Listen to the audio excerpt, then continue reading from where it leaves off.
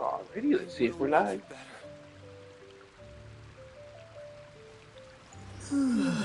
Yay, we're live. One second.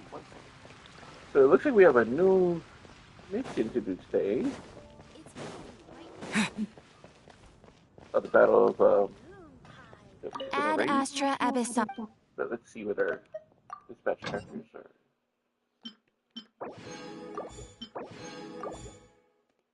Sending them back out.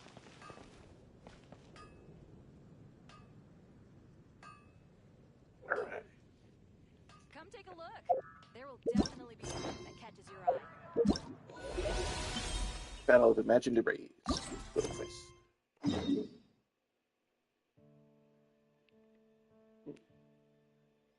It looks like I don't have an area or a thing that can put me here. Looks like this may be my closest.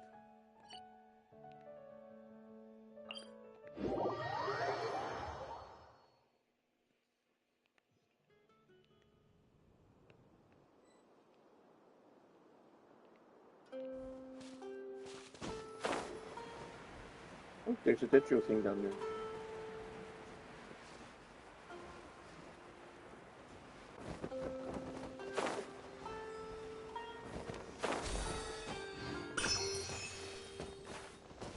I don't know. I've tried the Dendro for a little bit, but I didn't really. I don't know how to use it. I'll be blunt. Um, I suck with it.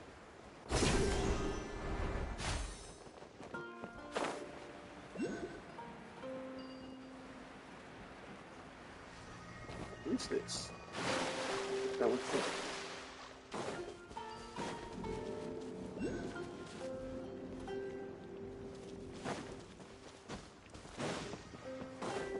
So there's like a boat thing nearby. Oh, there it is. The Wave Rider? Yeah, Wave Rider.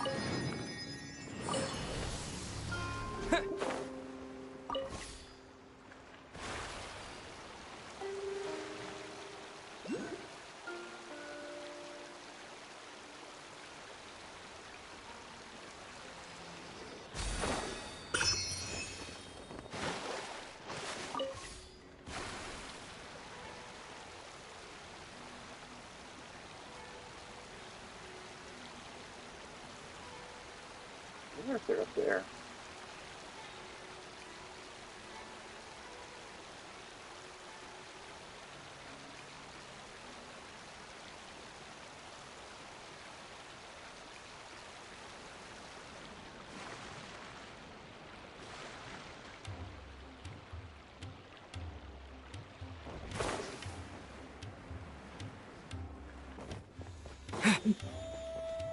There they are.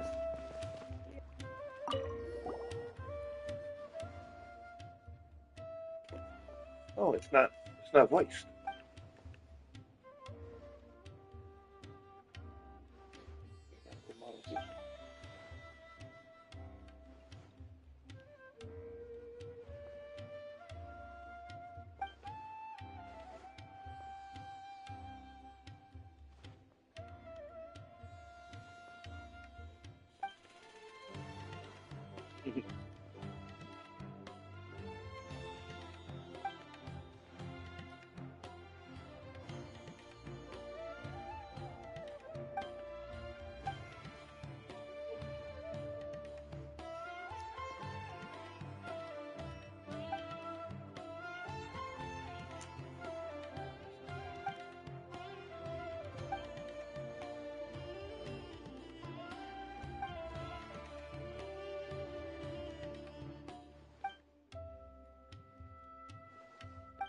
So we're gonna have to find these things out and test it out.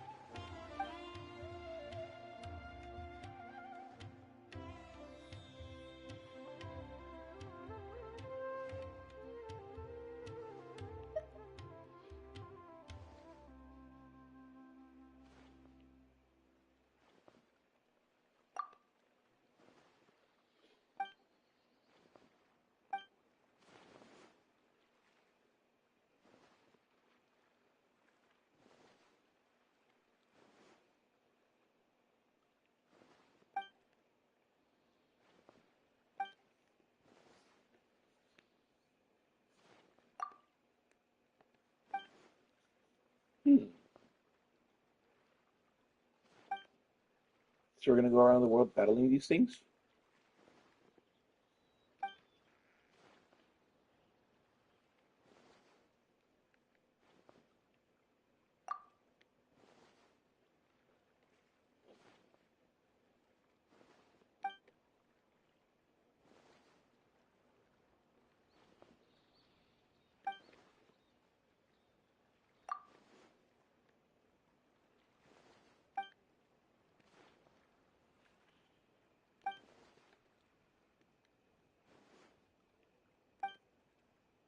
Oh, it's a game?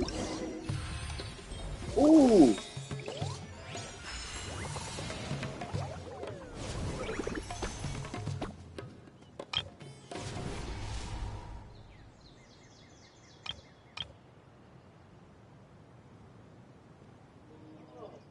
Let's see what this does. Companion Keeper Chronicles or Fruits. Yeah.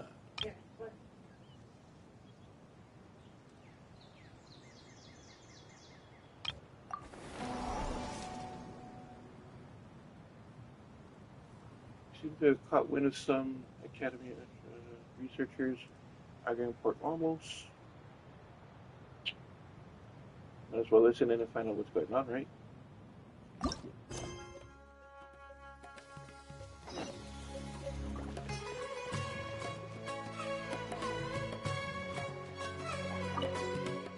Hey, Darwish.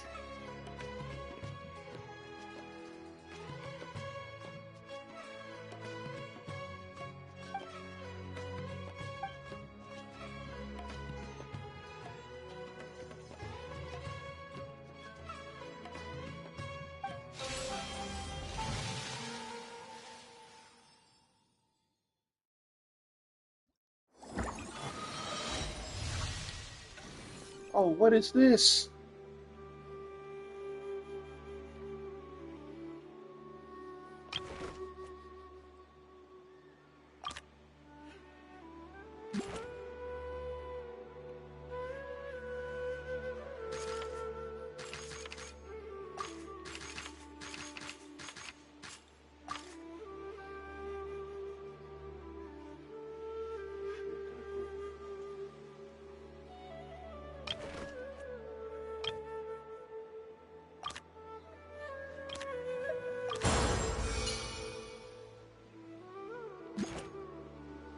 Okay, so level up to next level.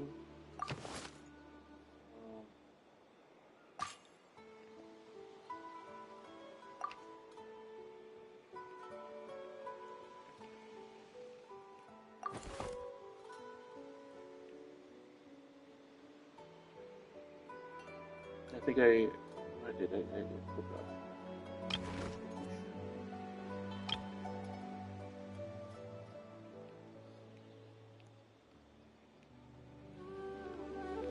Okay, well, I wanna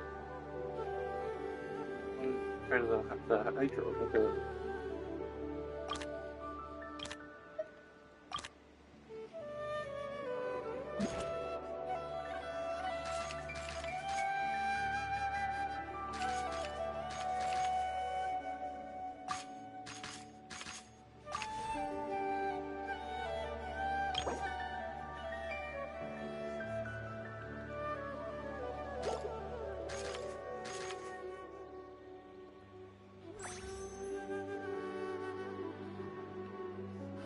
okay, so they fight automatically.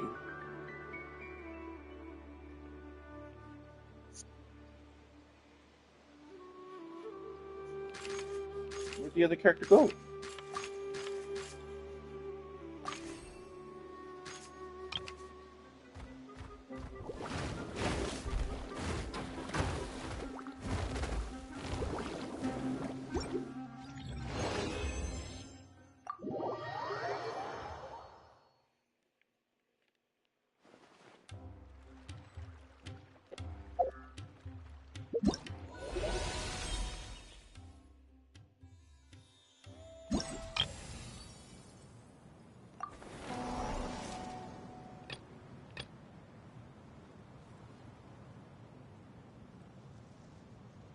Yes, retention can be enhanced.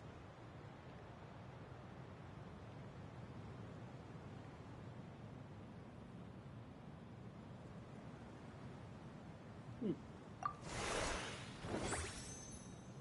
Okay, so each time a challenge stage begins, obtain one random piece of your equipment, or one random piece of common equipment. Okay.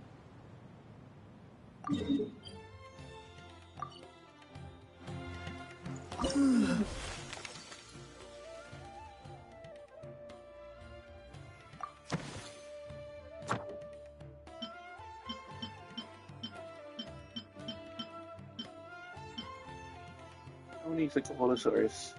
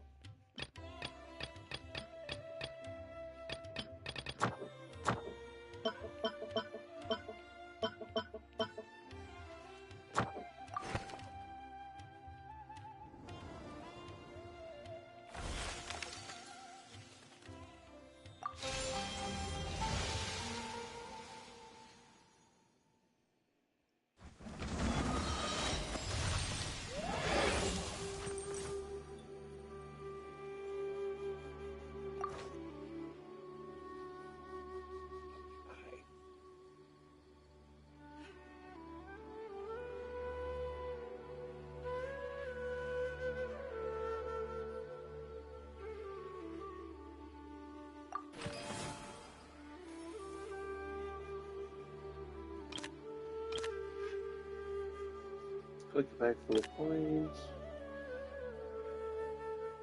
Select the chest of equipment.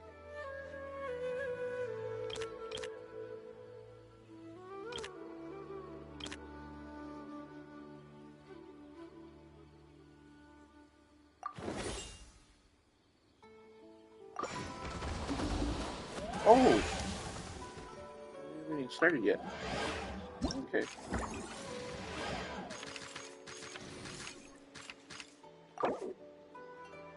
Doing your geo things.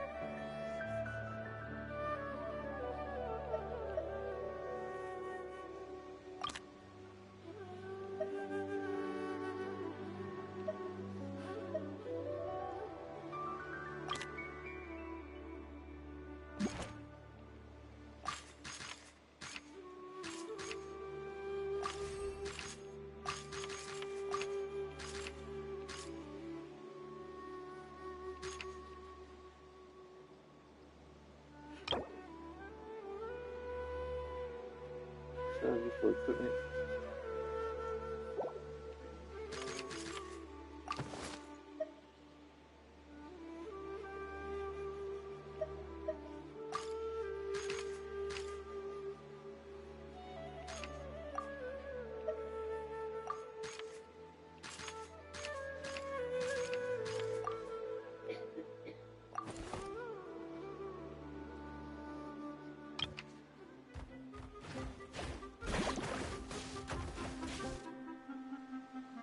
Wait, that was it?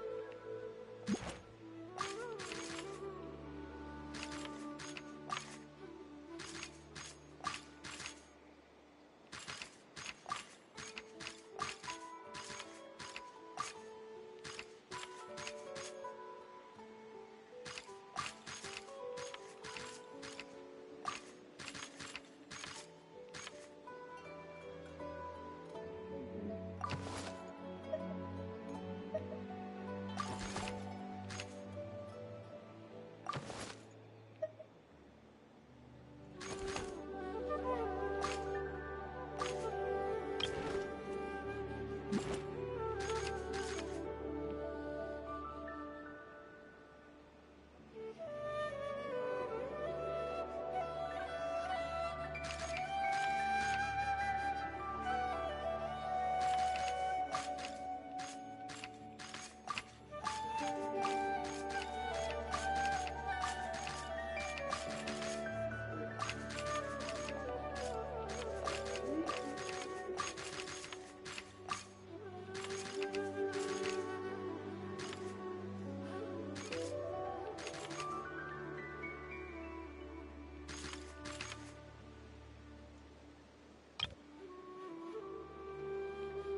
many pieces of toy.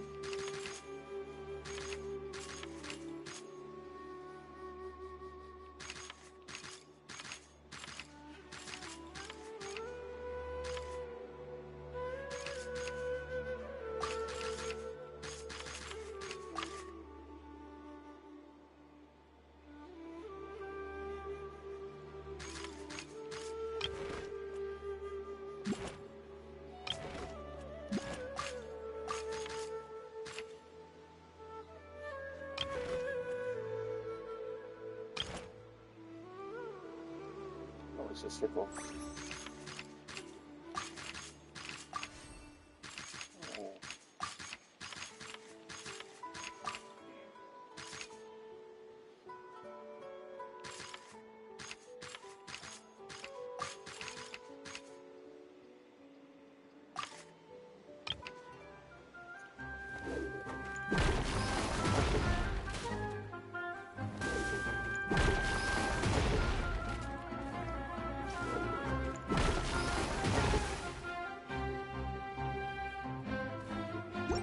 My toy can't control it.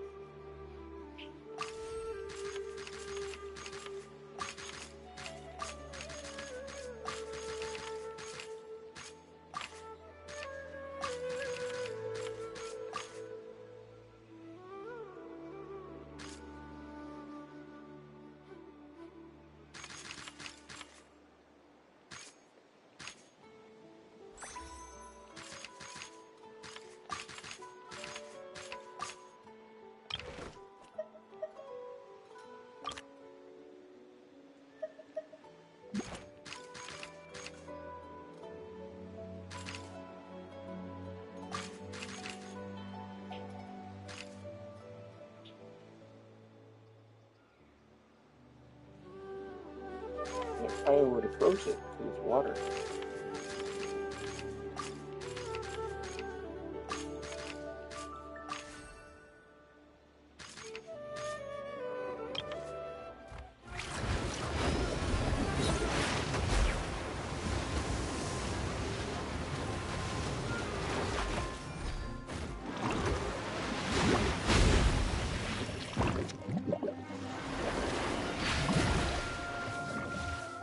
Yeah, we're gonna lose. Because they're life. Yeah.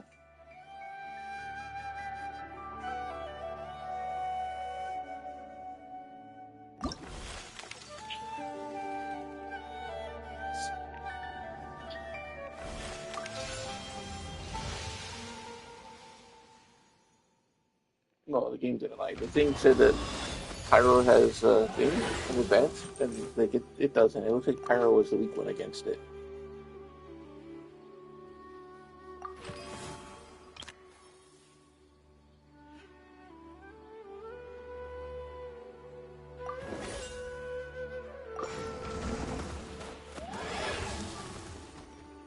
We're doing skirmish.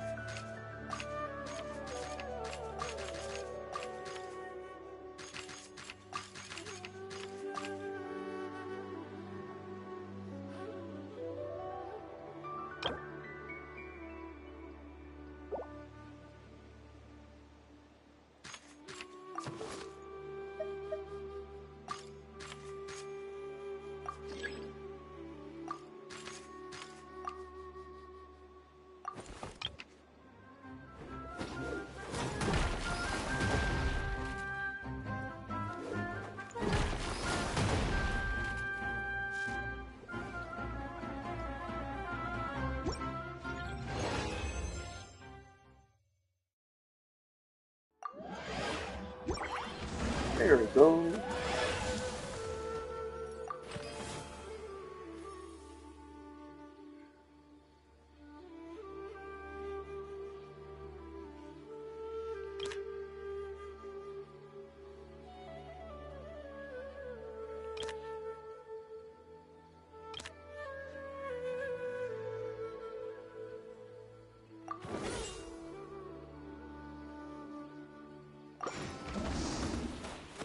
If he gave Storm instead, I would have taken that.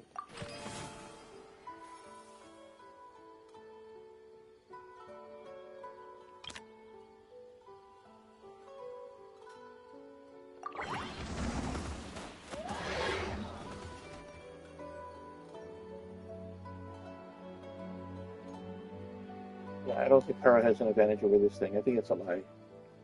Um,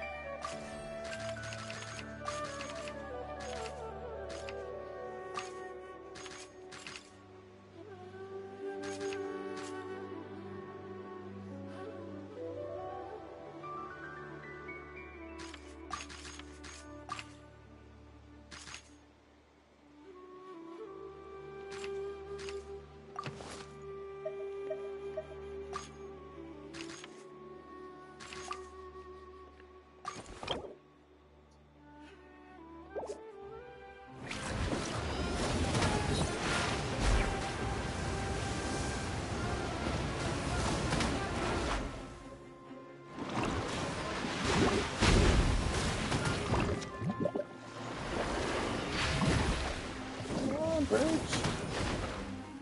Yay!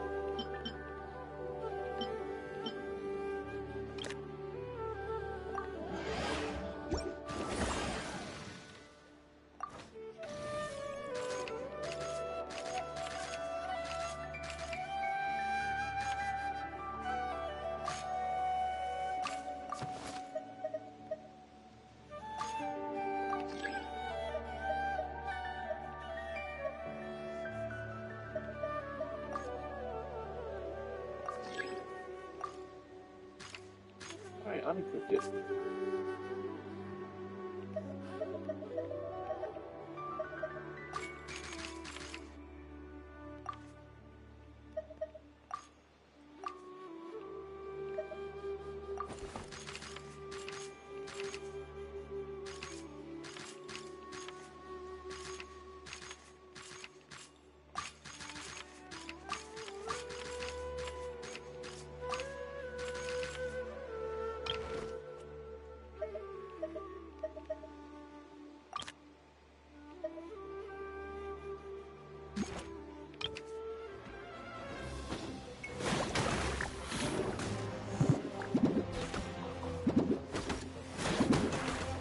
Man, those animal slimes, they hit up really fast.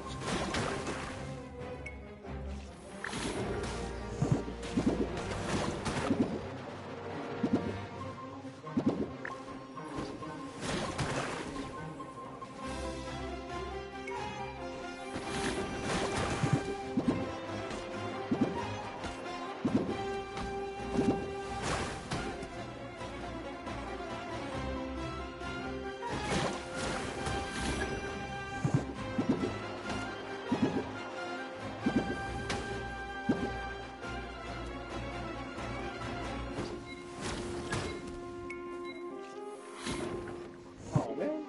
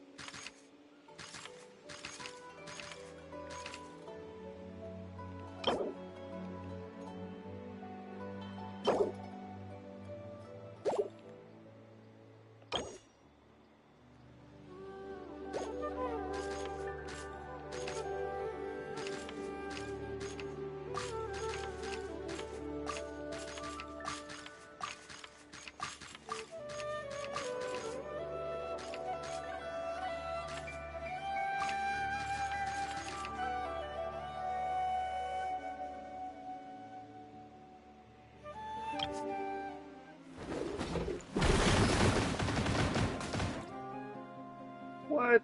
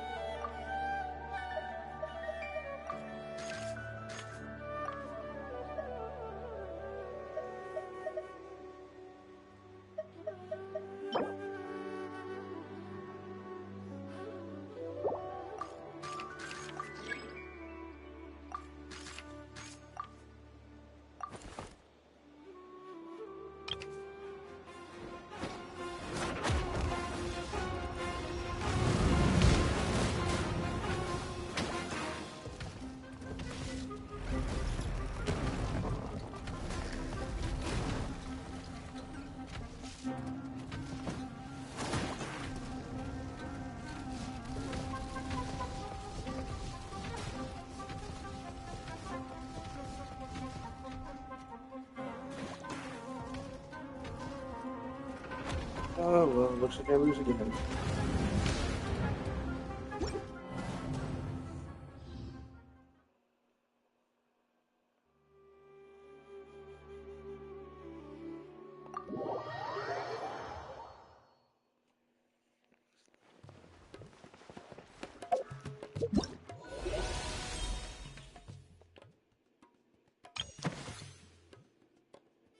Who is this? Sethos. Okay, it looks like I need 7,500 more of those things. Oh, cool.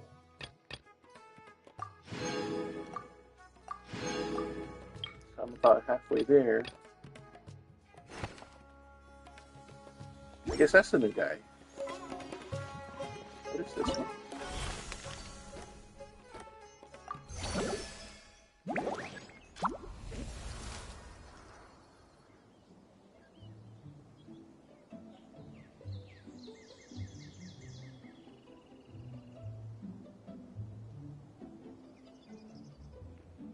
Oh, is this one of those Connect 4 things? Look, love. I think it's like one of those fruit collection things. Any color.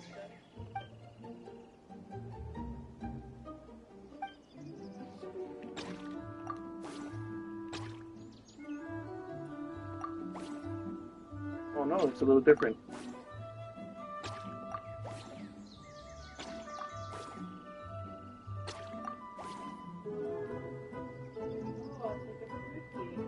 Yeah.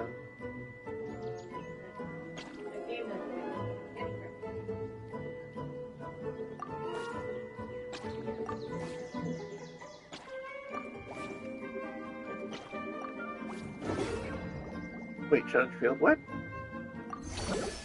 Yeah, I'm not understanding this.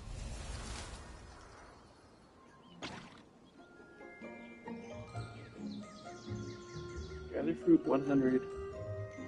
Gateway connection. Yeah, yeah. Eat tricolored jellies. What?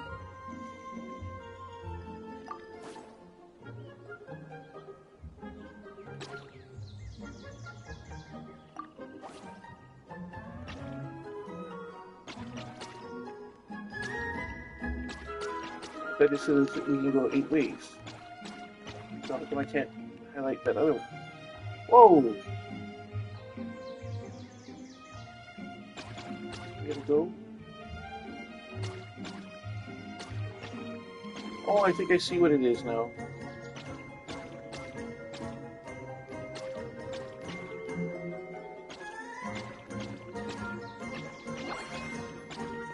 I was playing it wrong the whole time.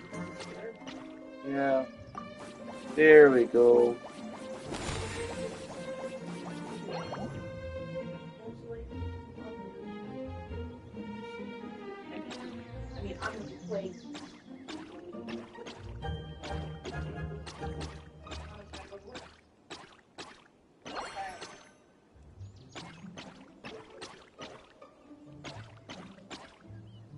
Oh shoot. I don't get them all.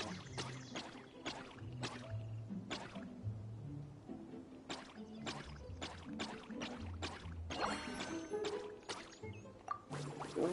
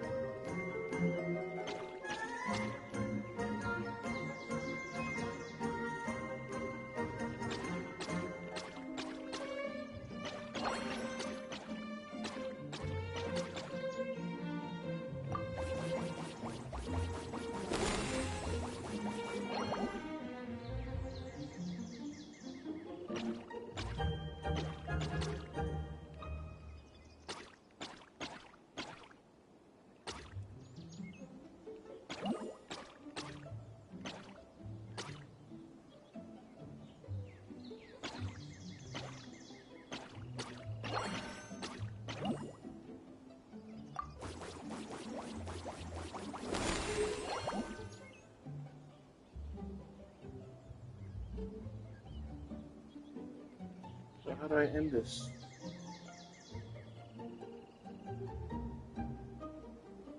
I did the gather fruit, I did the extra objectives.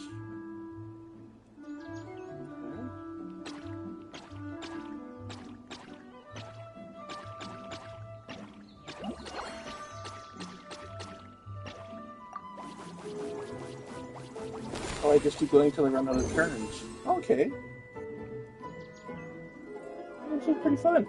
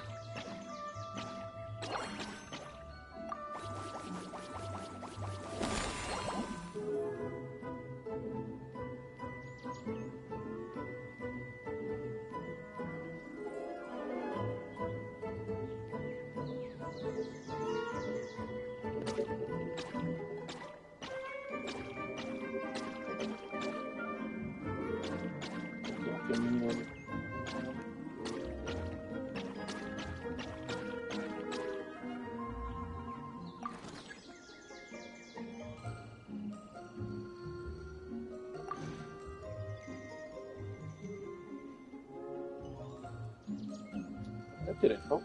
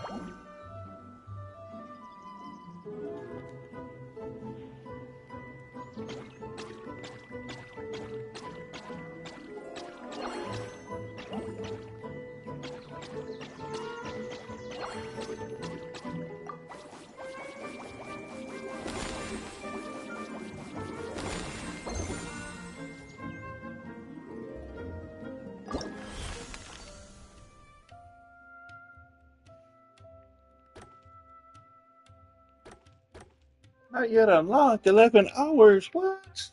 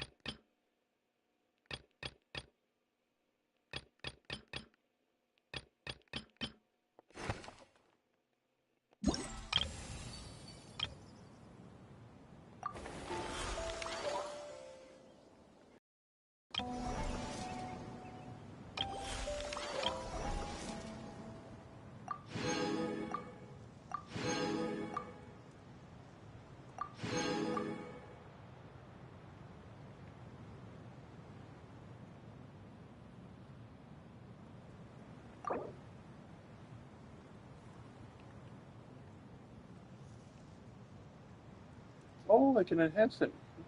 Starting adventure coins for each challenge will be increased by 3. Ooh. Starting lives increased by 1. Each time a challenge stage begins, obtain 2 level 1 companions. Nice. Alright.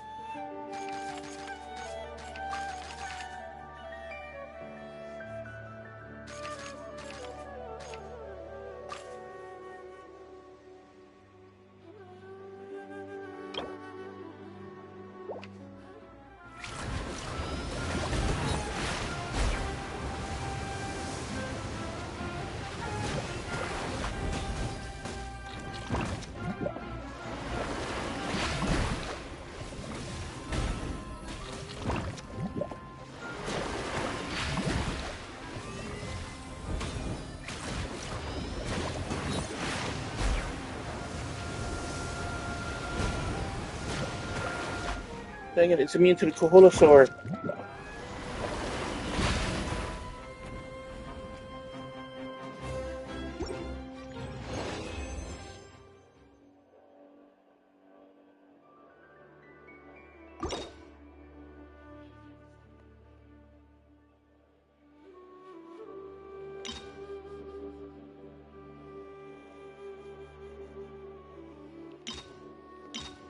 Mm.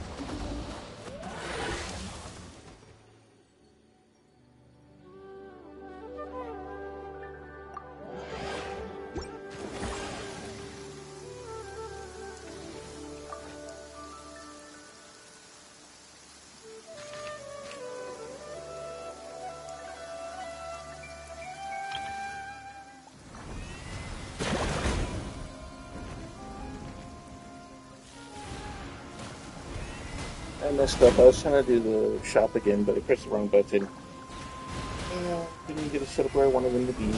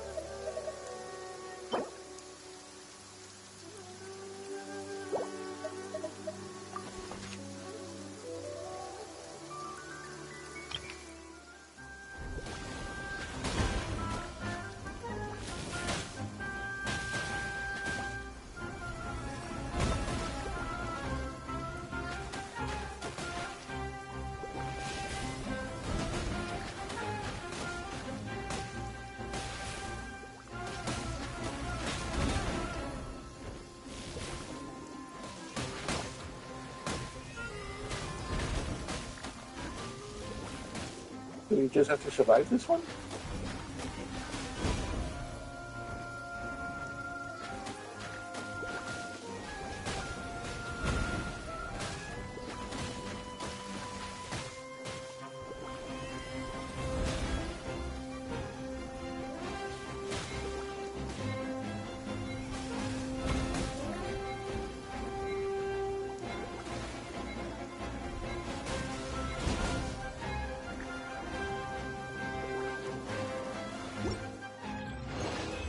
Yay! Ooh, what is this? Pieces attack defense and HP by 8% for all deployed companion pieces? Wow!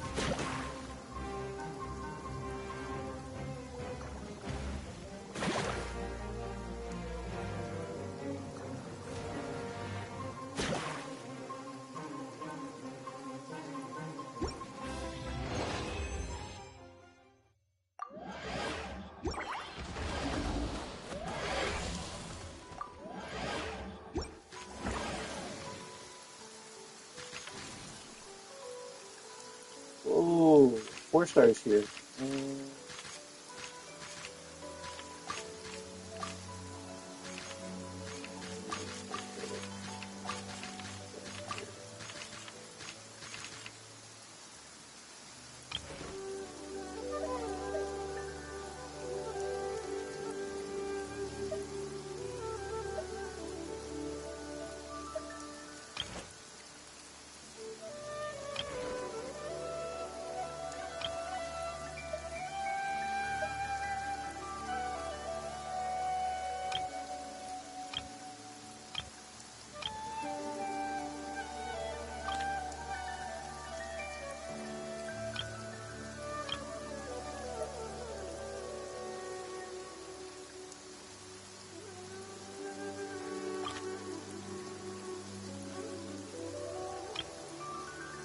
Oh shoot, I just had it.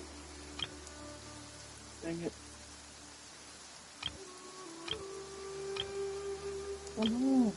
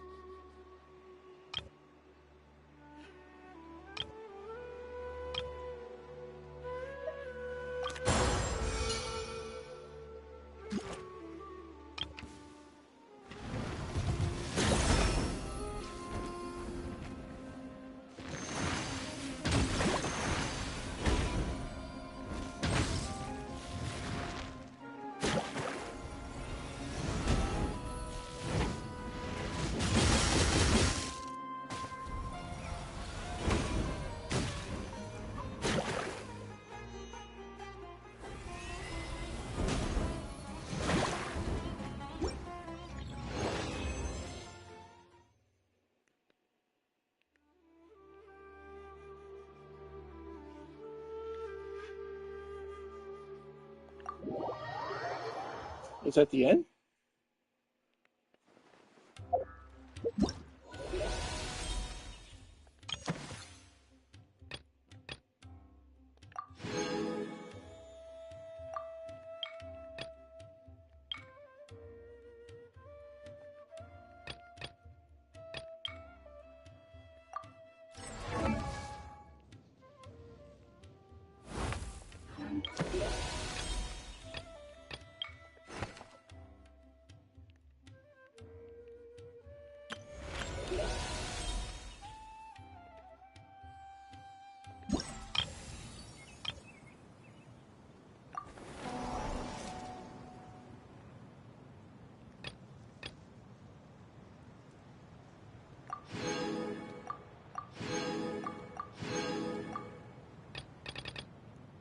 Oh, I guess that's it. Wait, can be enhanced. The companion pieces can equip one extra piece of equipment.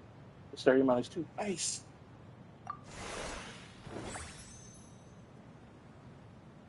Oh man. Looks like we gotta wait 2 more days to unlock this so I can get that guy.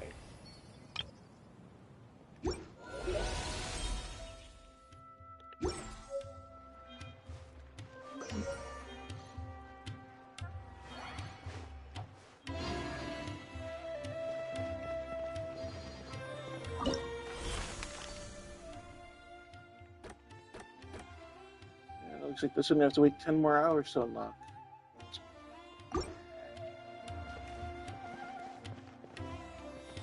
Oh, what's this?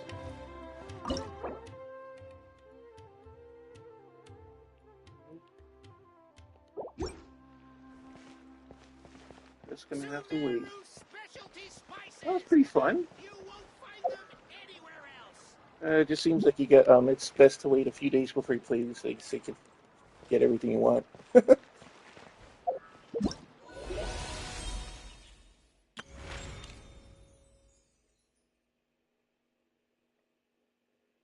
yeah, no, it looks like you can get a new character soon. I just need 1,500 more points. What does this say?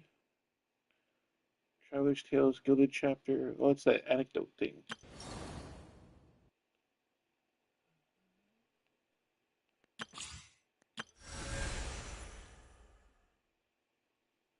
Complete Incandescent Ode to Resurrection to unlock.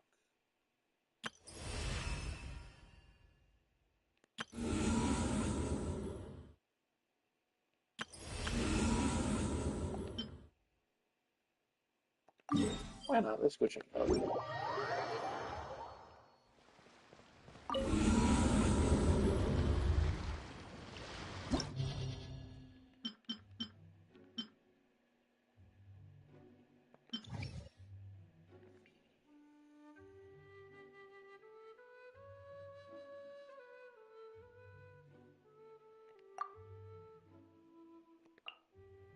Oh, it's two separate rooms? Oh, I can't do this. I only have, what, four decent people. Everybody else is way underpowered. Uh, it looks like you should at least have a team of 8.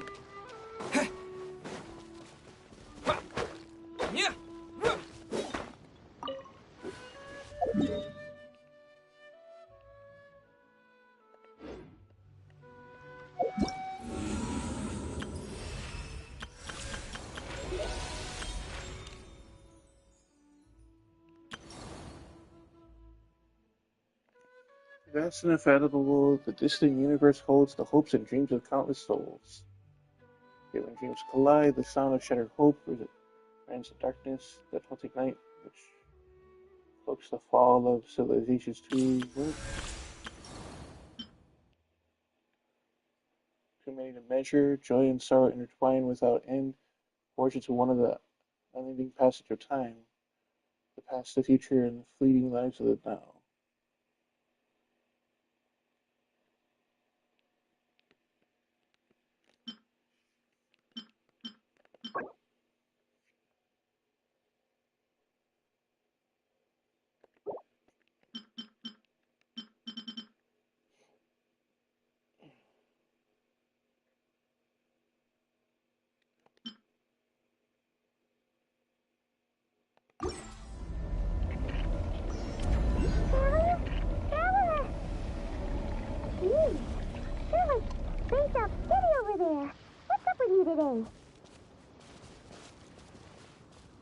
You feeling okay?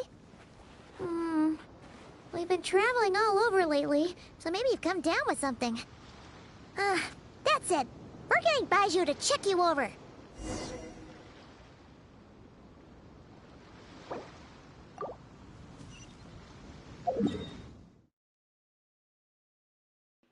Looks like I got a boo boo.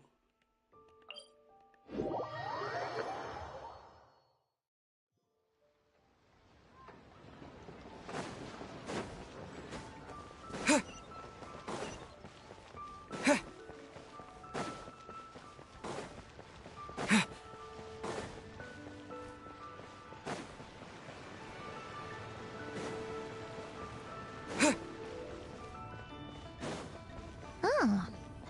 Baiju isn't in his shop. Oh, you're looking for Dr. Baiju. He's resting today, but he said to send any patients to the back room. Ah, okay. Thanks. We'll head on through.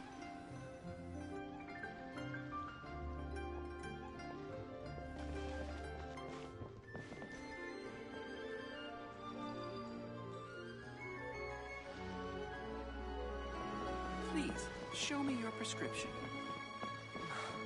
I can't read what this says.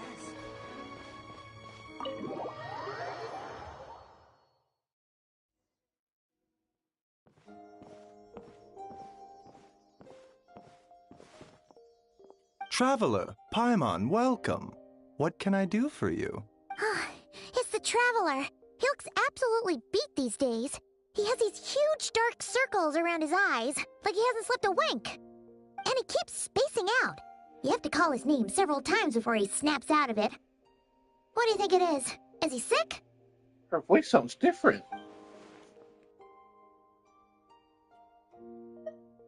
Very peculiar. In all the time we've been acquainted, this is the first time you've come to me with a health complaint. Come, let me take a look at you.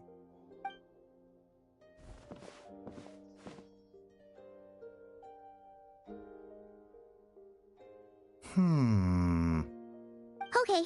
Paimon does not like that expression, Baiju. It's not serious, is it?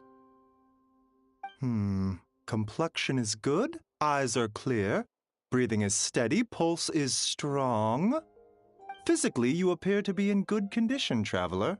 In theory, your energy level should reflect that. You should be feeling right as rain, hence my concern. A clean bill of health is usually a good thing, but in this case, it likely means your situation is more complicated.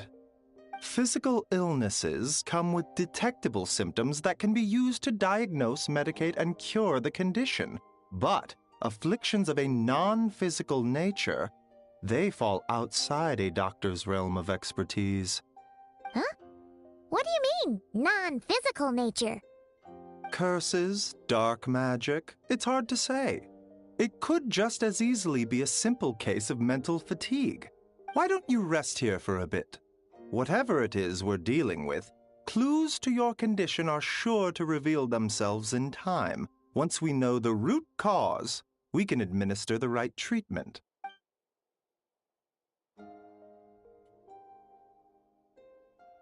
In the meantime, Chongsheng and Snake I will doesn't have review the a voice relevant actor. literature Or for voice actor. afflictions that present with mental fatigue. She did earlier.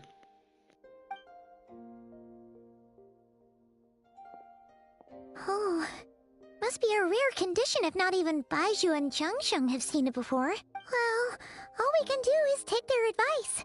You look like you're about to collapse anyway. Just get some rest. Paimon will be right here by your side. Fingers crossed you'll be all better when you wake up.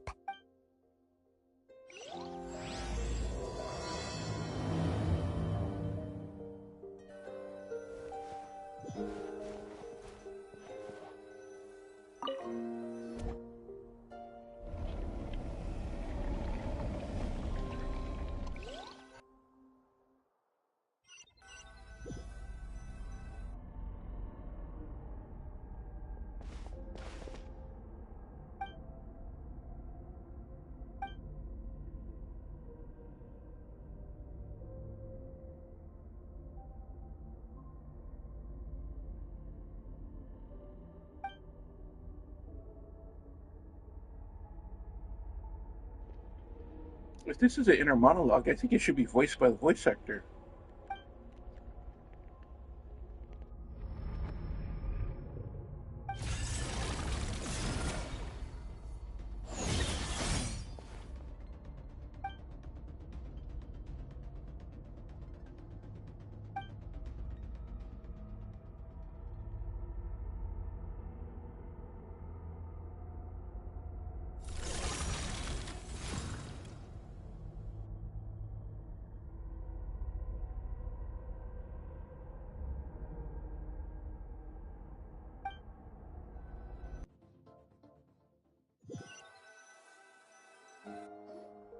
Traveler! Traveler!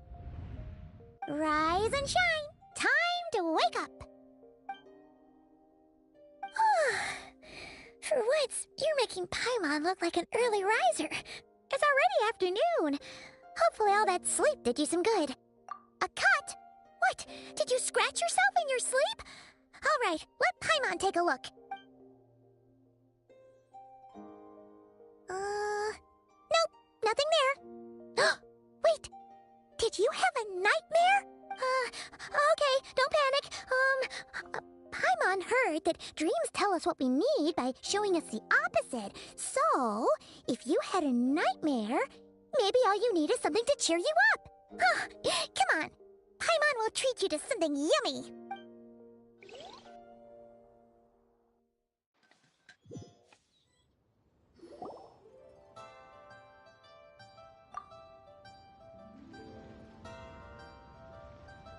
What? So, in this dream, you were trapped in a weird place with thick fog everywhere, and then a spike came out of nowhere and stabbed you in the back? Oh. Okay, well, that's a new one. Are you sure it was a dream? 'Cause from the way you describe it, it sounds like you were really there. But then again, you woke up right where you went to bed. And you were definitely in a deep sleep this morning. Then, it's decided. Paimon will stay up and watch over you tonight. If anyone tries to mess with you, Paimon will beat him up. Or, wake you up first and then we can beat him up together.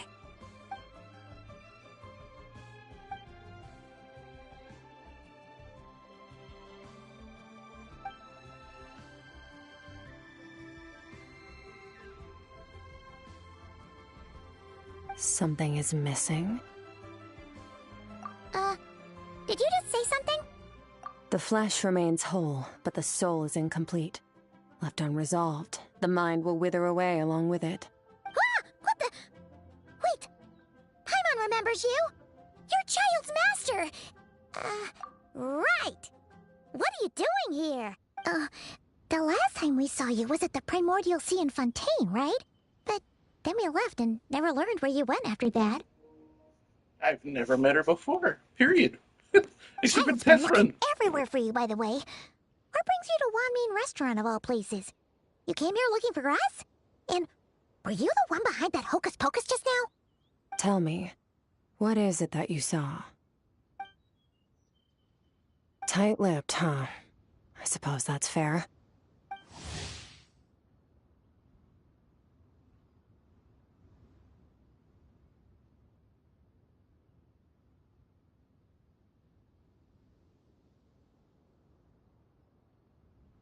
You.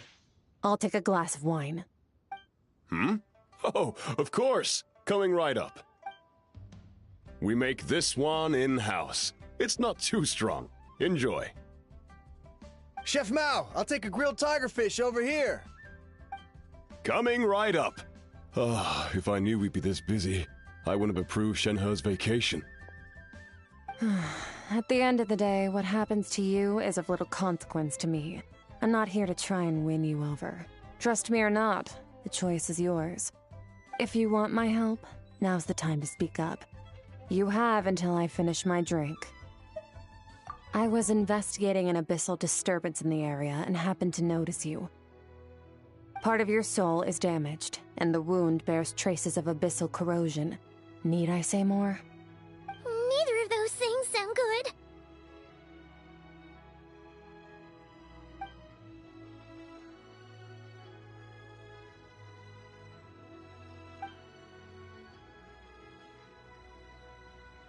Well, should we trust her?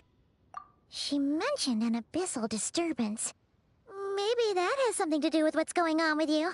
But we could always find a different expert on the abyss to help us out. Yeah, and that thing she said about your soul being damaged is scaring, Paimon. Definitely something we should fix sooner rather than later. Skirk's an interesting one, that's for sure. But from what Child's told us, she doesn't seem evil, at least. 1, 2, 7, 10. That'll do. Well, have you made up your mind?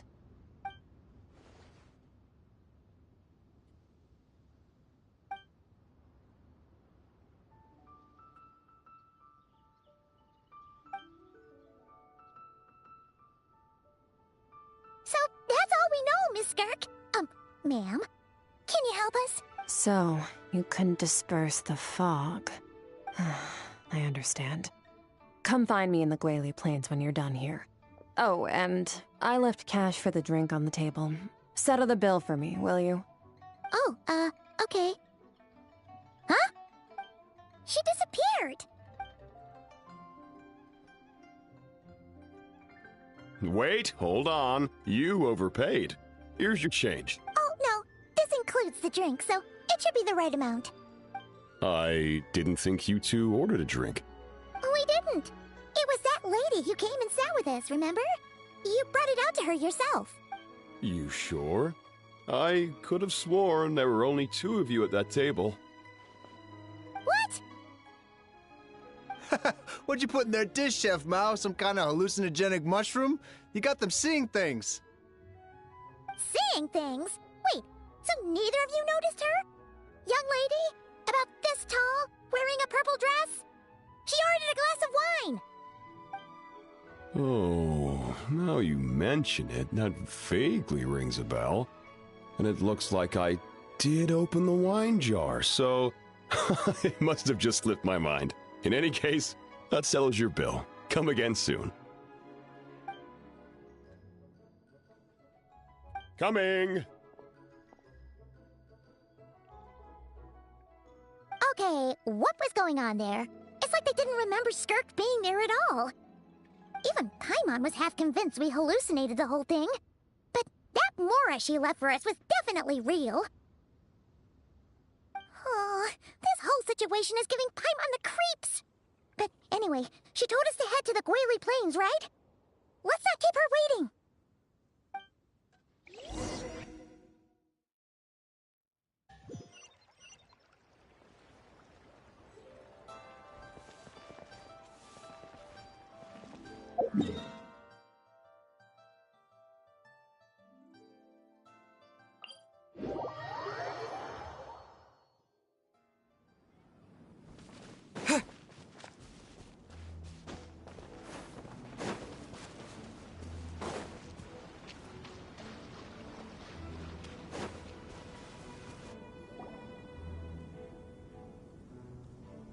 Whoa, what are all these Rift Hounds doing here? Huh, looks like they're collecting something. Oh, let's go check it out.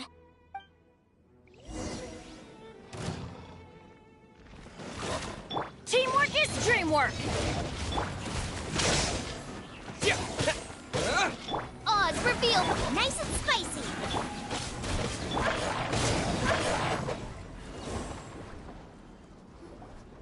So, this is what they were collecting. It looks... yeah. What is going on here? From the moment they are born, all beings with great power have an impact on this world. Even if their body is sundered and their soul extinguished, their influence remains. Gods are the most common example of that. The remnants of gods who fell thousands of years ago remain buried deep within the earth, carrying within them a warped will and a dark curse. Together, these remnants form what you call God remains, and it appears that some of those sealed here were dug up and removed. There are traces left, but they're fading fast. What are you doing? Nothing! Just wanted to make sure you were, real? She's definitely not a ghost traveler. Paimon poked her, and she's solid. Your life hangs in the balance, and that's what you're fixated on? Strange set of priorities. It was just a trick to avoid being perceived. If someone notices me, those memories are erased. Simple as that. Unlike you, I have no desire to establish a connection with the world. The weak and the lowly have no right to remember me. They're lucky they only have a few missing memories to show for it. Now, can we please get back on track? Okay. Where were we? Right. The God remains. So, basically, there's now less of them here than there used to be, right? Isn't that a good thing?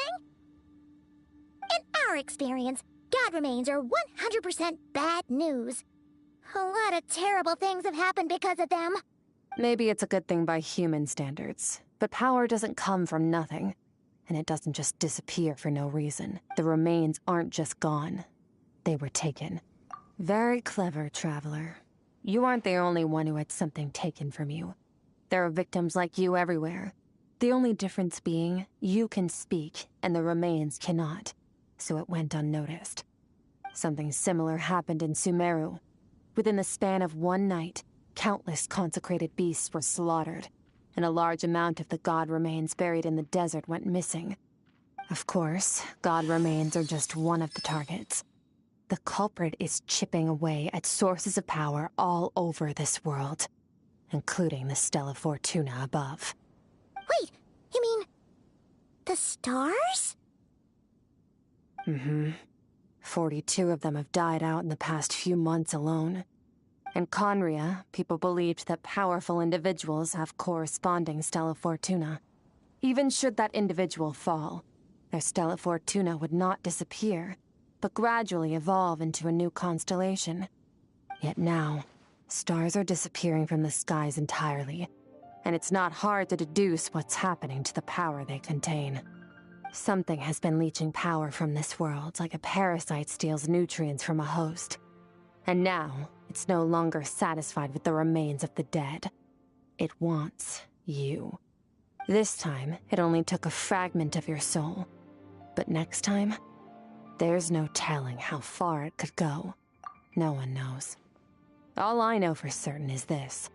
Getting back what you lost will not be easy. Considering how much power this entity has stolen, it must be a god-level being by now at least. But that's not the real concern. Souls are fragile things, and yours could easily be crushed if you go up against it. So you're gonna help us, right? We're going to help each other.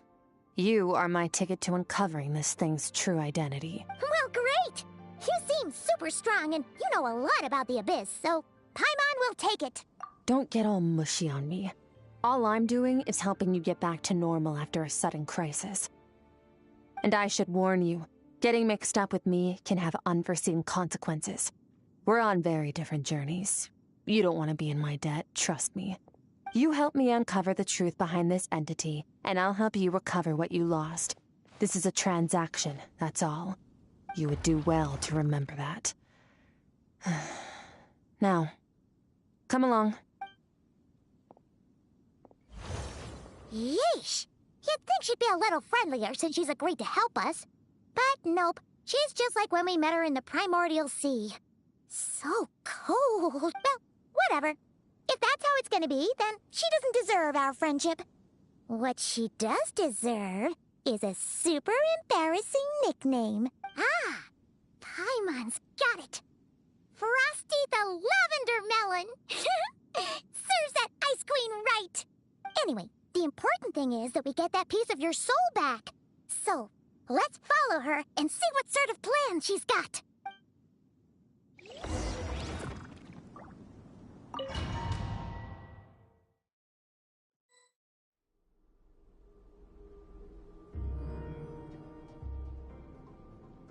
Whoa! This place is way bigger than Paimon expected. Where are we? This is where I live. I suppose it's the closest thing I have to a home here. It is. I brought you here because time flows differently in this place. I don't know how much Ajax has told you, but when he fell into this space, I mentored him for 3 months. In that time, only 3 days passed in the outside world. Ajax? Oh, right! That's Child's real name! Yeah, Paimon remembers him mentioning something like that. So, a month here is equivalent to 1 day in the outside world? That should mean we're safe from that power-hungry soul snatcher for now, right? Yes, well, I didn't bring you here just to show you around. In the outside world, the Traveler could be attacked at any moment. But coming here has bought us quite a bit of time. Now, we just need to figure out how to investigate that place you saw. The one full of fog. Both your description and the abyssal disturbance I felt point to that space having some connection to the Abyss. It could even be a domain similar to this one. The thief who stole that fragment of your soul is hiding there. but the Abyss is a chaotic and turbulent place. If we want to pinpoint their location, we need to see what that space looks like without the fog. Abyssal power can grant a special form of sight. Have you ever wielded abyssal power before? Okay. Do you plan to learn? That tracks. All the information you have suggests the Abyss is something sinister, and that abyssal power is a wild and dangerous force that always spells disaster. And you're saying that's not true? Depends on your perspective. Floods and hurricanes take countless lives too. But if one day you gain the power to control them, what was once a calamity is now just another tool in your arsenal. I'll respect your opinion, though. Just means we have to turn to the second best option. A little abyss crystal that contains my power. Wear it on your head, and we'll be able to perform dream mirroring when we fall asleep. Dream mirroring? It means experiencing whatever the other person is dreaming. Everything they see, think, and feel. Since you haven't studied the art of using abyssal power, and have no plans to jump in the deep end right now, I'll have to do the investigating for you. With dream mirroring, every time you slip into a deep sleep, I'll see with my own eyes whatever scene plays out in your mind. Then, I can guide you through the dream environment, and we'll take back what was stolen from you. Huh. You make it sound so simple. Tough to say. This is an unprecedented situation for both of us. Even assuming we do manage to find where this entity is hiding, like I said, getting your soul fragment back won't be easy. To play it safe, I need to give you some special training first. Wait, you're gonna teach him some of your martial arts? Does that mean the next time we see Child, we have to treat him like our senior? Do as you want. For my part, I don't see you as my disciples. You're already a pretty good fighter. All I'm planning to do is build on your current skills, and train you for the specific scenarios that I think we might face. But that's enough talk.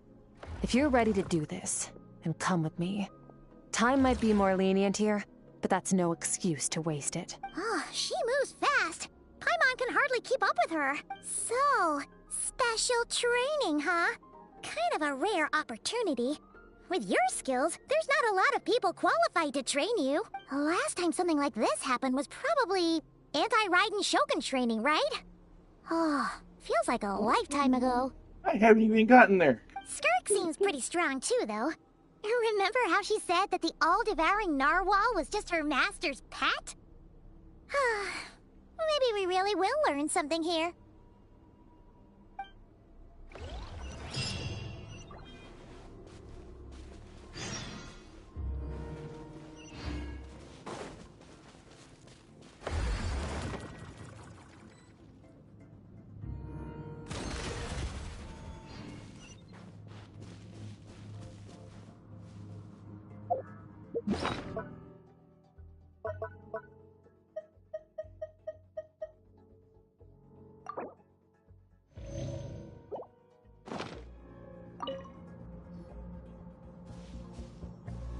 Ready?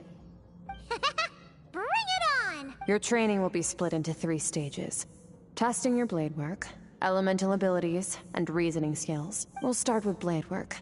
You're no rookie in this area, so I won't bore you with the basics. During your long journey, you've no doubt sparred with a lot of talented sword fighters.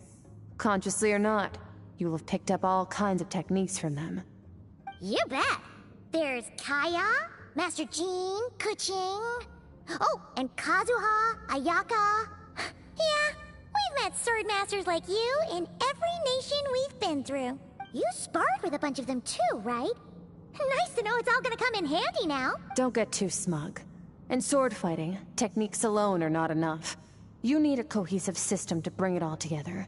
A style or school of fighting. To use the human body as an analogy, your style is your skeleton, the foundation, the framework. Techniques are the muscles and other flesh attached to the bones. This is where your strength comes from. Improving your sword fighting is like growing that body. If your frame got bigger and taller, but you didn't add any muscle mass, you'd be weak and flimsy. Then again, if you packed on pounds of flesh without a big enough frame to support it, you'd end up bloated and unwieldy. You need to do some introspection. Take a good, hard look at your past experiences, and figure out which parts of what you've learned are just techniques, and which parts can be used to form your own system of blade work. Only then will you get the full utility out of all your thoughts and observations along the way. Only then will every strike you deliver make perfect sense. Wait, is that it? Paimon thought you were gonna teach him some cool new moves. Like when you went swoosh and opened a tunnel to another place. One day, you'll reach a new level of power where you realize that even that's as basic a trick as any other. But right now, our sword styles are so wildly different that teaching you mere techniques is pointless. There are no shortcuts in the pursuit of power. Failure is your best teacher, and rigor is your coursework. That's all I have to say. Time to make a start. Train until you're satisfied with yourself. Now focus. Destroy the crystal columns as swiftly as you can. Yeah! Yeah!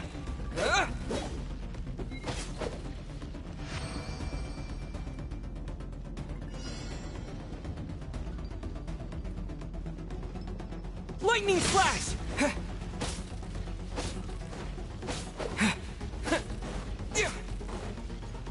Oh, this is making Paimon's head spin. Hang in there, traveler!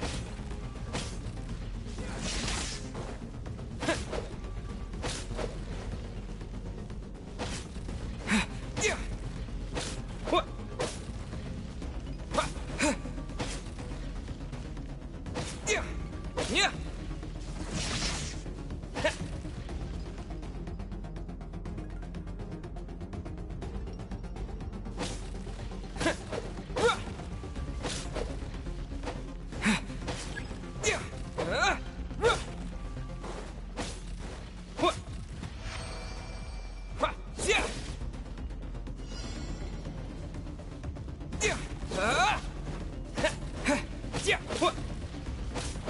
Lightning flash!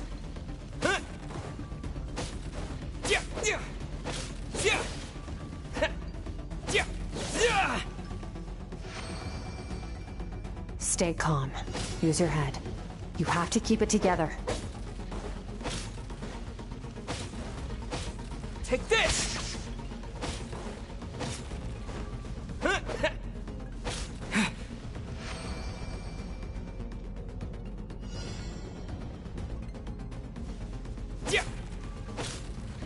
Yeah!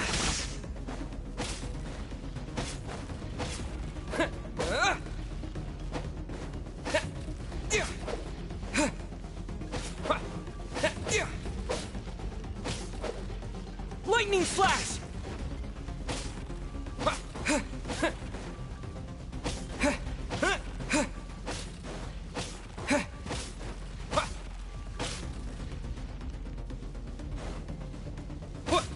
Yeah!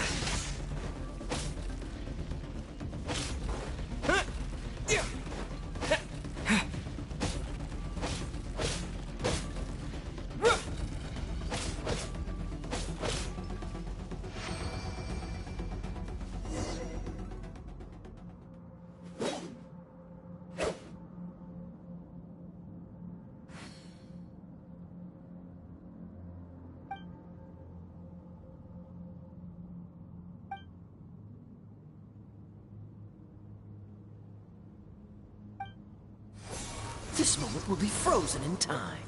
Cut to the chase. Consider a moment of true mastery that you've witnessed in another person, and ask yourself, what lies beneath the surface? What's their guiding philosophy? What's their state of mind as they maneuver their weapon? Now take that and practice it right away with speed, skill, and strength, over and over, until your hand is one with your mind. This is the only path to true growth. Step on up. Dance with the waves.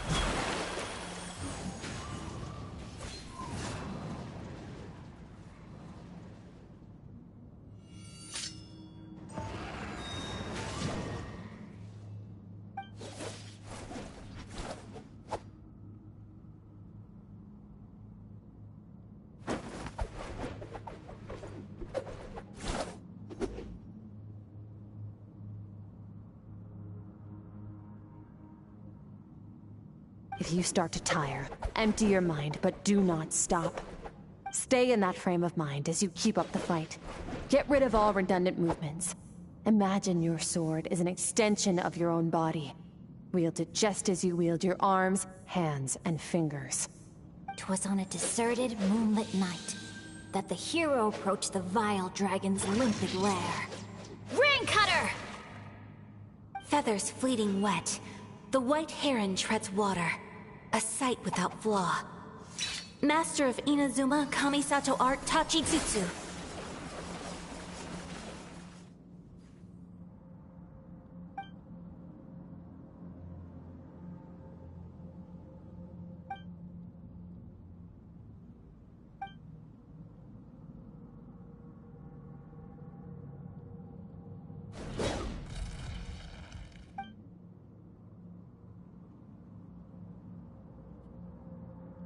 Huh.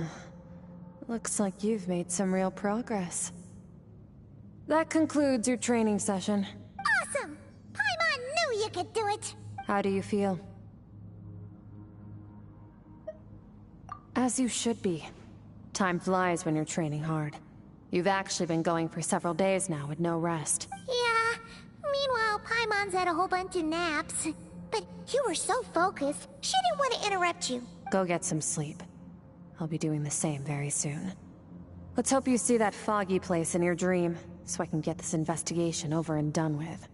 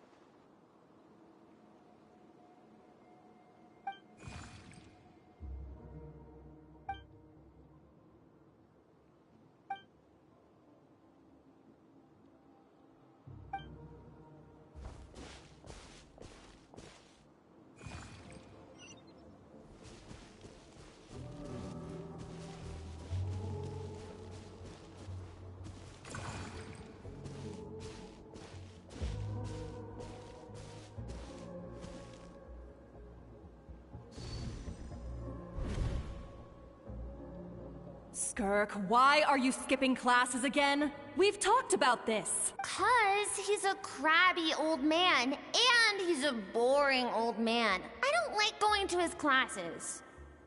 Excuse me. You shouldn't talk about your teacher like that. It's very disrespectful. All right, let's not get into a big fight about this. Skirk's learned what she needs. There's no point forcing her to sit through more classes if she doesn't want to be there.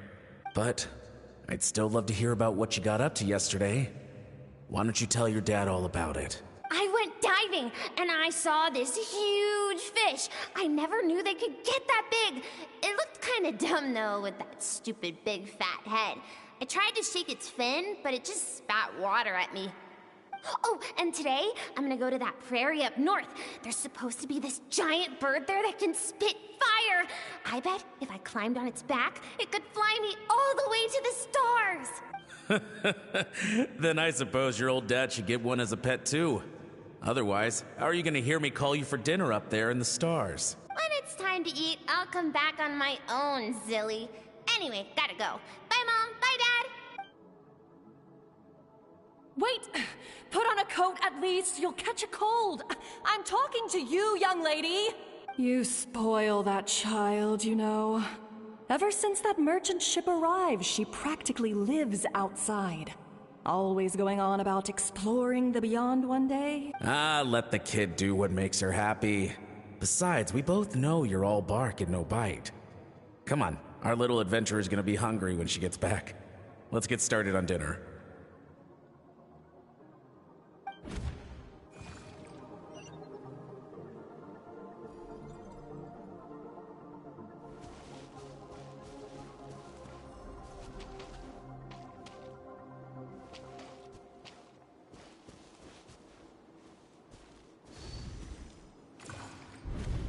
The stars shimmer high above.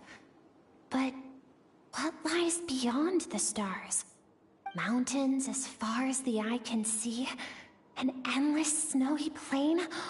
Or maybe buildings taller than the sky, like the people from the merchant ship said? I can't be the only one asking these questions. The universe is fascinating. If only I could meet some other people like me. We could set sail together and explore every corner of the world. I'm sick of being a kid. There's so many amazing things out there, and I'm ready to see them all. But for now, I'm starving. Better get back.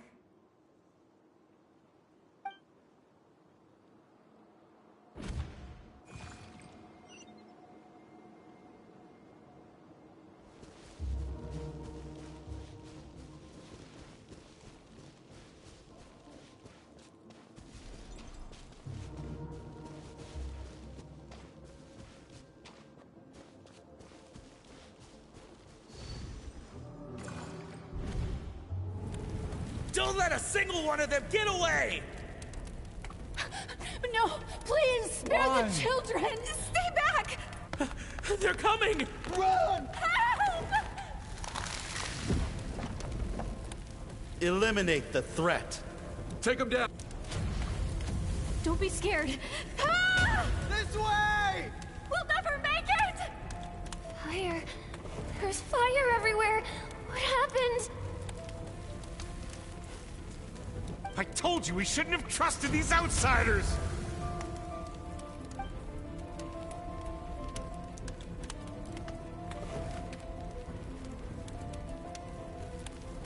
Why are you doing this?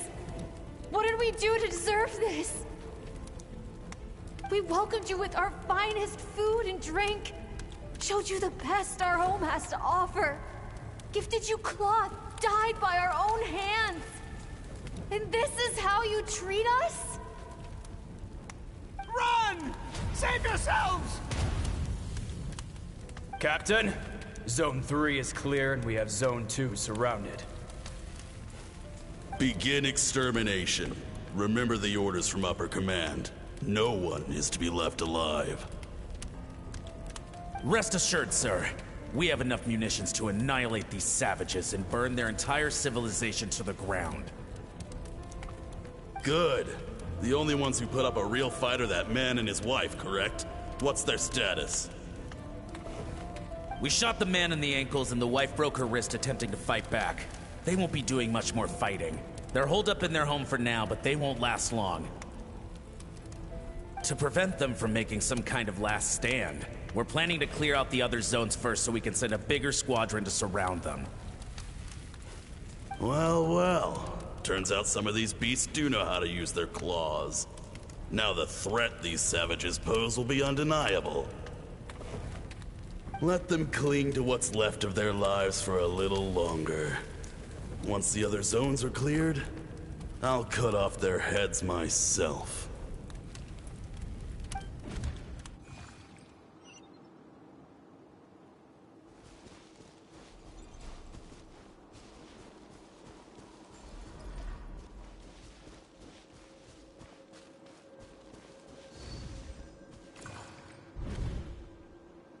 Dad? Mom? Skirk, you're all right? Thank heavens! I'm so happy to see you, sweet girl. But you need to go. It isn't safe here. They'll be back any second. What happened? You're bleeding a lot. Dad? Mom?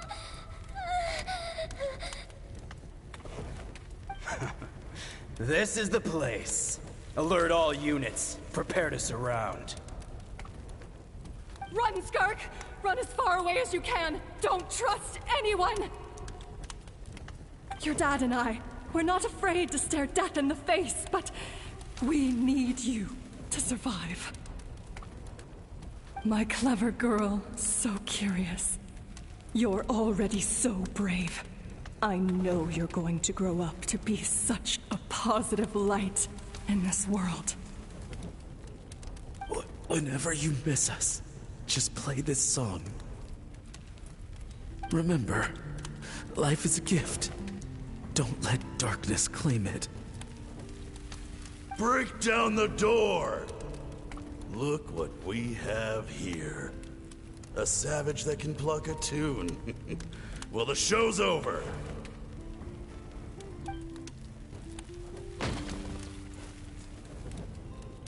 You! Stop singing! Shut it! I said shut it or I'll make you! Fine. Have it your way!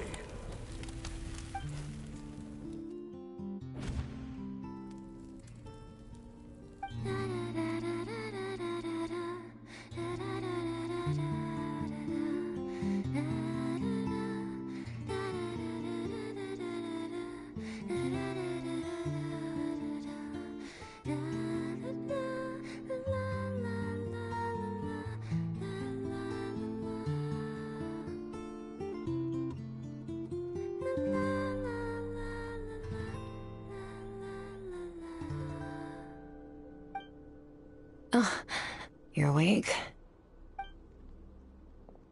I found a few clues while you were asleep, but it's only a start. Now, time for the second stage of your training. This time, the focus is elemental energy. Come find me when you're ready to begin.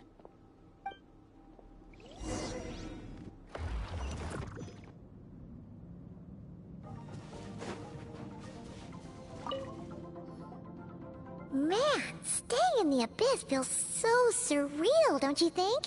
No day and no night. It's like time hardly exists. If we weren't careful to keep track, it feels like we'd have no idea how long we've even been here. Well, except for the fact that Paimon still gets hungry like clockwork. You go do your training. Paimon's gonna grab a bite.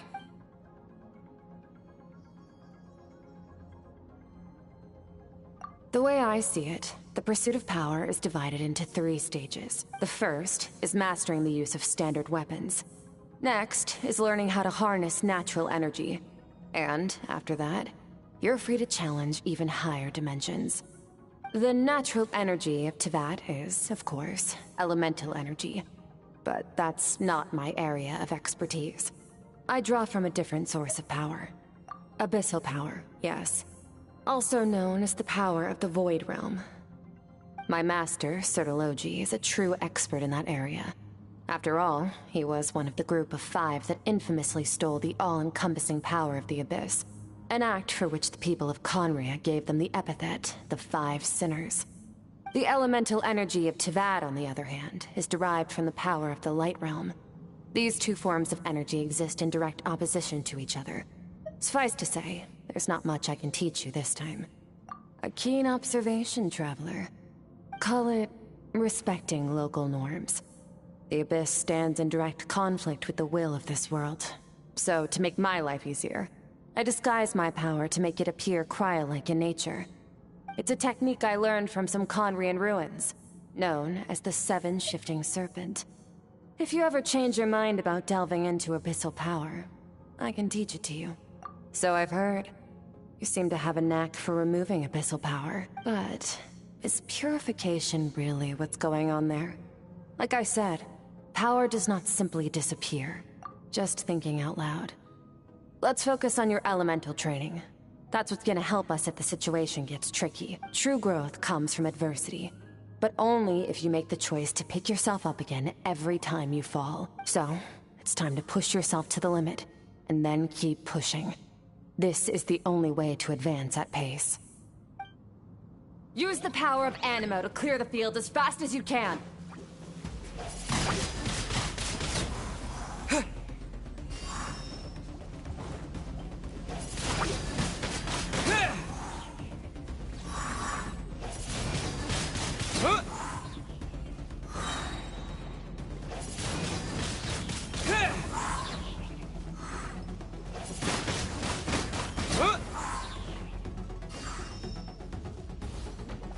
With the wind!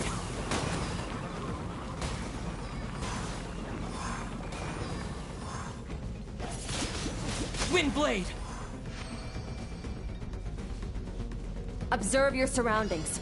Look for things you can use to tilt the scales of success in your favor. Windblade!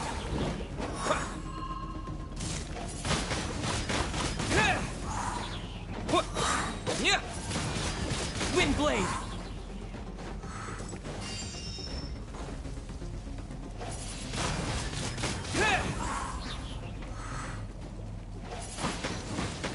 Windblade!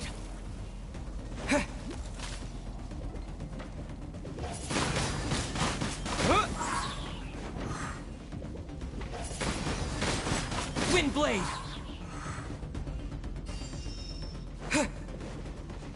Disappear!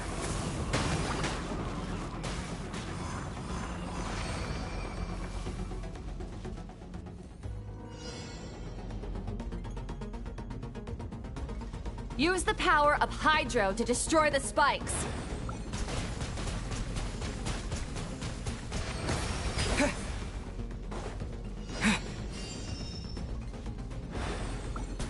Faster! Don't give them a chance to strike you. You need to be quicker than you were in your dream. You can't afford another injury like that.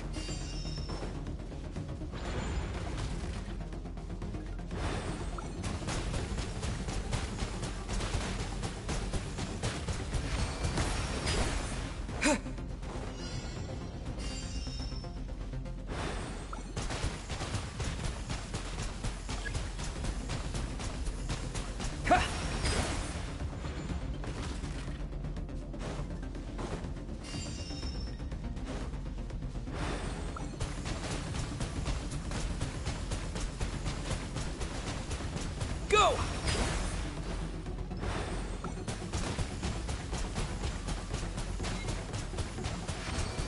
Go!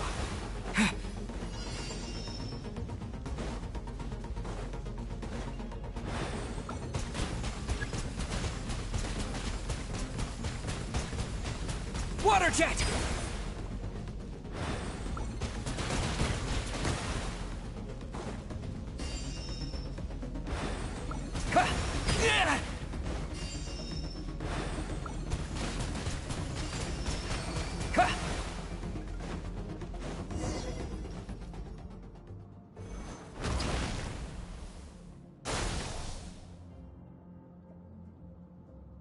You need to understand what makes you special. The ability to wield elemental energy without a vision and switch between the elements at will. It means your aspirations need no approval from the gods. Your power is not bound by the rules of this world, so be bold. Do not be afraid to chart your own path.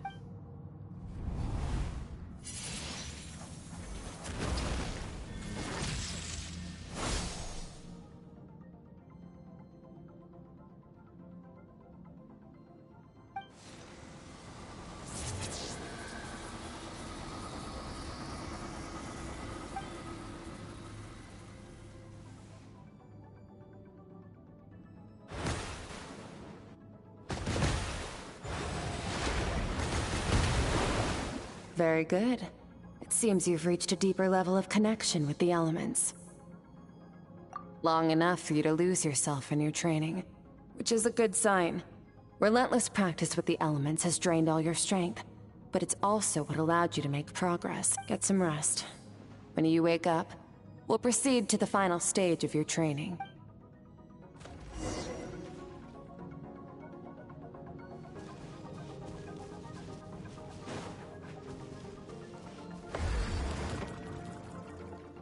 That'd be really cool to be able to switch between your elements without having to use a statue.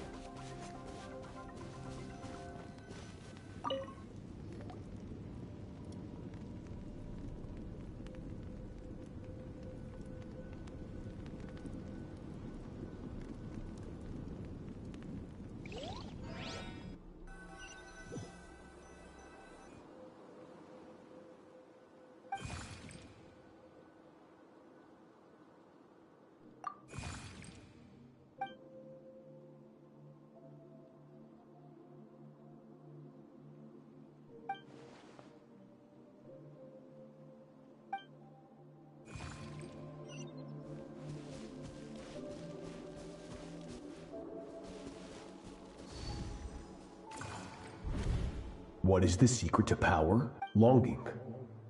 Hatred. Self-preservation.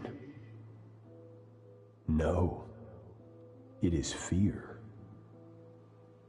The fear of losing those you love. The fear of watching your home burn. Fear of loneliness. Fear of death. Fear is the source of evolution. It forces humanity to adapt to their environment and overcome hardship.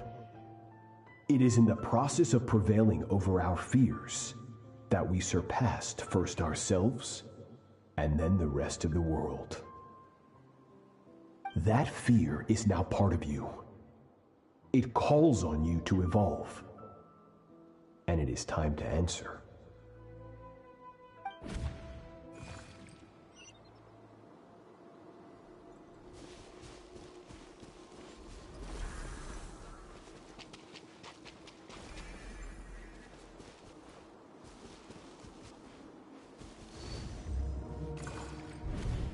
Any minute spent missing home is a minute wasted.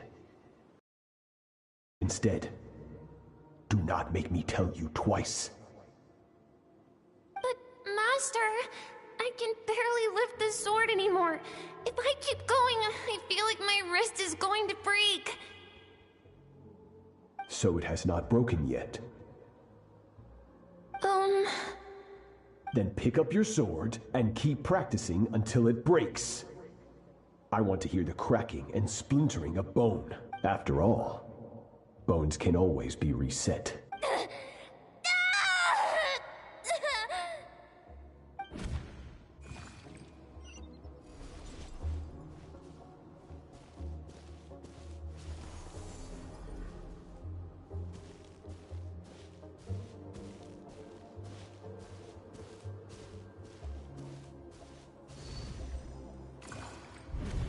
Good, Skirk. Once again, you survived. How do you feel? Cold and pain. These are signs that you are adapting to the abyss. Each time the flesh is torn and the spirit crushed, each time you claw back from the brink of death, you become stronger. I now understand why these people sought to destroy your homeland. Your potential goes beyond even what I could have anticipated.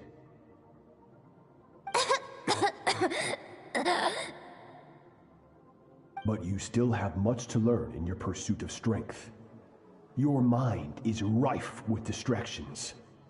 From now on, I shall show no mercy in your training.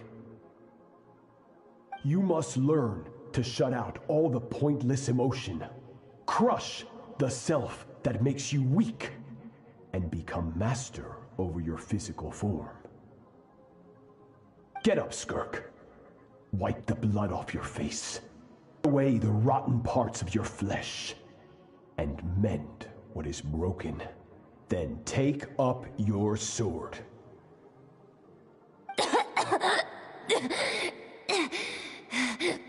Yes, Master.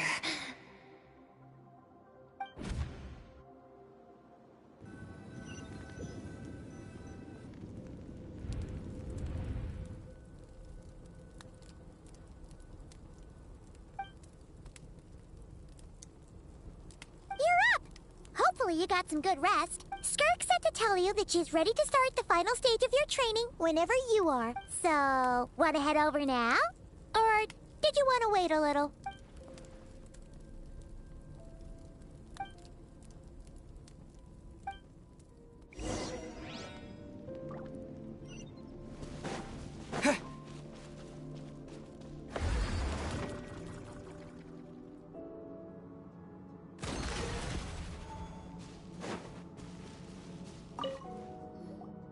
From your training so far, you have gained better command of the sword.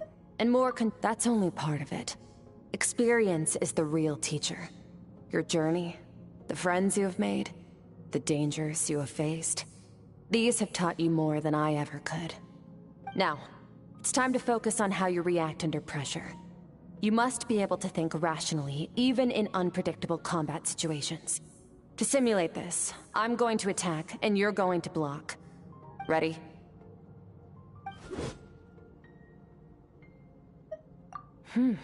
Not bad. That defensive stance looks near unbreakable. Just like your sister. Oh, that reminds me. You still don't know what happened to her, do you? Hey, no fair! That's cheating! You think every opponent has the same moral code as you? You can denounce their deplorable methods all you want. But only if you live to tell the tale. The dead don't get to complain. Strong emotions will always arise in combat. Anxiety, anger, fear. But a true warrior is never at their whim. Only when you are free from the influence of emotion can you make the right choice, no matter the situation. How amusing. Almost sounds like you think you know me, but you don't. You can choose your own path. We are not the same. Let's begin. Try to use reason over emotion. Make the most rational and advantageous decision in any given moment. This is your final training session. Look alive. Same drill as before, but this time I'm going to interfere. Hold your focus.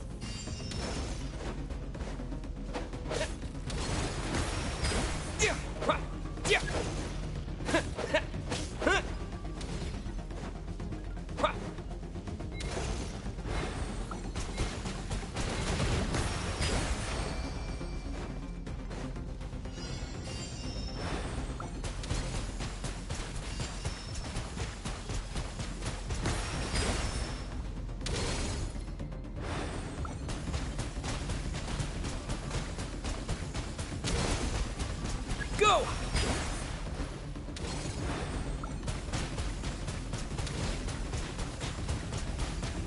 Go!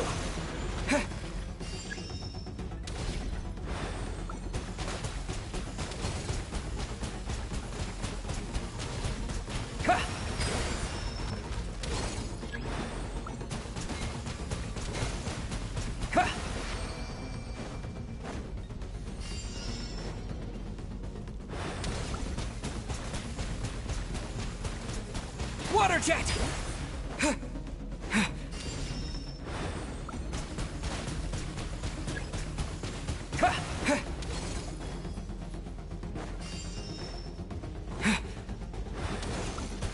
Water jet!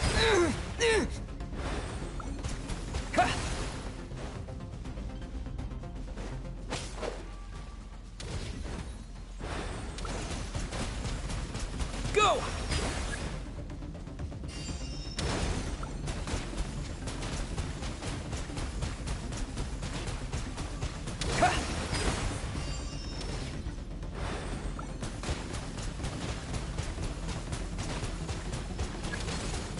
Go!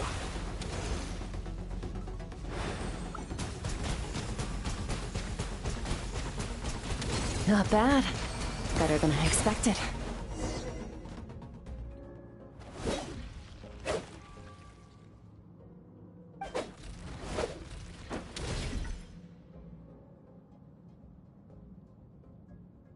You're getting the hang of it.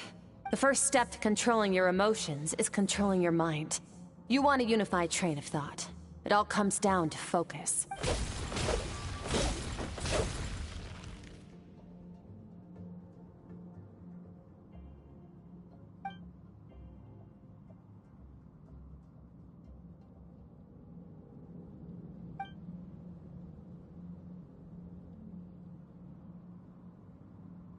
Your mind is rife with distractions. From now on, I shall show no mercy in your training. You must learn to shut out all the pointless emotion, crush the self that makes you weak, and become master over your physical form.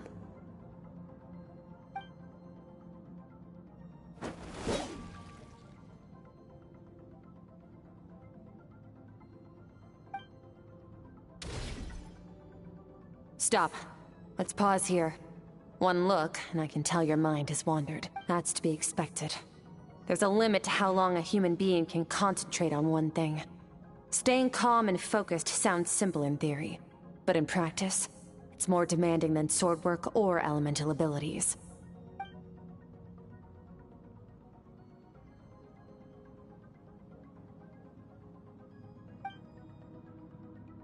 Get some rest. No point training further if you're already dead on your feet. Like I said at the beginning, the only goal of this training is for you to reach a point that you're satisfied with. You managed to push past your limits, which is a good start. You can be proud of that, and sleep well knowing that you've earned it.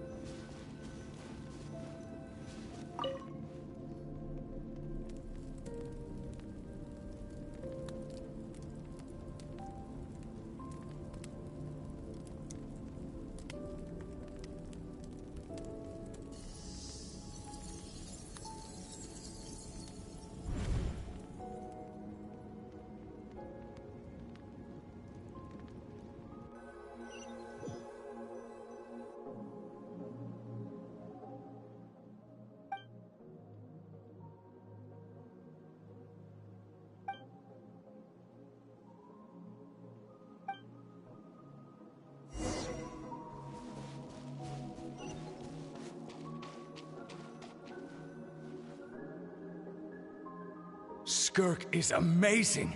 She faced down that terrifying giant and cut its head clean off. Oh, she got hurt though, didn't she? I heard it was pretty bad. Yeah, well, that's a given. But the moment she was on the mend, she got right back to practicing her sword work. I heard Master suffered a grave injury once too.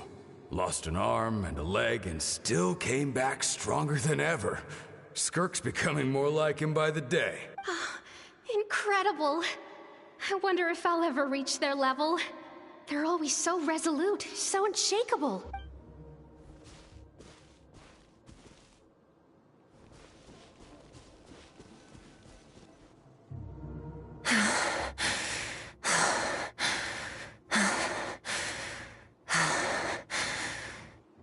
Pathetic. You're not even trying. You're so much weaker than you think.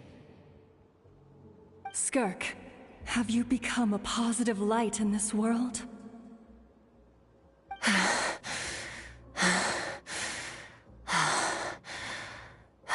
Do you even remember how many of us perished in that fire? How many bodies were left to rot on the scorched earth? Yet you alone live on. Keep your gaze fixed on your blade. You don't deserve to rest. I have so many questions. I just want to jump in a spaceship, explore the whole universe, and get answers from the stars. I just need to wait till I'm grown up. Then, I can do anything. Now, you must bid farewell to who you were in the past, and become someone stronger. Run, Skirk, run! Only death awaits us here. Keep running, and don't ever look back.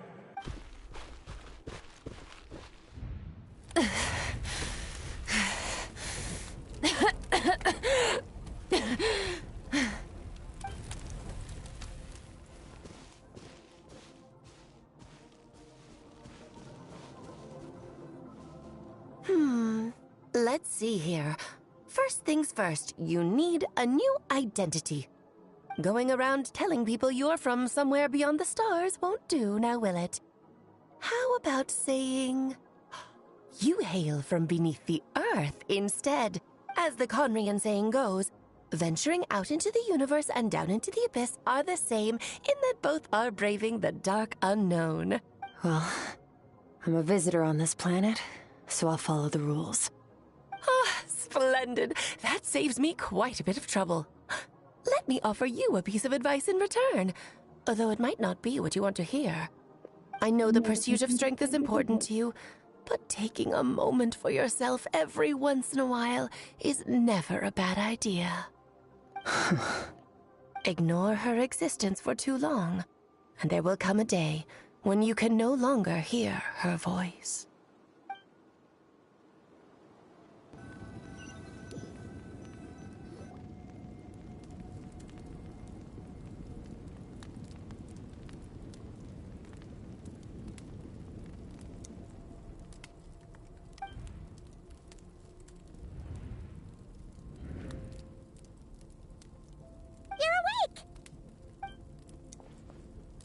You must be starving, right? Ta-da! A barbecue feast just for you! Of course you are! That's why Skirk and Paimon got this all ready for you. Ah, well, if you're around someone long enough, it's bound to happen. Plus, Skirk can cook. So, Paimon decided she can forget the whole Ice Queen thing. Paimon's not one to hold a grudge. Here's an idea. Let's save the chit-chat until after the meal.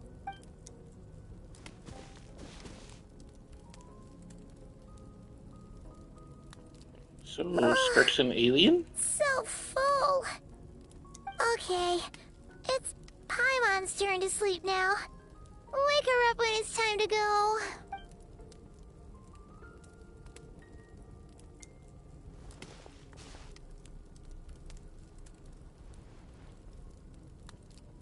I have good news.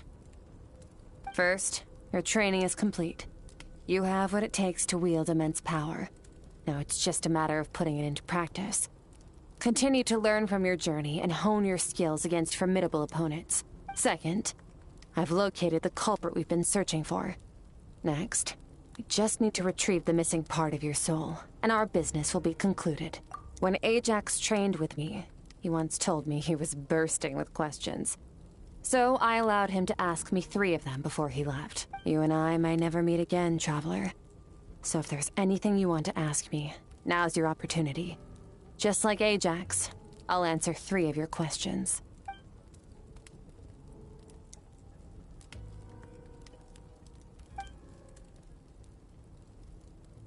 Okay, not the angle I was expecting.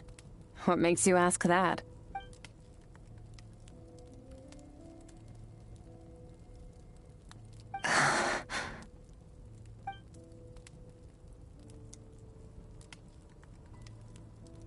I knew that was a possible side effect.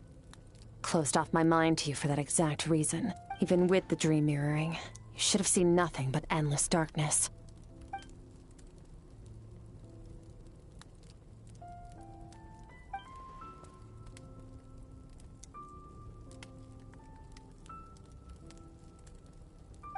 Whatever. Must have been a flaw in my execution. I shouldn't be too surprised.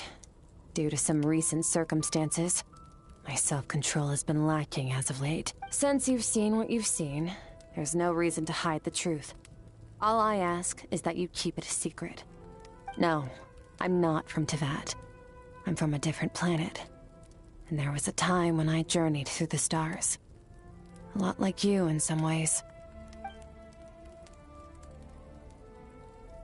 No, we're different in that respect. You're influencing the fate of this world. But me, I'm just passing through. Several hundred years ago, my master, Sertologi, opened the border between worlds and sent me here. But this is not my home. And one day, I'll return to the vast unknown of space. So, there you have it. On to your second question.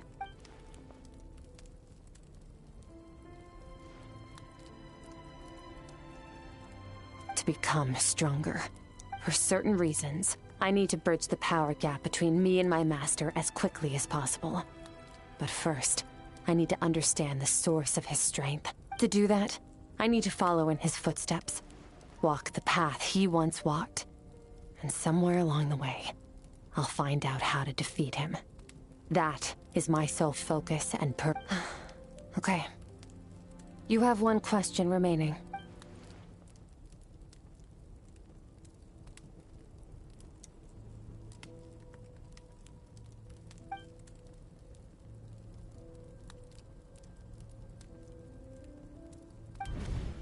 You make it sound so easy.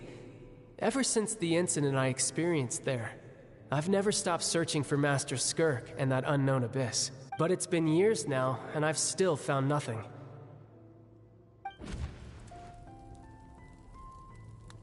Well, your last question? Ajax. His situation is different than yours. Before you ever crossed paths with me, you'd already encountered many formidable people, studied their techniques, and developed your own skill set. So, during your training, all I had to do was build upon that foundation. But Ajax was so young when he came to me. A complete blank canvas. Children can't help but imitate their role models. In the long run, that would only hinder his growth. Once Ajax has enough strength in his own right, I will allow us to meet again. Until then, let that motivate him to reach his full potential.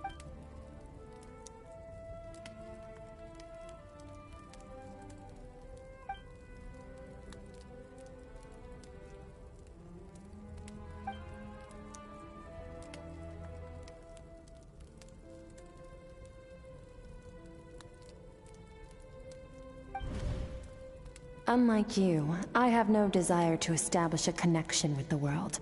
The weak and the lowly have no right to remember me. They're lucky they only have a few missing memories to show for it.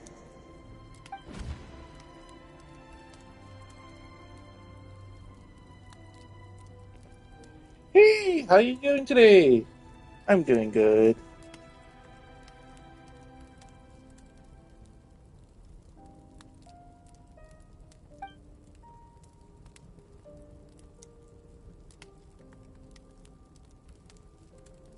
Wake up your companion.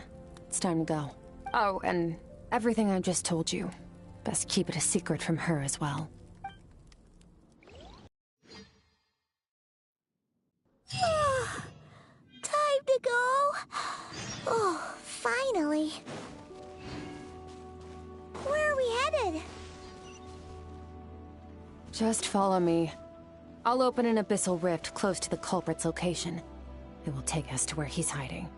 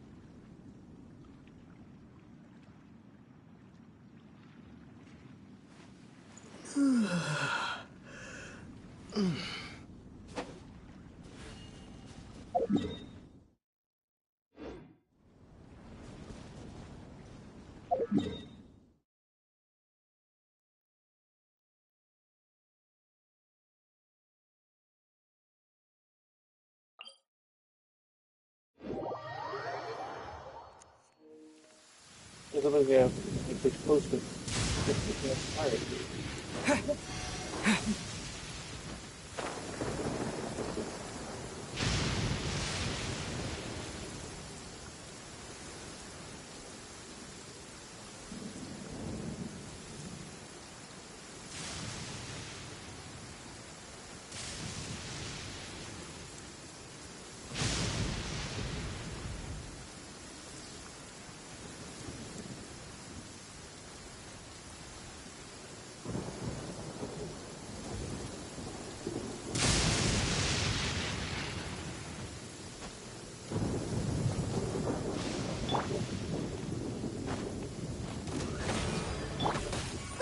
Get them! Another test. Try.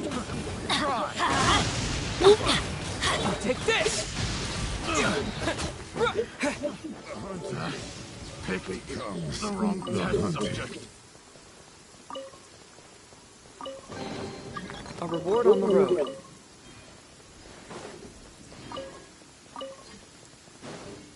Oh, I'm sorry, Rumicha. I'm on my way to finish this mission.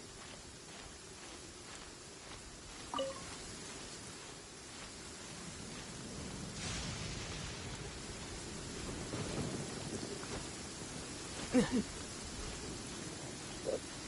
think I should jump.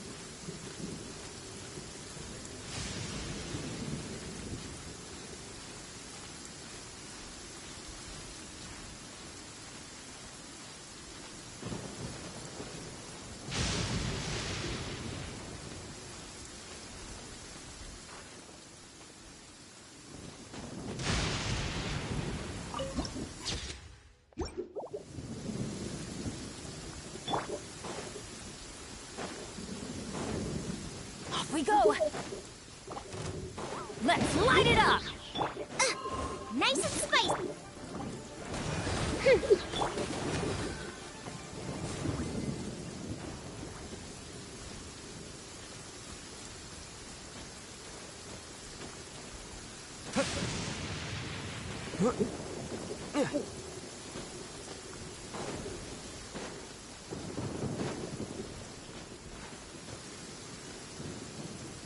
Yeah, thank you, Amelia. I'll look for it after when I'm done with the stream.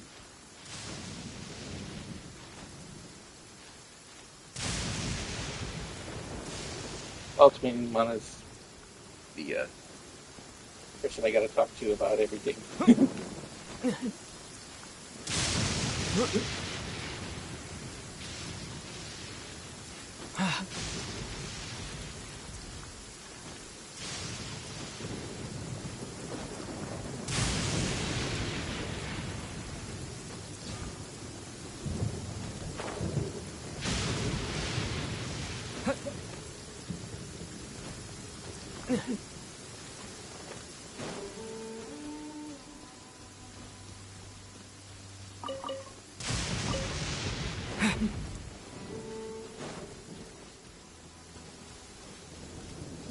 At least this area is not as bad as that one Inazuma area. It's like lightning's everywhere.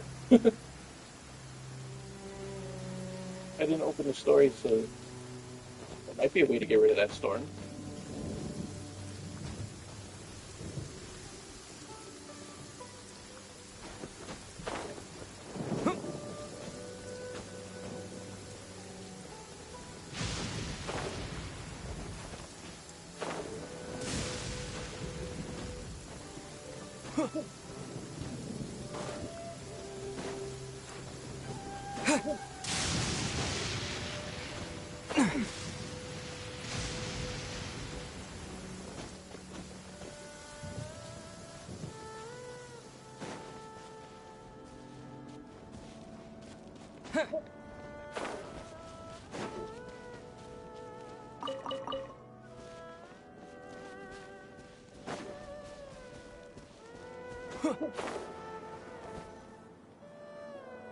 Wait! This is near the chasm, right? Yes. If we enter from here, we'll be able to reach that place from your dream. You have some experience with abyssal domains by now, but still, this is someone else's territory. Best to proceed with caution. Don't worry, Paimon Paimon's an expert at hiding behind other people for safety.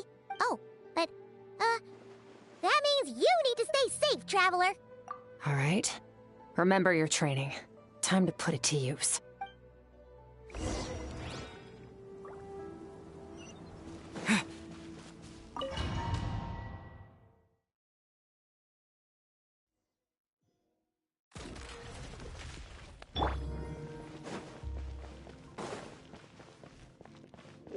Back to being Hydro?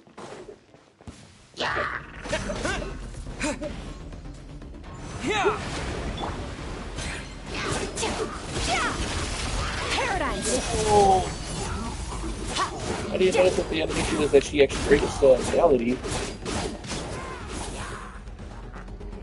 Annihilate.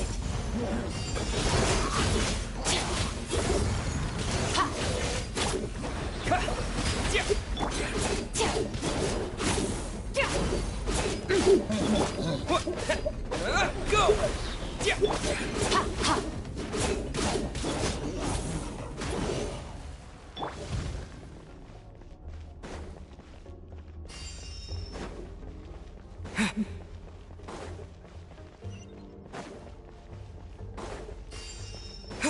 Whoa! Look at all these spikes! Careful! Don't get hit! You know what? Paimon's just gonna blow behind you. Come on, you got this.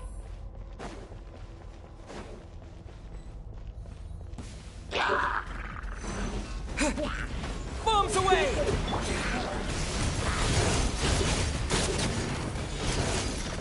Hey, what are you two doing here?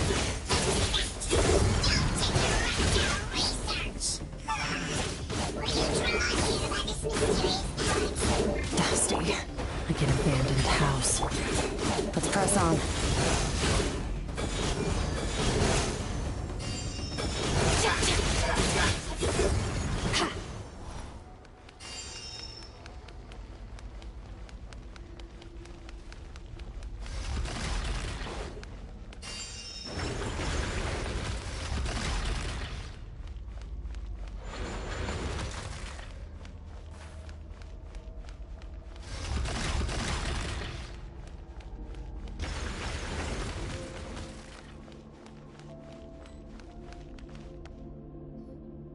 Oh, looks like this is a dead end.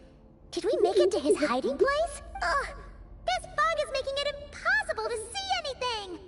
This should be the place where you were attacked, Traveler. The missing part of your soul should be nearby. Can you sense where it is?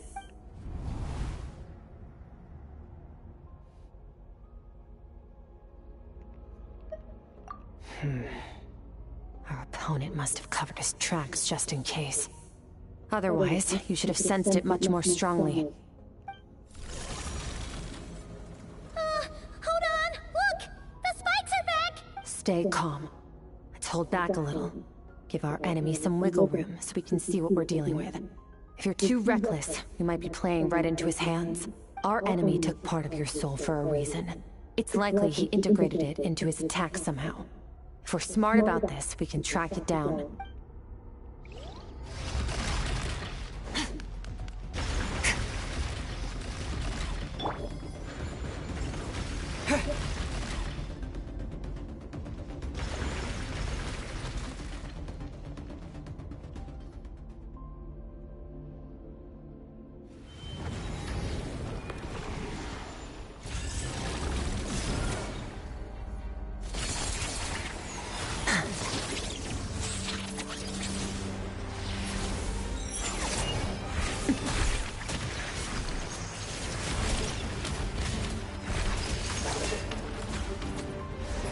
From the start, the attacks have been focused on me. Trying to break through my defenses? I see.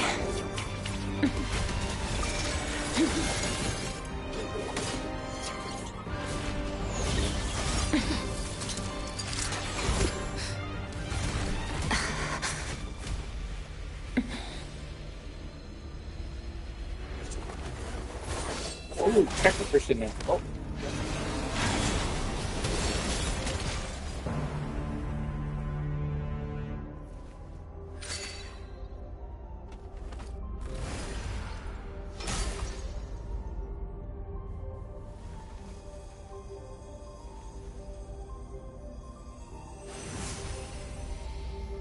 No, it's a soul.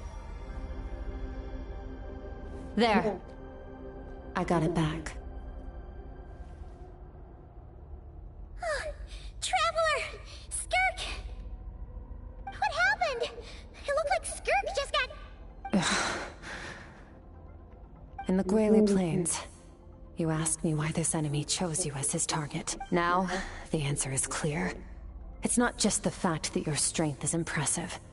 It's also because of your ability to, as you put it, purify abyssal power, whatever that actually means.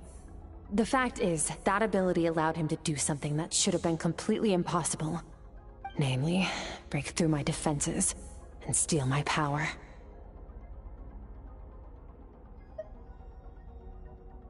No, he couldn't have known I'd come to his domain. He only stole your soul fragment because he knew the value of its power. I doubt he expected it to come in handy so soon. Call it fate, if you want.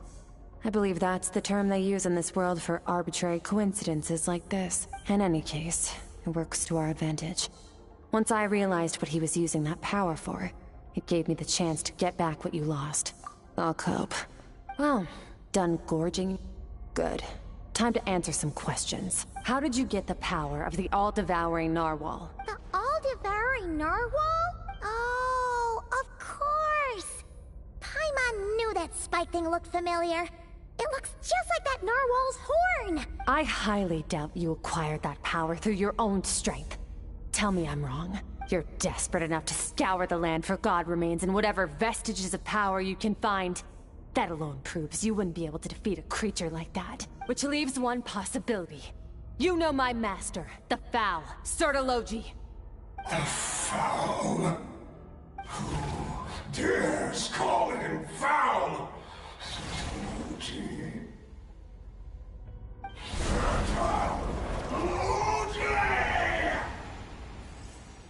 What's wrong?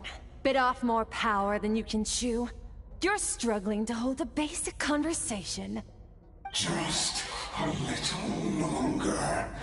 I'm still...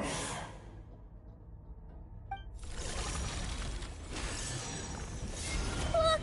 It's back! Those obsessed with power will let it devour them before abandoning their pursuit. Keep calm and use reason to decide the best course of action.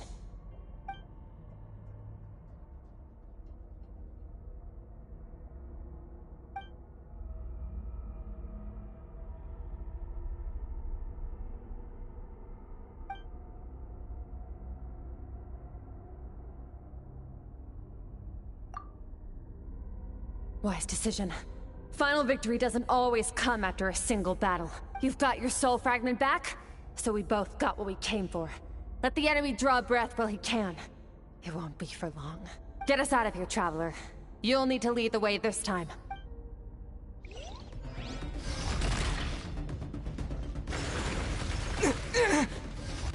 Skirk, is your shoulder gonna be okay?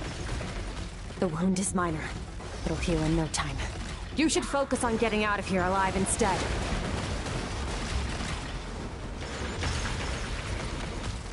Uh-oh! Falling spikes! Run!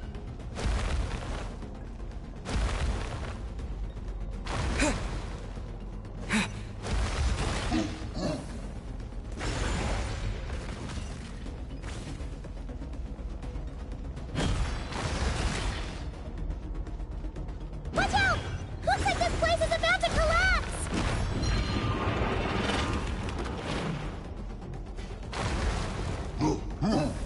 So, this guy's power has something to do with the all-devouring narwhal. Did you know that all along, Skirk? I had my suspicions. That's why I decided to investigate in the first place. But...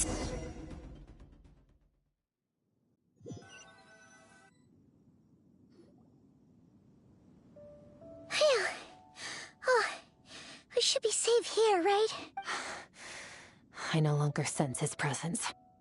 Can't have followed us out of that abyssal domain. Weaklings like him will find that my power is not so easily controlled.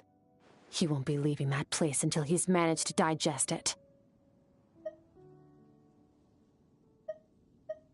You seem surprised. I suppose that's fair. You've I've seen but a fraction of what that whale is capable of. That gaping maw could swallow a planet whole. It's called the all-devouring narwhal for a reason. Devouring is what it does best. It can extract power from anything, dead or alive, as long as it manages to make physical contact. Yeah. When we had our run-in with that thing, Neverlet mentioned that it has an instinct to devour. Your dragon friend recognized the nature of its abilities and used the power of Hydro to protect you. That worked because it was in a satiated state, so it was somewhat less aggressive than usual. It's a different story when it has no more power to feed off of. That's when its true voracious nature kicks in. It could devour everything on the planet in that state, which is why I cast it into that void space. But I hadn't counted on there being anyone left on this planet capable of wielding its power. To me, that says he must have encountered the whale a long time ago. Meaning, he must have known my master. Exactly. It told me everything I needed to know. Hence why I said we both got what we came for. And I believe that brings our transaction to an end. Now that you're whole again, you can get back to your own journey. I'll handle the rest of this situation myself. No way! We can't leave now! Something was stolen from you because of us! We have to help you get it back! This isn't my first taste of failure or losing power. When you fall, you get back up again and become stronger. That's how it is. But what if that monster finds you before you're all better? Plus, how are you gonna get home? It's not like you can just go swoosh and open a door to the abyss again. Not without your full strength. So, sticking with us for the time being doesn't sound so bad, does it? Fair enough. Then take this. What is it? A bag of Mora. Nothing in this world is free. I know that much. I'll leave the planning to you. Hurry up and decide where to go. We shouldn't linger. We should take Skirk somewhere she can rest. But where?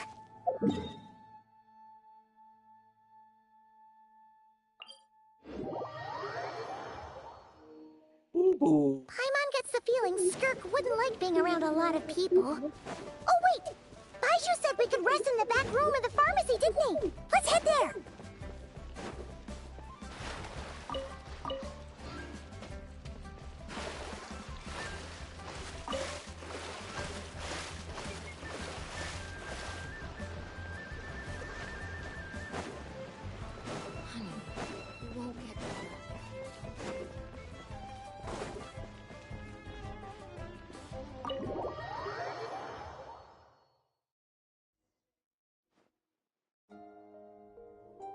Huh. This bag from Skirk has a ton of Mora in it. Does she have a job or something? Wait, no. After what we saw at Wamin Restaurant, that seems impossible. Can you imagine? It would go something like... I'll be collecting my paycheck now, boss. Oh, sure thing. Wait, who are you? Have we met? Can't hold a job if you make everyone forget about you. So, what did she do to get all this Mora? Claimed some buried treasure, took care of a few monsters that were causing trouble. Nothing untoward. It's safe to use. Ah! You heard all that? A sonorous voice like yours is hard to miss. I wouldn't be surprised if the sound of it traveled to the nearest mountaintop. Then, did you by chance happen to hear Paimon's little, joke earlier? You mean when you called me Frosty the Lavender Melon? No, sorry. Paimon totally misspoke just now. She didn't say that at all. It was, a Paimon lookalike. Yeah, she's a piece of work, that one. Always impersonating Paimon and giving people weird nicknames. Okay, fine. The truth is, Paimon didn't like you all that much at the start. But things are different now. You helped the Traveler in a big way, so... What do you say? Friends? Ugh.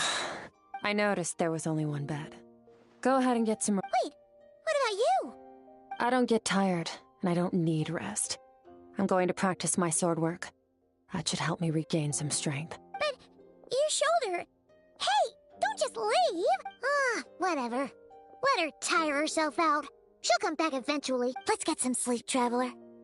That comfy bed is calling, Paimon.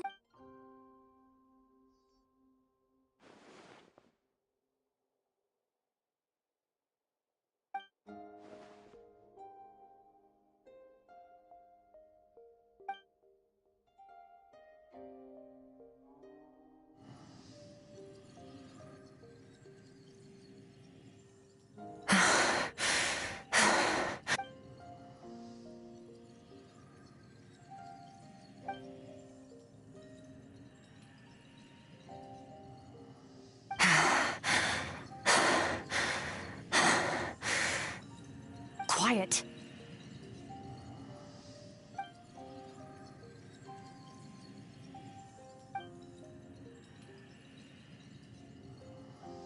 Do you even remember how many of us perished in that fire? How many bodies were left to rot on the scorched earth? Yet you alone live on. Keep your gaze fixed on your blade. You don't deserve to rest. Run, Skirk, run! Only death awaits us here. Keep running, and don't ever look back.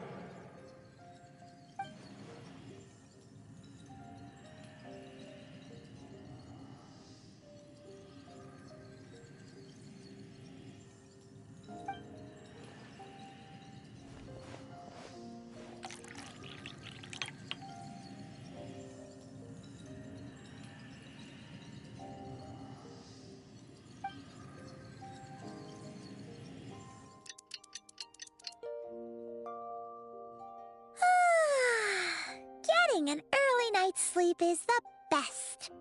That bed was so comfy. Wait, Skirk? Have you been sitting out here the whole night? The bed's all yours if you want it.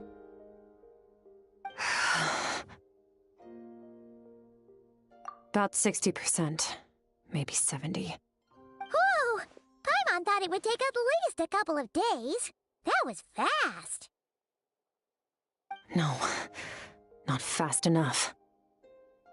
That's 20% less than last time. Same training regimen, same intensity. Nothing felt different, but somehow the outcome fell short. No, I think the problem's with me. I need to meditate for the next 2 days. Deep introspection should help me find the issue. Ooh, sounds intense. We'll watch over you in the meantime, then. Thanks. See you in 2 days.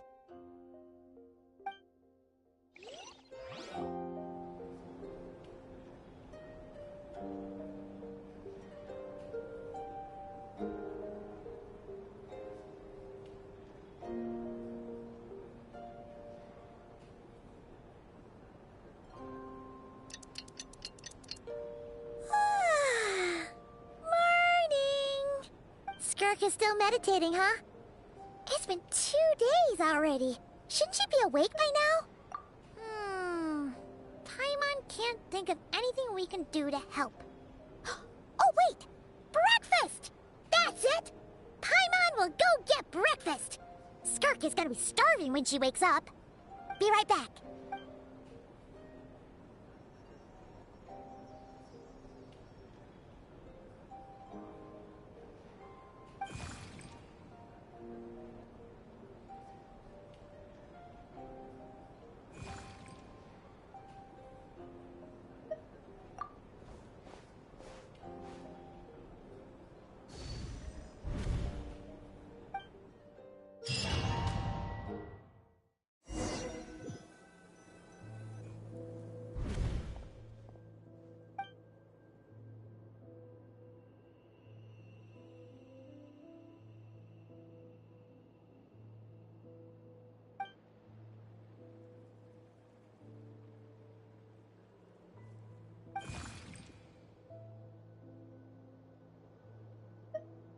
That's right.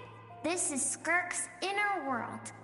Think of it as the threshold between the soul and dreams. This isn't your first time here, but what you remember is probably a space covered in darkness. I only managed to illuminate a small portion for you back then. Actually, it's my first time talking to someone like this. I only managed to break free and bring you here because the injury weakened her power. I guess that's why I can speak again, too. Call it fate, if you want. I think that's the word they use in this world for lucky coincidences like this, right? Now, before I take you to her, I gotta ask. You're the first outside visitor to ever come here, so what's your impression of this place? Oh, you noticed. This river represents Skirk's strength. Strength accumulates over time. it is the summation of a person's lived experience. So this river is where all the fragments of Skirk's life should converge into a single stream of memories and emotions, flowing forward as one. But as you can see, this river has been severed numerous times. It's because Skirk doesn't like who she was in the past, when all she sees reflected in the river is a disgraceful shadow of who she was. She cuts through water and rock with the sword of reason, severs her connection with the past, and begins anew. You must learn to shut out all the pointless emotion. Crush the self that makes you weak, and become master over your physical form. This isn't my first taste of failure or losing power. When you fall, you get back up again and become stronger. That's how it is.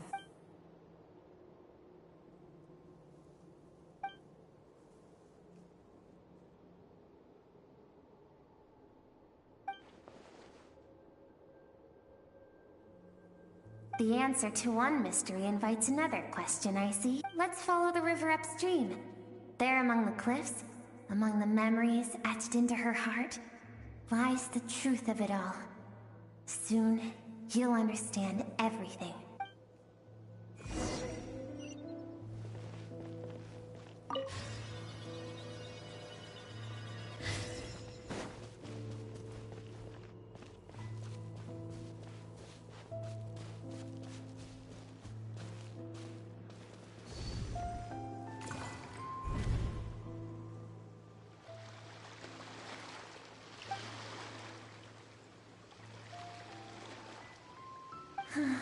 I've always thought that, even when falling leaves don't come from the same tree, they can still form bonds of kinship when they meet, like meteors. You both made a journey through the stars. Both travelers who have landed on a planet that is not your home. Yet, when she first noticed your presence, although she hesitated for a moment, she still chose to walk away, indifferent as ever.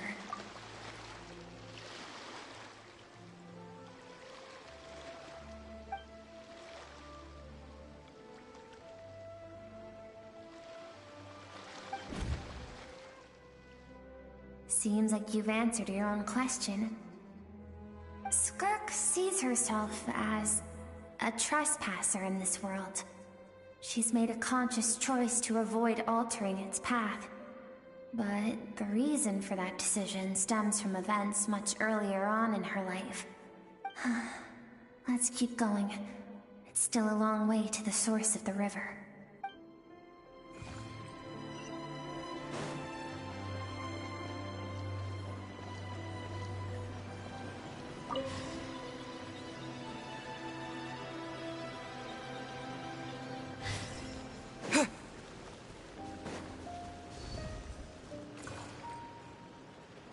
You now have what it takes to wield immense power.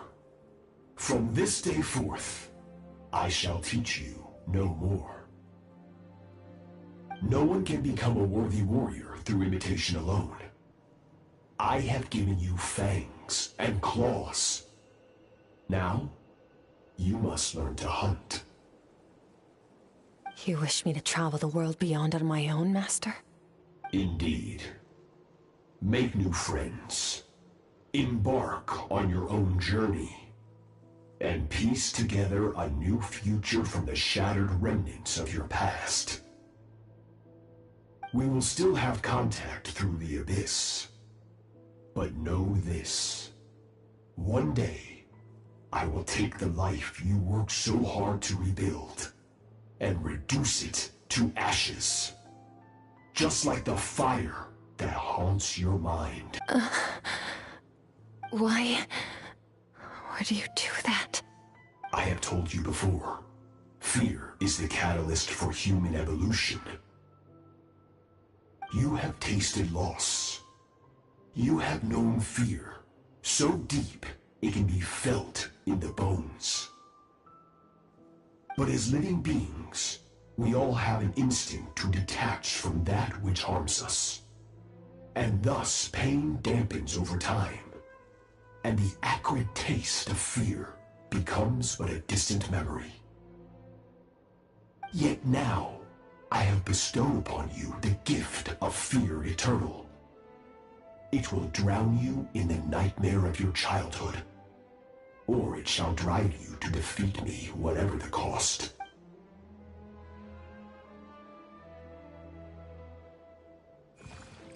That is what Skirk's master, the foul Sertologi, looked like at one point in time. Of course, as a higher being, physical form is a triviality to him. He could appear as a beast, a human, or even a monster that defies description. The form you see him in here, clad in abyssal armor, is the one he usually wears when traveling through the stars.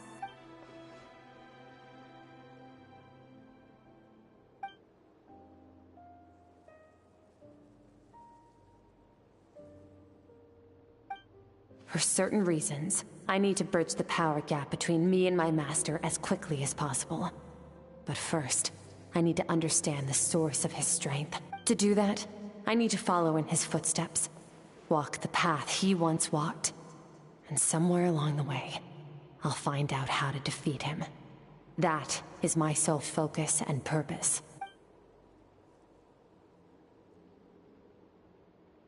I'll let you in on a little secret.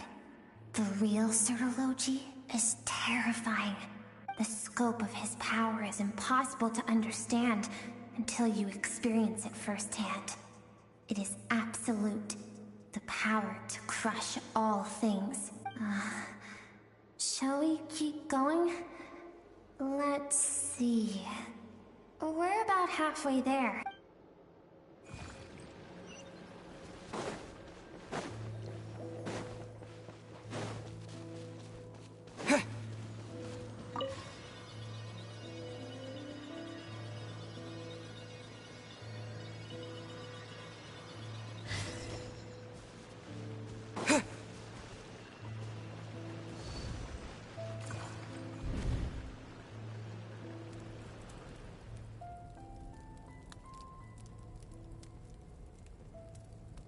We've made it quite a ways already. This is Skirk, when she first began training under Sertologi. I have set your broken wrist. Tomorrow, you're to train twice as hard. No tears this time. Good. Attempting to garner sympathy through tears is a habit of the weak. A pitiful, useless ploy. Can I ask a question, Master? Why did you save me? I keep thinking, maybe it would be better if I had died. I wouldn't be haunted by that fire all the time. I wouldn't have to go on like this. I saved you because I have a plan for you. It has been too long since I fought a battle that demanded my full strength, and I hunger for it. Every so-called genius and prodigy I have faced has crumbled like sand underfoot. Before me, even fate bends the knee. So, I will teach you everything I know. Train you by whatever means necessary, in the hope that one day, you might surprise me. But I don't want to draw my sword against you, Master. What you want matters little. Among the boundless sea of stars, the cries of the weak are but faint murmurs that disappear into the void. You of all people know that well. Yes, Master. From that day forward, all she knew was grueling training. After some time, her talent bloomed, and she gained control over her emotions, like her master. It was not that human emotion disappeared from her heart, but that reason came to dictate all she was allowed to feel. I suppose it was at this point that she became the Skirk you know today.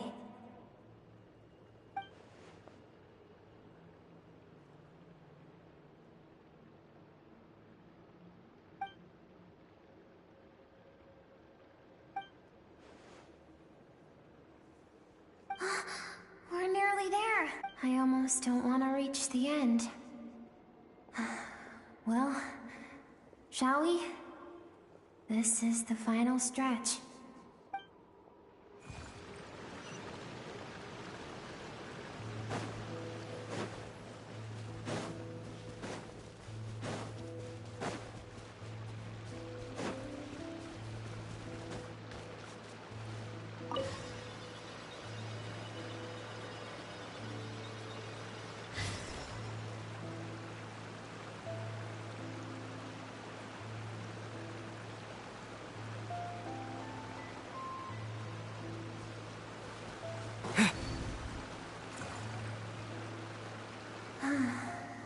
These are Skirk's happiest memories. What a simple and carefree time it was. Wisps of clouds dotted the sky. The sun bathed everything in golden light. And when song filled the air, not even the shyest of flowers could resist swaying along. This is Skirk's homeland. She was so curious about everything as a child. Always skipping school to go exploring instead. There was so much to discover. The treasures at the bottom of the sea. The secrets beyond the stars. And that merchant ship packed with adults wearing those strange clothes. Yes, the ship. That was the beginning of the end. It was a spaceship. When it arrived, the people that disembarked wore smiles on their faces and spoke of friendship. They claimed to be merchants from a neighboring planet, looking to establish trade. Skirk's parents, her relatives, her neighbors, everyone welcomed the newcomers with open arms and allowed them to explore the planet. To them, the visitors were guests and should be treated with hospitality. No one had any idea of what was to come. Several months later, an army of unknown origin arrived without warning and carried out a ruthless campaign to destroy everything and everyone on the planet. Skirk had skipped school that day, like so many times before, so she was not caught in the immediate wave of destruction. But when she came home that day, only fire and ruin awaited her. Countless people cried out to her for help. People she knew and loved. Friends and relatives. The little girl...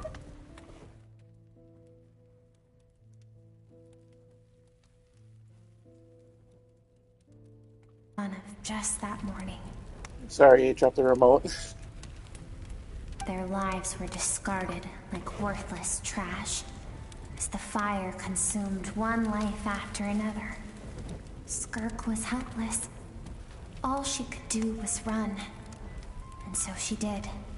She kept running, until an unexpected figure crossed her path. If Sertology hadn't been there in that moment, the fire would have claimed her life too. And there she would have remained, left to rot in the scorched earth, with no answer as to why any of this was happening. Because she and her people were seen as a threat. As the initial merchant ship explored the planet, they discovered that it hadn't always had the condition to support life. Yet there was evidence of human activity, even during the periods of extreme heat or cold in the past. Further research revealed that, over time, the people of this planet had evolved the ability to adapt to any type of environment or energy source. For that reason, the outsiders viewed them as a potential threat, and decided to eliminate them before the threat could rear its head. Senseless, isn't it? Deemed a threat because of a gift they didn't even know they had. Perhaps it was their own innocence and kindness that doomed them. But in the end, that was lost to the blaze as well. If those with power get to decide good and evil, then all you can trust in is the sword in your hand. And so, before death could claim her, she ran. She ran and never stopped. No one wants to relive their most painful moments. Well, that brings us to the end of the story. This is as far as we can go. Skirk is waiting over there. For both of us. Let's go to her. It's time to fulfill my purpose. And my greatest wish over all these years.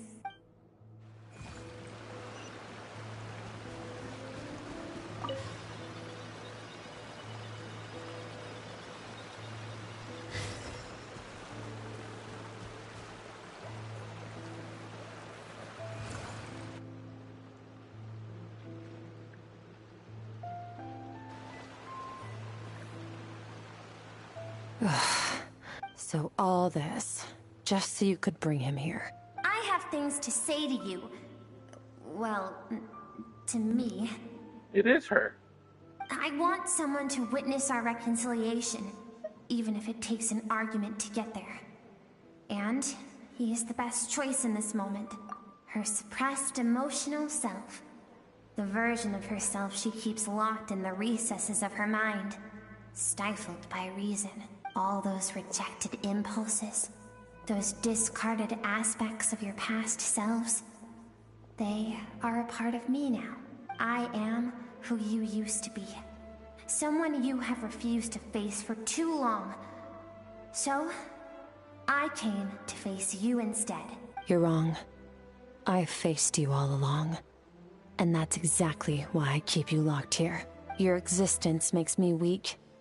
Moments of joy and longing are when we are most vulnerable. Don't forget, it was a penchant for goodness over reason that doomed our homeland in the first place.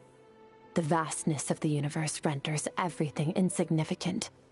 Our feelings most of all. Even so, learning from the mistakes of the past doesn't have to mean erasing everything. Strip yourself of your so-called weaknesses. Emotions like kindness and empathy. And what makes you any different from the ruthless soldiers who slaughtered our people? The difference is that I'm doing what is right, what is necessary. I allow you to exist, but with limited freedom. That is the greatest kindness I can offer. I have shouldered everything you couldn't carry. I rose above the numbness and emptiness, and it was cold, unfeeling reason that brought me this far. It made me who I am. It made me strong. That is the problem. I want to shoulder those things together on the grand scale of the entire universe. Maybe our feelings are vanishingly small, but why should that mean they don't matter? Emotion gives warmth to the cold expanse of space. It gives meaning to the world around us. Think back to those nights of gazing at the stars, those afternoons of exploring the unknown. Think back and let them grant you peace. A brief respite from the pressure you put on yourself. That isn't what we need. It's exactly what we need.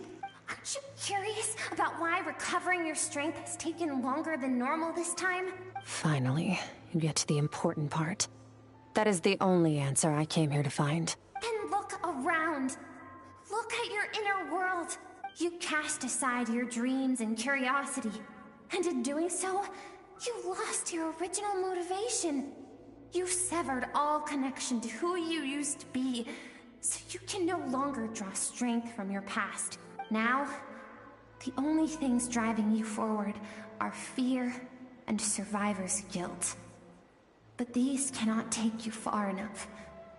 And so, this river, the source of your strength, grows more polluted by the day. And do you think that means I should seek help from a weak little thing like you?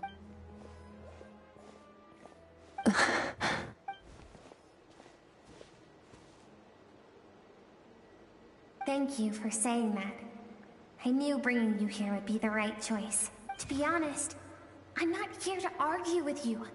This isn't about who's right or wrong. And in fact, I agree that in order to make it through the wake of that tragedy, we had to distance ourselves from the pain through reason over emotion. But what is right at one point in time isn't always right forever. I know you will never forget that fire. I know the fact that you were the sole survivor fills you with guilt. And I know that among the voices that haunt you, mine is there too. Because deep down, you know that you didn't turn out to be the person you wanted to be. All those unfulfilled hopes are like knives to the heart. And I don't want you to hurt anymore. So even if you can't accept me, I hope, at least, that you can let go. I keep thinking, maybe it would be better if I had died. I wouldn't be haunted by that fire all the time. I wouldn't have to go on like this. Your dad and I, we're not afraid to stare death in the face, but we need you to survive.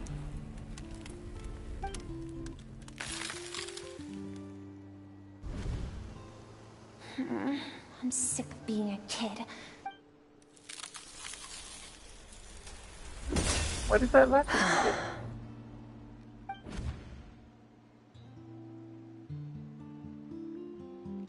I remember.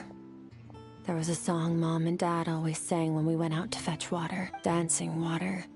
The sand along your path is begging for your song and movement. Will you carry this burden with you on your journey?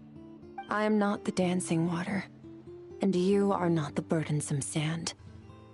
But if this is your wish, then I will carry you with me until the end. Thank you. I should be thanking you.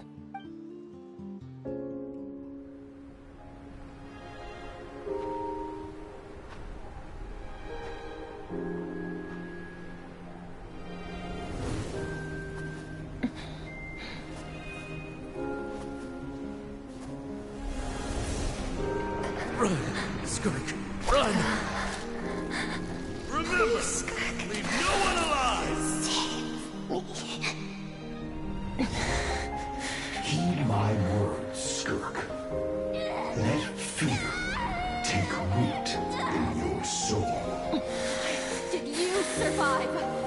Why was it only you? Skirk, did you become a positive light in this world?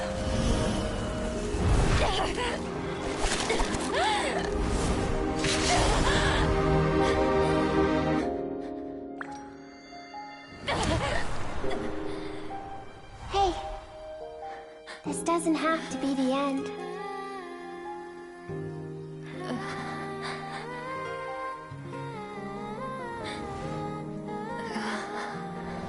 Life is a gift. Don't let darkness claim it.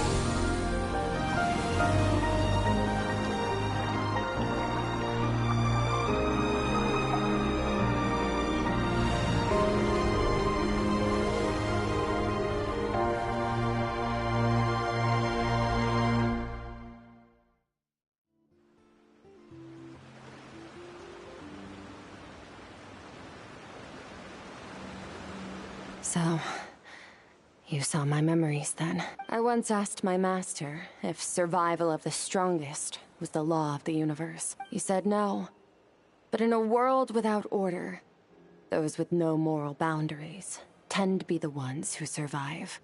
That's why, after hearing his answer, an idea came to mind. An idea that, one day, I would create a new world order. One in which there would never be another tragedy like that fire. One in which power was not the law of the land. But that means I must defeat him. Because my master, Sir Logi, is, at the core, a defier of all rules and order. Yes, and not just because of the gap in our abilities. but also because I have no reason to see him as an enemy. Although his decision to train me was, I know, and it's not something I want. But Master never goes back on his word. I have to treat everything he says as a promise. He's no longer into that, but he sends me messages through the Abyss every now and then.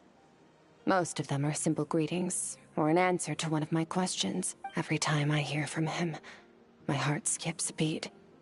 And I wonder if this is the moment where he'll finally appear before me and tear down everything I've built to pieces. Maybe that means I do live in eternal fear, just like he said. Yes, I respect him, but I'm also afraid of him. And for that reason, the pursuit of strength consumes every moment of my life. I don't know what Master has planned, but I have to be ready. Help me? Why? This isn't your fight.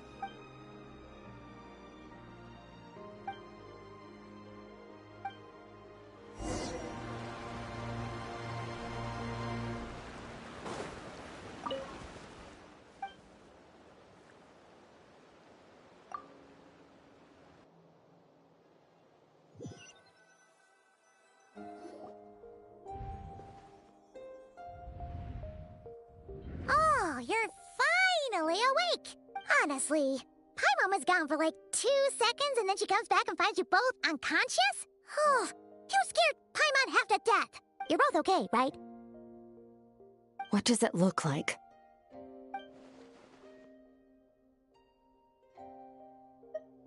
Only water from the source can cleanse the rot and filth that flows from the past into the future. I taught you to incorporate the experiences from your journey into how you fight. I suppose what happened today will become an inseparable part of who I am. Okay, so Paimon feels like she's missing some important context, but whatever. Paimon brought back tons of delicious snacks! Let's dig in! All right, it's about time we finished what we started. We're gonna deal with this thief for good, right? This time, I'm not going to tell you to hold back. But having digested even more power in the meantime, he's going to be tougher than before. The good news is, we have no reason to pull our punches this time. So, let's go. Same place as last time.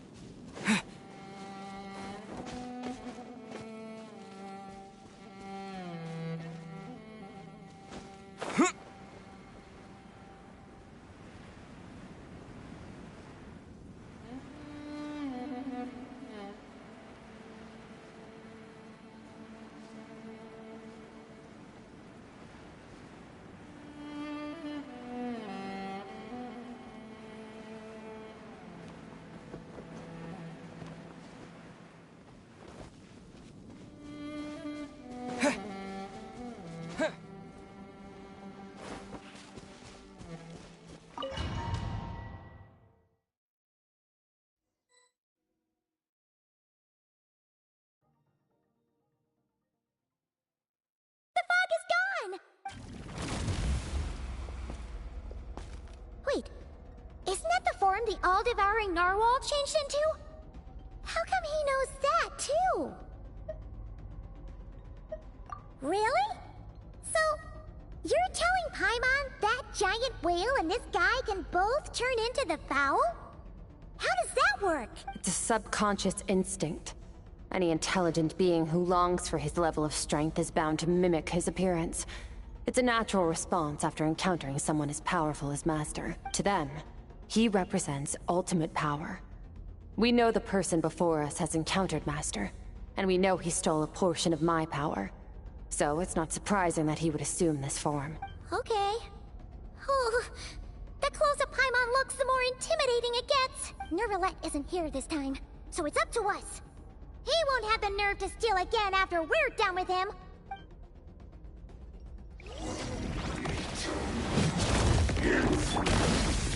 Wipe out! Water extinguished! Power. Ha. Ha. Ha.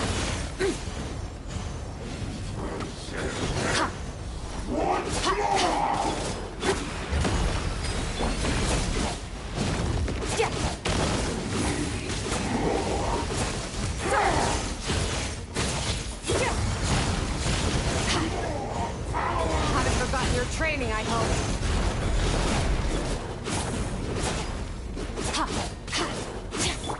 Water jet! Extinguished!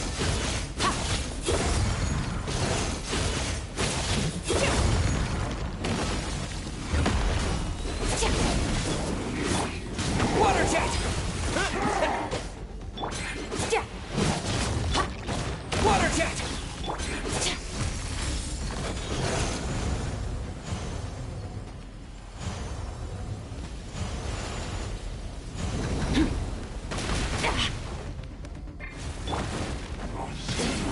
Bombs away!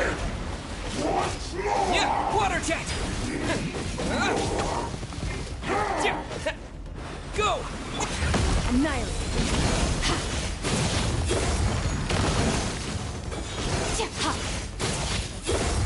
Power.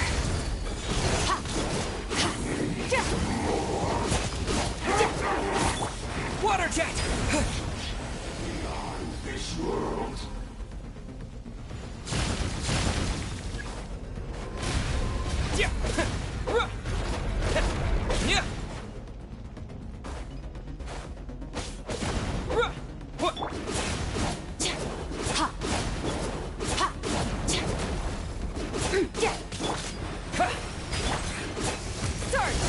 Mine to wield.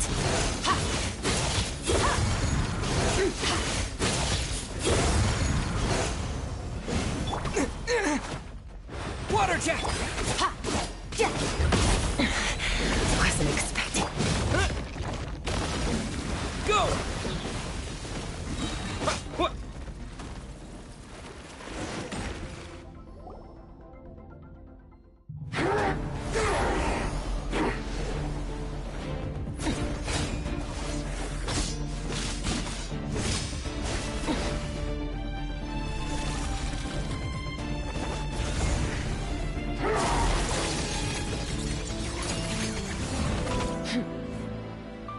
haven't had enough of my power.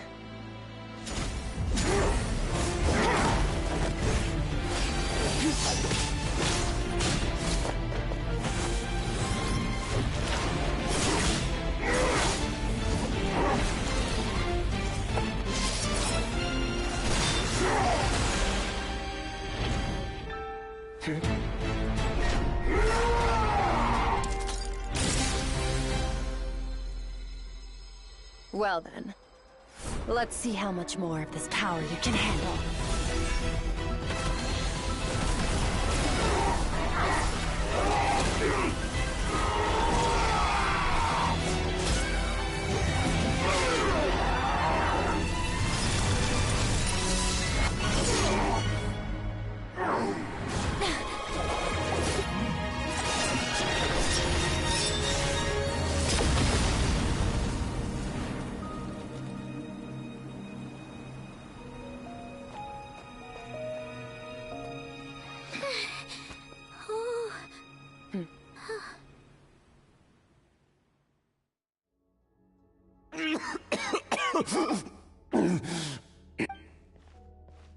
Well, have you come to your senses? You saw that my body was at its limit. So, you deliberately channeled your power into me, knowing that it would destroy my shell from within. Such power. Such keen battle instincts. So, you must be... Skirk, Sertologi's disciple. How long has it been? How long has he been away from Tevat? Hundreds of years. Hundreds? Sorry. It's a lot to take in. I should introduce myself. I am Skofnungar, a friend of your master and one of his followers. This is the first time I've heard your name, Skirk. But hundreds of years ago, I knew you existed. And I knew you would come here. Hundreds of years ago? Sounds like you and Master have quite the history. Of course. Might as well take advantage of a clear head while I can. The story starts a long, long time ago. I was born into a noble family in Conria. As the eldest son, I was set to inherit our title. But I contracted an incurable illness as a child, and everyone gave up on me. I trained the sword harder than anyone else, defeated all of my peers. But it was all in vain. When other people looked at me, all I saw in their eyes was pity, or a strange glee in my misfortune. Even my parents were just waiting for me to die. Over time, my heart hardened, and I became aimless. That was the point where I met your master, Sertologi. We were similar in age, but different in background. He was born in prison, the son of criminals who had been sentenced to death. He spent his childhood wandering the streets, facing more criticism than the literary works in the Universitas Magistrorum. Yet, he always wore a smile on his face, as if kindness and malice were one and the same, and he could not see the difference. I still remember what he said to me when we first met. You need to fight to survive. Even if it's a losing battle, it should light a fire under you. How can you sit back like this and go down without a fight? That does sound like something he would say. He was the first to acknowledge that I was worth something, and he inspired me to keep going. When we sparred together, it was the first time I'd actually felt the thrill of combat. When I was 10, he stole forbidden research materials and managed to cure my illness. It was like there was nothing in this world he couldn't accomplish. When it came to the human form, he was always intent on pushing the boundaries of possibility. But somewhere along the way, I fell behind. My talents were nothing compared to his, and at some point, I realized he had pulled so far ahead, I was too embarrassed to even ask him to spar. After his grand endeavor was successful, he sought me out and said to me, "This planet no longer holds anything of interest to me, so I'm leaving. But first, I have an offer. I can use a power I have just refined to break the curse of immortality for you. But the immortality you now face is a different kind of pain altogether." I'll pass. Immortality doesn't sound so bad to me. Since I can't die, it means I have an infinite amount of time to get stronger. Maybe I'll finally catch up to you one day, and we can spar like we used to. Are you sure? I cannot say when I will return. Your body, or rather, your soul, might not be able to withstand this curse. All I can do is try. After all, a wise man once told me, people need to fight for their own survival. Wise indeed. Nevertheless, if you grow weary of the pain of immortality, and wish to experience a good sparring match before you wither away, seek out my disciple. Disciple? Never thought I'd hear that word coming from you. Nor I. But Vedifenir said I was destined to find a disciple out there in the universe, and bring her to Tibet. You know as well as I, Vedifenir's prophecies are never wrong. Well, now I'm curious about who this disciple of yours will be.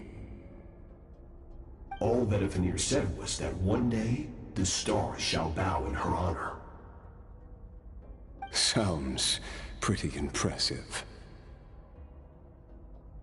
Of course.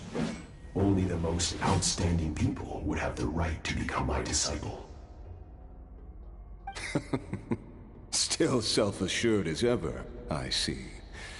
But you're not wrong. I'll be leaving then.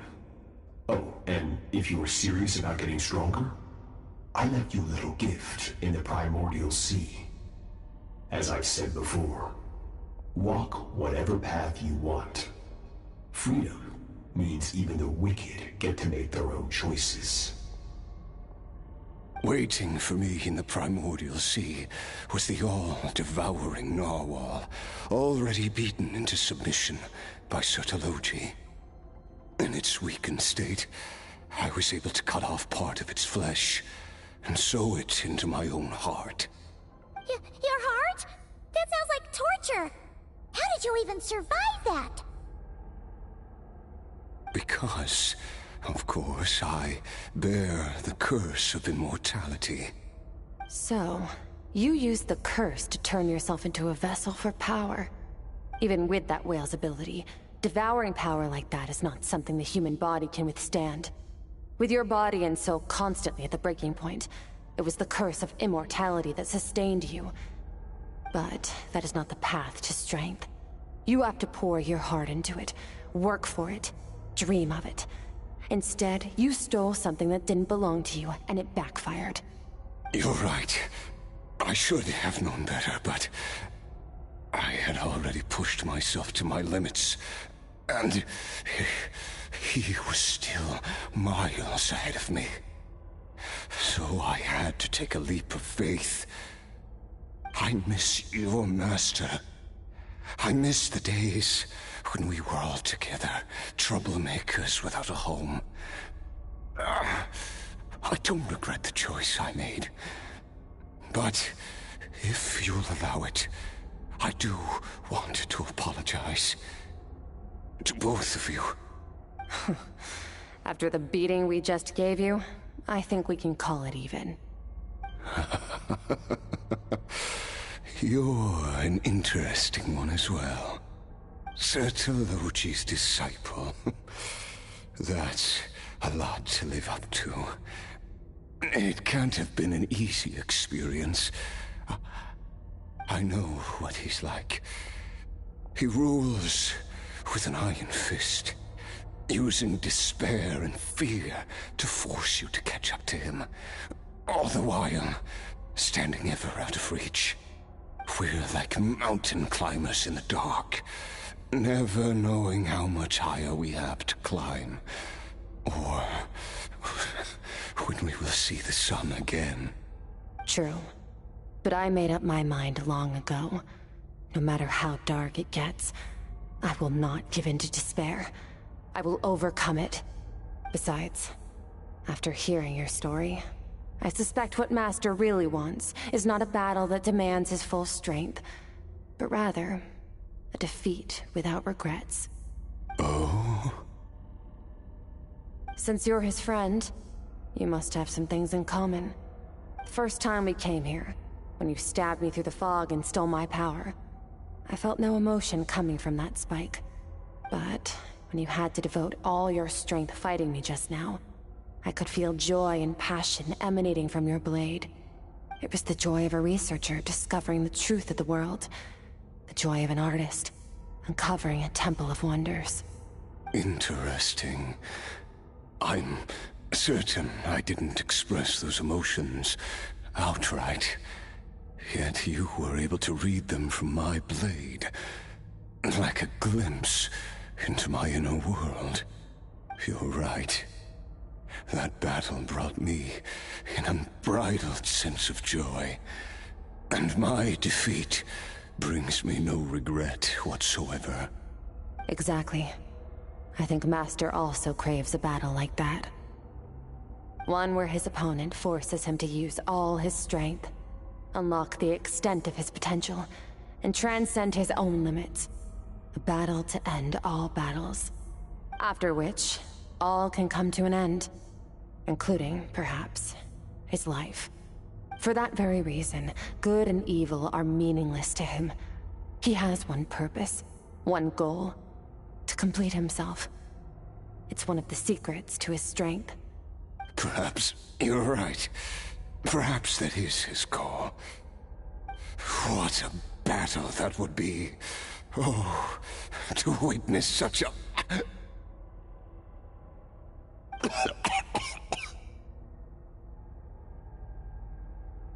Are you okay?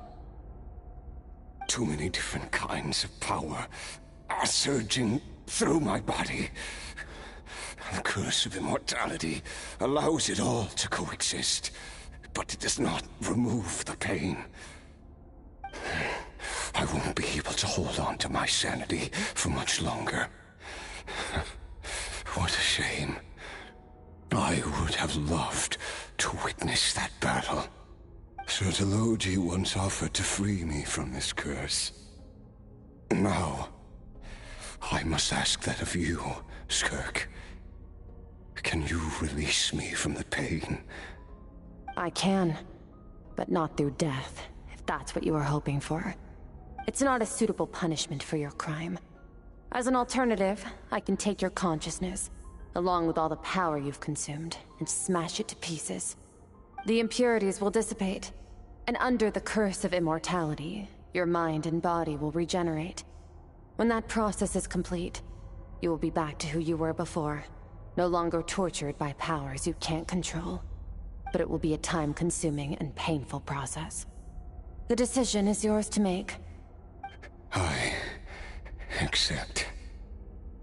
And who knows? Perhaps I'll wake up in time to witness your great battle with Sertologi. I have faith that you'll be able to stand against him one day. Though, I know it'll be a long and arduous road. If we are climbers in the dark, it appears the dawn has finally broken for me. But your ascent continues. At least, it looks like you are not alone on your journey. I will reach the top of this mountain, no matter what it takes. And you, Skofnungur, will be my witness at the end of all things. Whew, that's finally over. Let's get out of here. Huh. At least we don't have to make a mad dash for the exit like last time.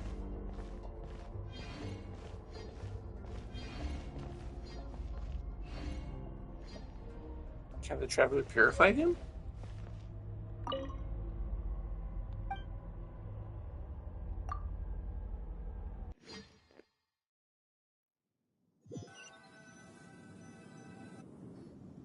We did it! Ah, it's only been a few days, but it feels like forever. Once again, we've proved there's nothing we can't overcome. Wow, you sound even more confident than usual. Guess you really have become stronger. Today sure went by fast. It's night already. Oh wait, that reminds Paimon. The stars you mentioned, the ones that died out, are they back now? Yes. The power Skofnungur stole has been returned. So, the stars have regained their light. Great! Huh, it's crazy that you even noticed their light was gone. There are so many stars in the sky. If a few disappeared, Paimon definitely wouldn't be able to tell. I suppose it's because I have gazed upon this sky for centuries.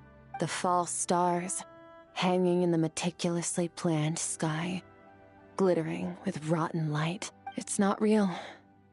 And yet, it is for that very reason that I can look upon it and enjoy the momentary peace it brings. Even the most beautiful of bubbles has to burst. We will return to the real universe one day, whether of our own volition or not. Time marches ever forward. Even the innocent and naive will taste life's bitterness. Yet through hardship, we grow until we learn to seize the sands of time for ourselves and uncover our true strength. Though we gaze upon a false sky, its vastness and majesty is palpable. One can only wonder, what is it going to take for kindness to reign supreme in the vast expanse of the universe? Ugh, this is all going over Paimon's head. But if she knows one thing, it's that the Traveler always finds a way. Ever since we met, he has filled Paimon's days with happiness. No matter how tough things get, he always finds a way to make it better. If it's too big a job for one person, then we'll do it with two. And if two's still not enough, then three. We've met so many amazing friends and accomplished so many amazing things. As long as we don't give up, we can make any wish come true. I suppose when it comes to you, anything is possible. Well, I should be going. Now that my power is no longer isolated from my emotions, I need more practice to get used to it. I suppose fate will decide. Maybe we'll bump into each other on the street. Or maybe we'll reunite on a different planet entirely. Regardless, reunions and partings are but passing moments. More than anything, I hope that at the end of this journey, wherever it takes us, we stand in a world reborn. One without war, pain, or forced partings. One where new life can bloom, even where there was once nothing but scorched earth. For this, we must all work to become stronger. Goodbye, Traveler. Remember your training. Make sure to put it to use. Bye!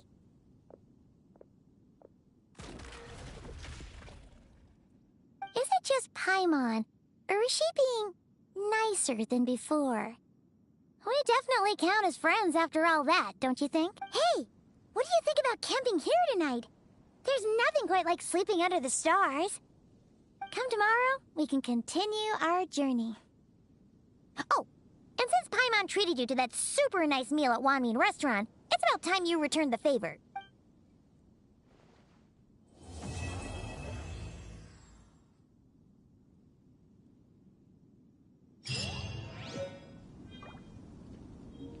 Oh, that was kind of long.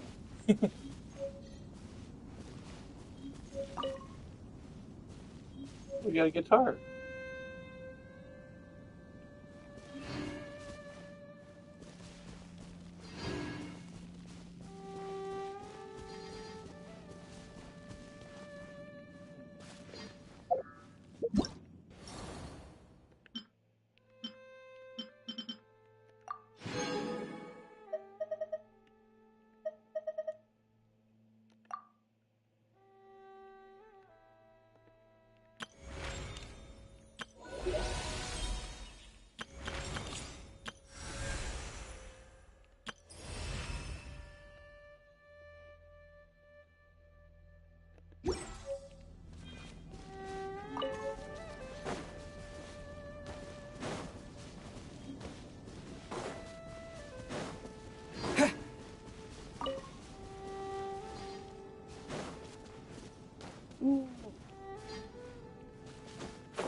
Treasure hunters. Yeah. At the frying pan, by royal decree, everybody stand back. Eat this. Thunderclap.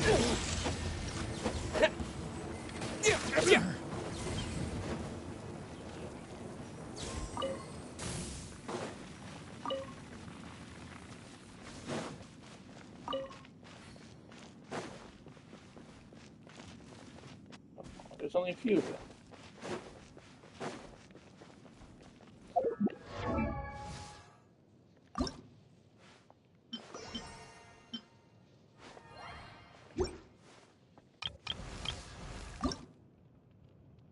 Benny's Adventure Team, assemble!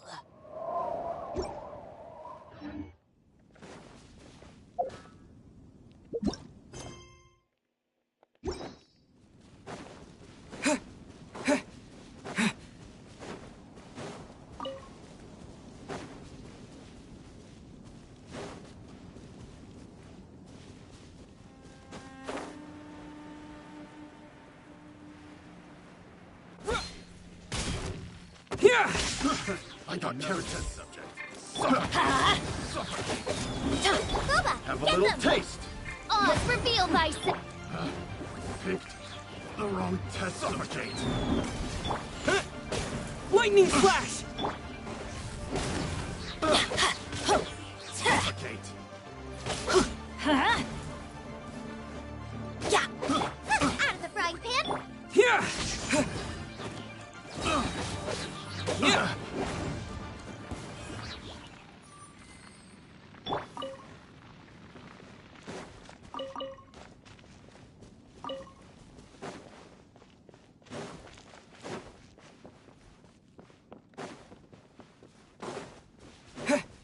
Right, there's a lot more treasure hunters showing up now.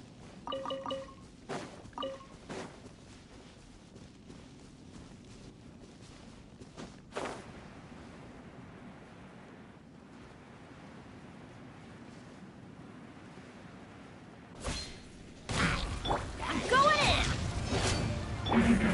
in. Take this!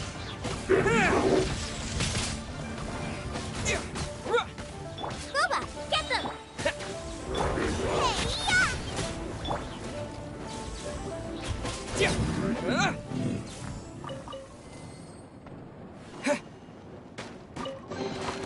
I'll keep this close.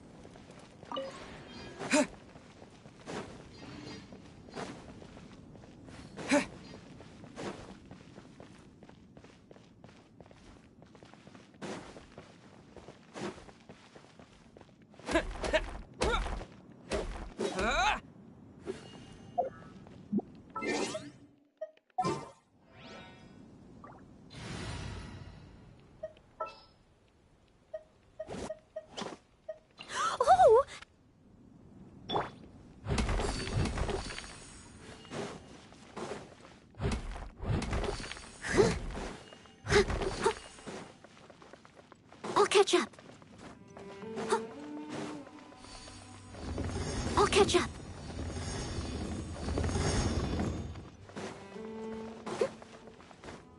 I'll catch up.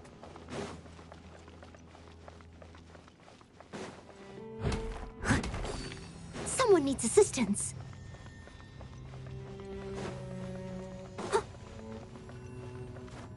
Someone needs assistance. Ooh, wonderful. Someone needs assistance.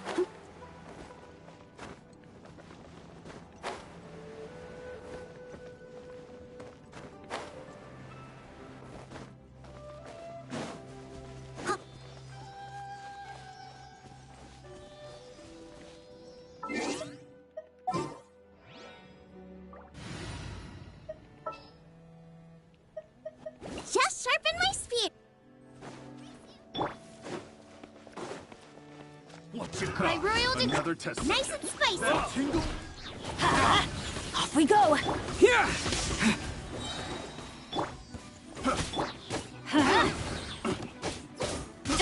I got careless. Picked the wrong test subject. Lightning flash!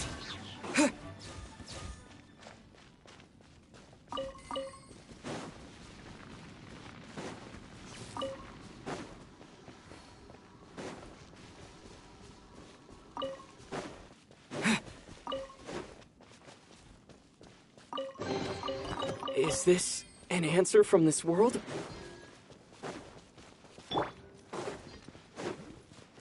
Let's light it up! Booba, get them! Oz, reveal thyself!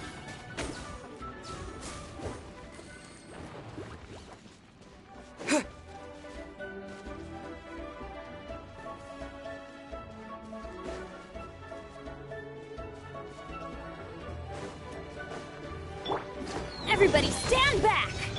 Shadow Raven, let night fall! Take this! I got careless. Huh?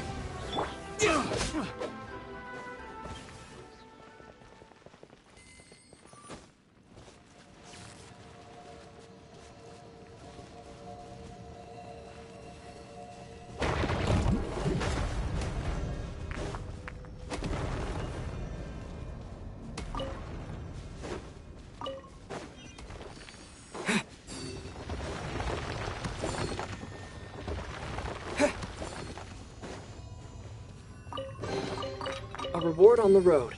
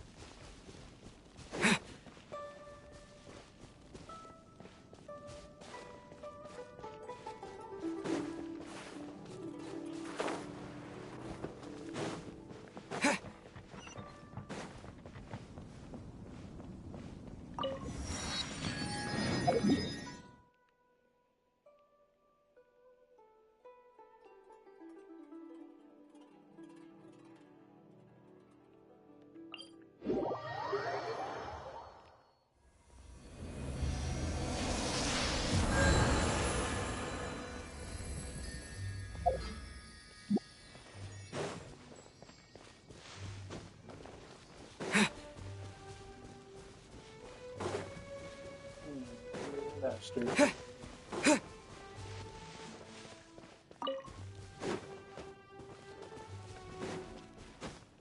wonder how long it takes to regenerate. By royal decree!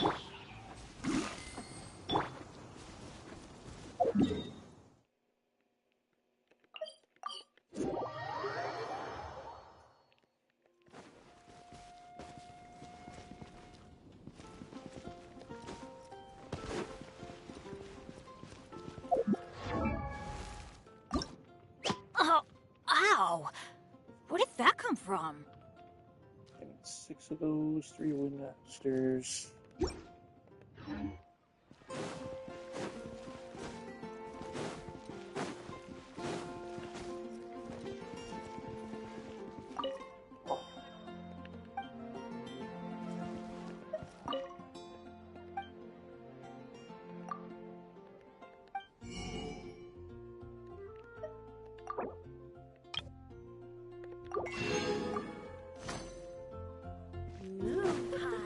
Adventure time!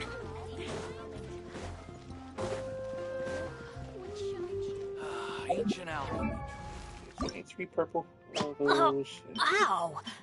Where did 6 of that those come from?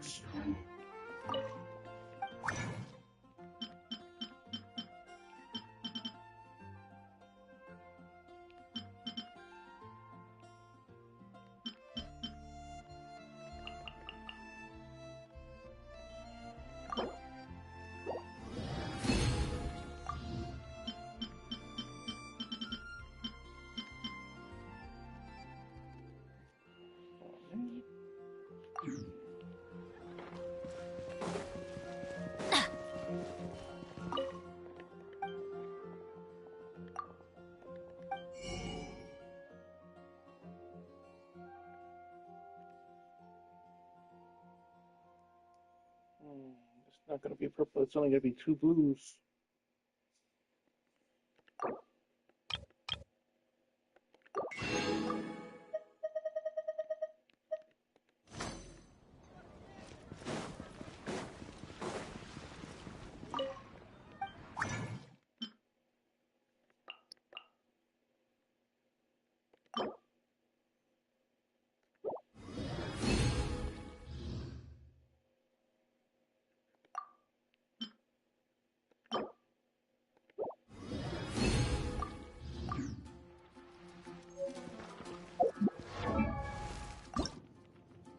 Oh, Two of those ow! purple things. Where did that come from?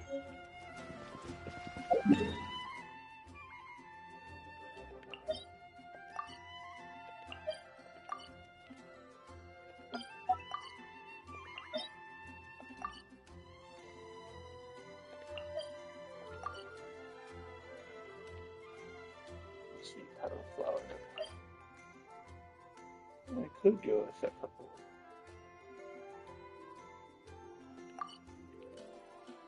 I don't have much resin though.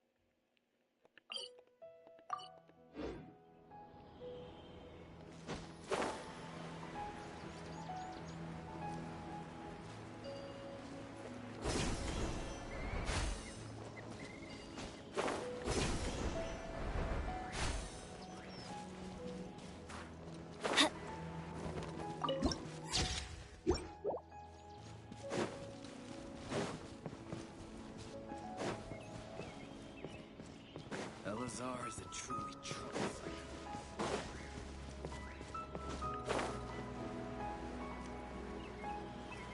Just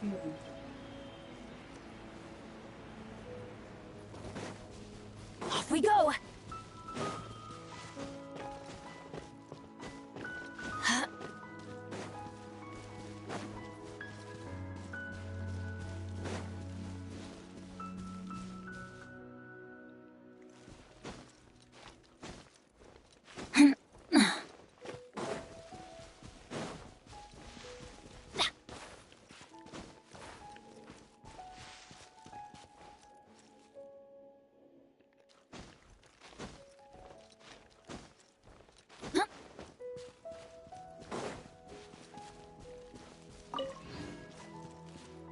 Adventure time!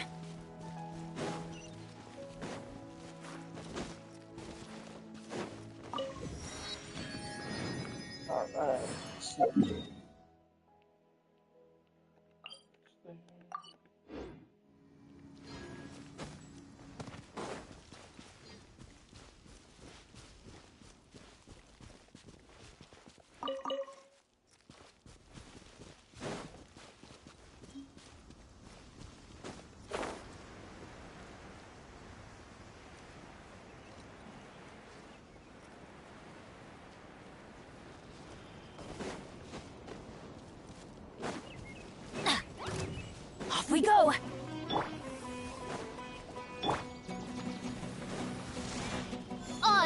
heal thyself. Lightning flash!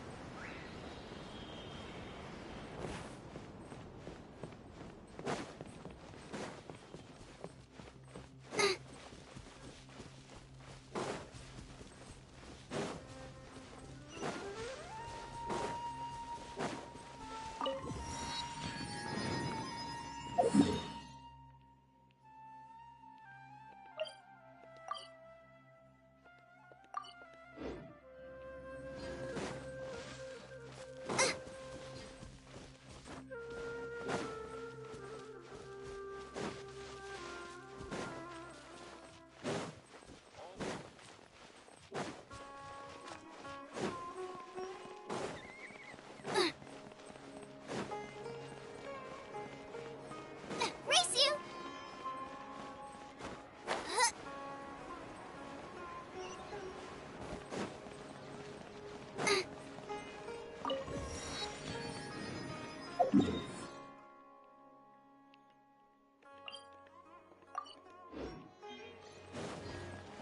Race you!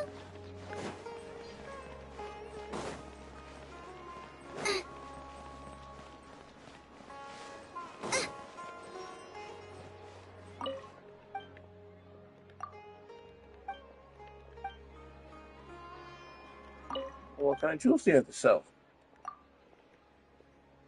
Ugh.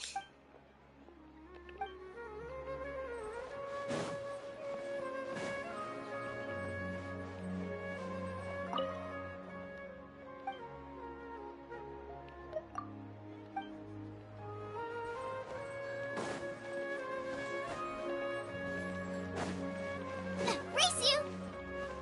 Interested in joining the Light Novel Society?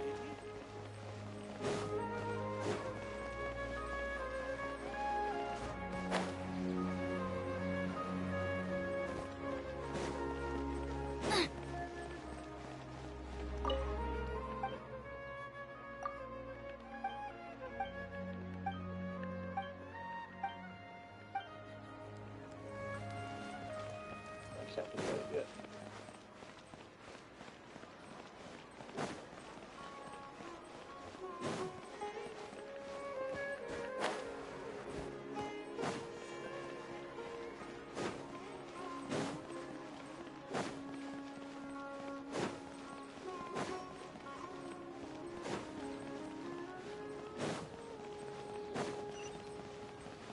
Race you!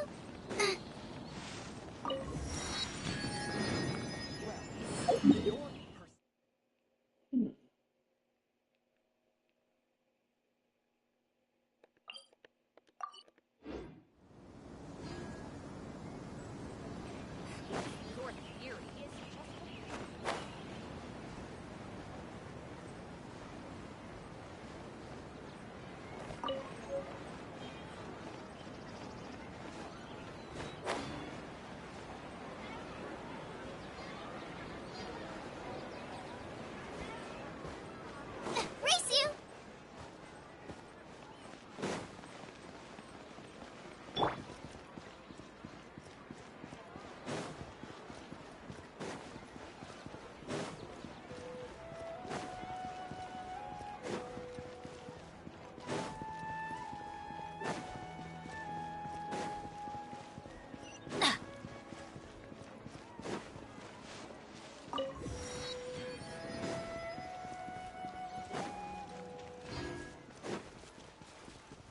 Adventure time!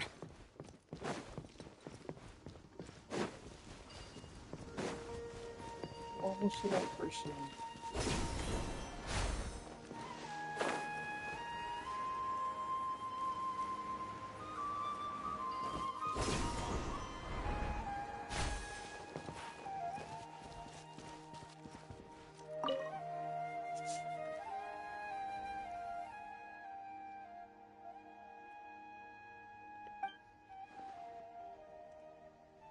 No, but I am pondering a related question.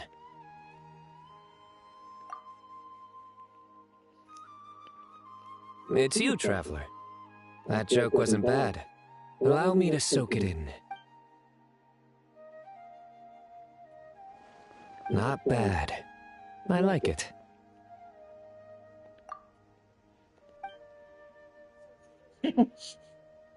Just hitting him with puns. With dad jokes. Not bad. Still, it's a pity.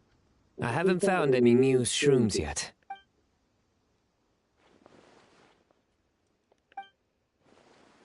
So Sino's the only one who has... Exactly.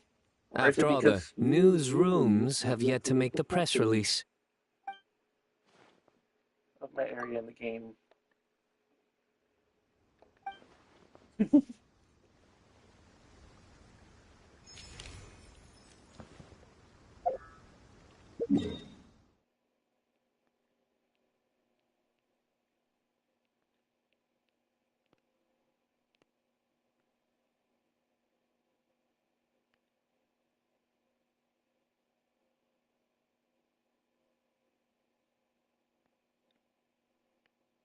wonder how many of those things are left.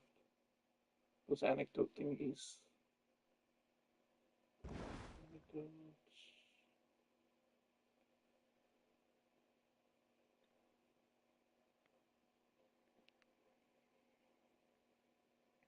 Anyways, we cleared the games that we set out to do today, and then we even did an extra thing with the that tank mission. So I think we did a good sizable amount.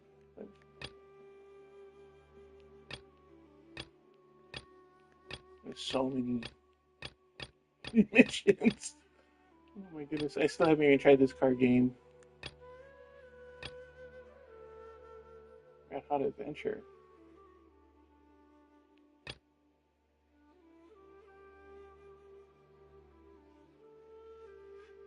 Ubiquity Net. What is that? Ubiquity Net. Anyways, let's go see Catherine first. So she was here, I believe.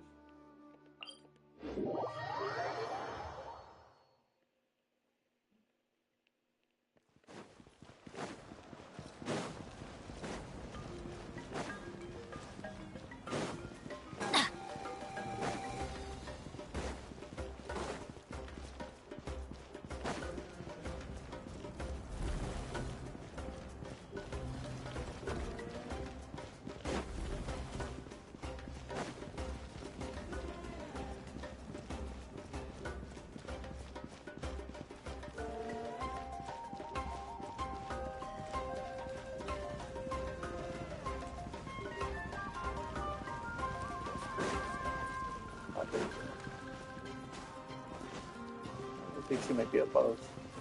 Don't worry. I always wanted it. This one here? Sorting really is hard. Do you sell anything, or are you gonna be like the other guy? I have to apologize yet. Just like the other one.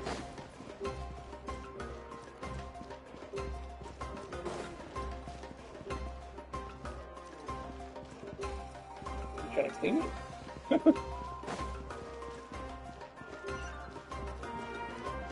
Oh.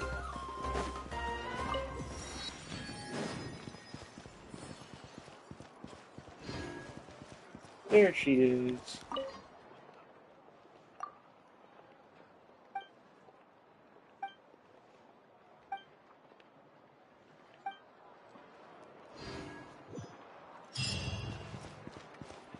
Where's Agano gone this time?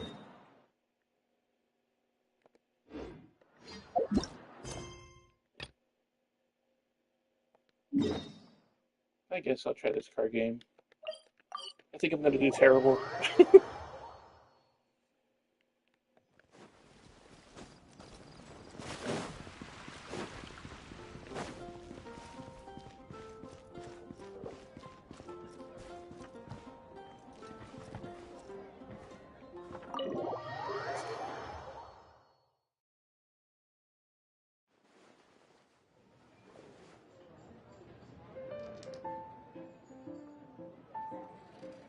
Welcome to the Cat's Tail. Ah, it's the Traveler and Paimon. What a nice surprise. Oh, and Sucrose the Alchemist. It's been a while, hasn't it? I'm afraid I've already told you before. Fur from the Cat's Tail staff is not for sale, no matter how much mora you offer.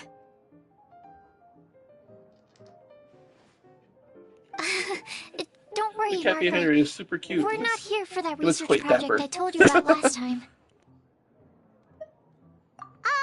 Sucrose, what kind of experiment were you trying to do with the cat's tail? I just wanted to test out some hypotheses, and I needed some materials. But, we can talk about that later. Actually, Margaret, we're here to learn more about Genius Invocation TCG. Ah, Genius Invocation TCG. We were just talking about that game. You see, more and more people have been gathering at the Cat's Tail to play, so I thought, why not have a dedicated staff to serve the new customers? Allow me to interpret. His name's Prince. Prince says that the word customer is much too loose of a term, and we should instead refer to anyone who loves dueling with cards as TCG players.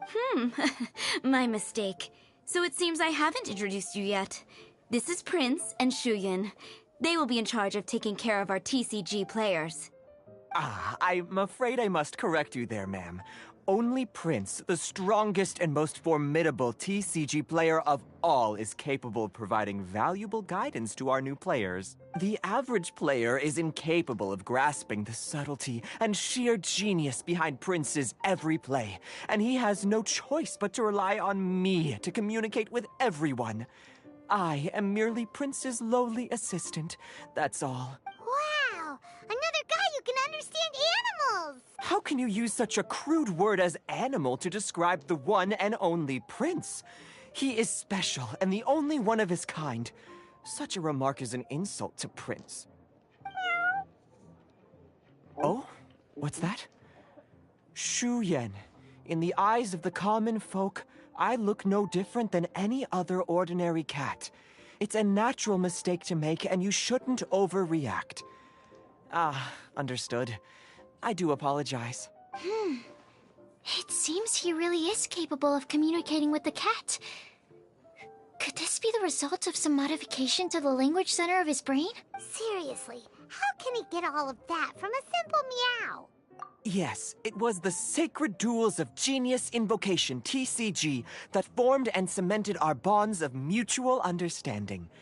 It's my firm belief that by simply playing the game, players can develop a deeper level of understanding between one another. So, playing Genius Invocation TCG fosters some sort of a telepathic link between players? Somehow Paimon doubts that. Anyway, if you'd like to know anything about Genius Invocation TCG, then please ask Shuyan, who will ask Prince. Though I'd love to explain more myself, it's time for my daily walk. I'll let Prince play a game with you and walk you through all the rules. Just as a seasoned warrior can foresee the path of his opponent's sword, so too can I, as a TCG master, predict my opponent's every play. It would be improper to pit a newcomer to the art of the card against one such as myself, and I must therefore politely decline. That's what Prince said. Oh, Prince doesn't want to play with us, huh? Fine, then Prince doesn't have to. We'll play you instead. I'm sorry, but from the day I met the mighty card master Prince, I swore an oath that my hands would live solely to hold the cards and not to play them. I will never play another match of my own again. If Prince is unwilling to play, then I guess we should look for an alternative. How about this? Diona! Yeah, blah, blah, blah. What is it? I'm pretty busy over here, you know.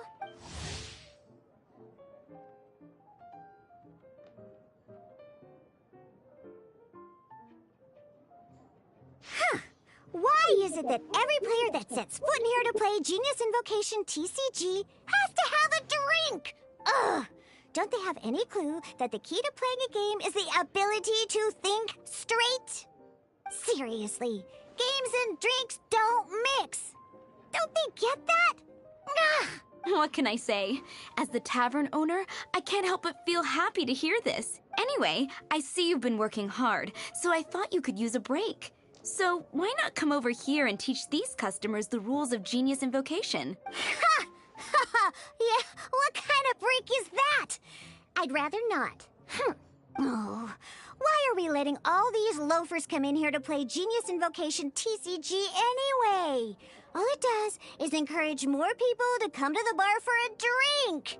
You know, if drink sales keep going up like this, pretty soon Mondstadt's alcohol industry is gonna reach new heights.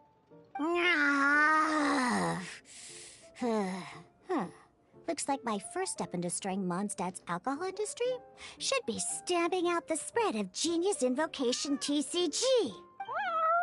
My dear, you are quite mistaken. You said it yourself, a clear mind is necessary to win.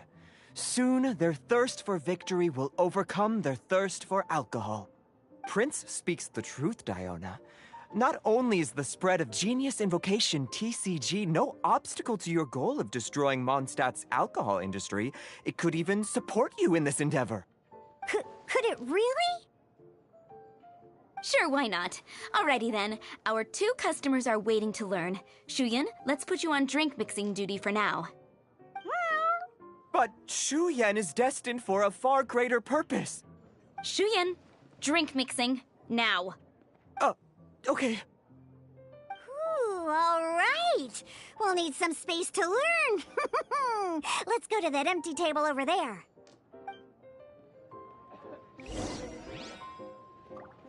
Okay, so there is a young, half cat, half human person working in a bar that hates alcohol. Why would the Margaret hire a person trying to destroy her business?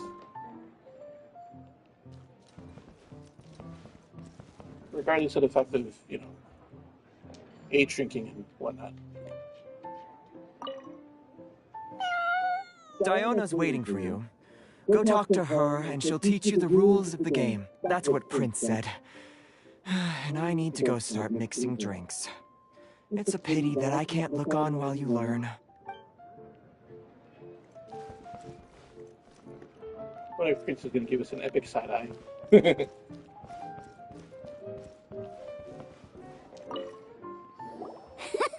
Okay, let's go through the rules. First things first. You'll be needing your deck, so place that on the table. Deck? Yes. You should have built a deck. You know, a set of cards that meets the bare minimum requirement to play the game. What's with the blank stares? Come on. Don't tell me you came to learn Genius Invocation TCG without bringing any cards. Yeah, we need a practice deck. Can't you just let us use one? Psh, there's no such thing. Okay, let me think. To learn the game, you'll need at least 2 character cards to switch between. Oh, that reminds me. A few days ago, when I was closing up for the night, I noticed a customer had left a couple of character cards on the bar counter. Maybe you could use those for now. Are you sure that's okay? It's already been a few days and he still hasn't come back to claim them. Who knows? Maybe he left them here on purpose. Oh, okay, yeah, I got them here with me. You know, just in case the customer came looking for them. Yeah, not because I like to play the game or anything. Please. Alright, so now we have 2 character cards. That's everything we need, right? Yep. So, are you ready to start? All right, then let's begin.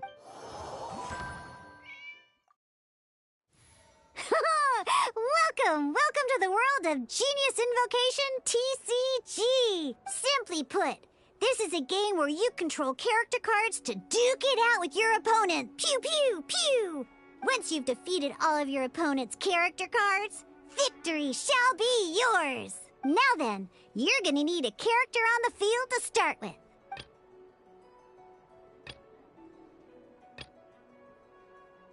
Let's finish this, swiftly.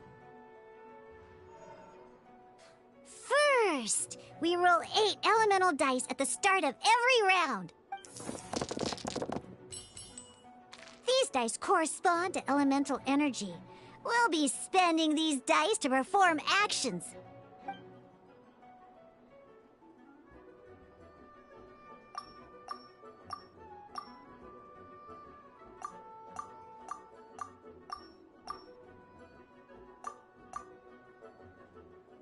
Wait.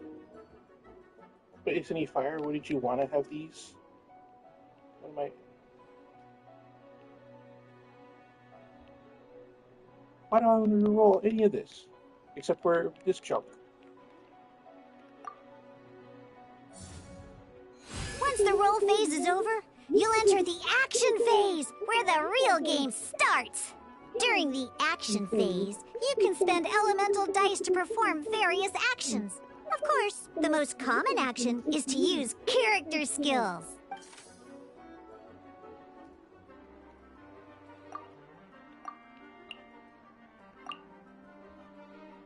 Okay, so that needs 3 fire.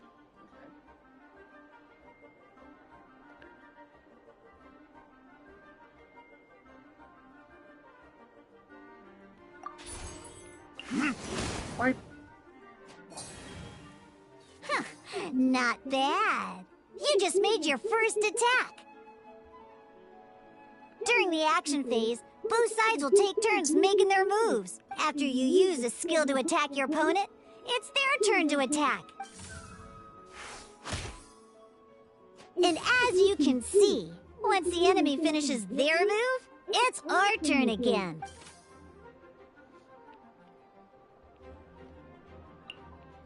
Can I just use the cheap one?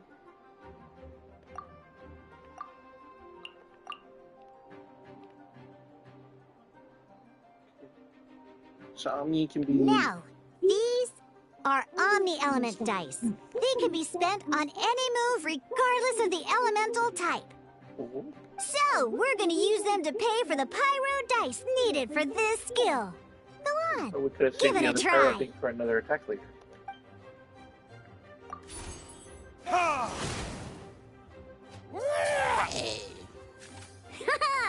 That was pretty good. Oh, I see. That's one opponent so down we for the recognize 3 count. attacks. Bam! Do a big one, because he's like got diamonds lighting up. But the game has only just begun.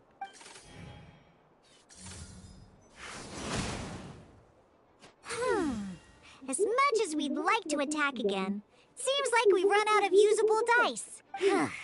In that case, let's end this round. After you end round, you won't be able to do anything else this round. And once everyone chooses end round, we can move on to the next round.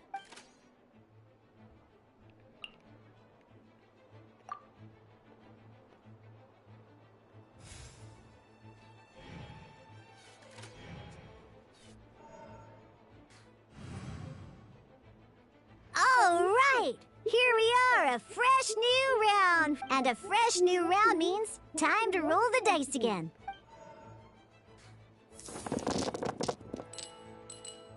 Ooh, that's some terrible luck. Well, there's no way we'll be able to use Diluc's skill now.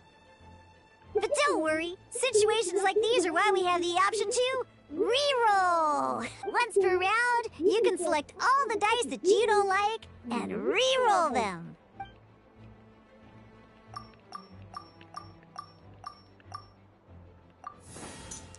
How many rolls do you get, though?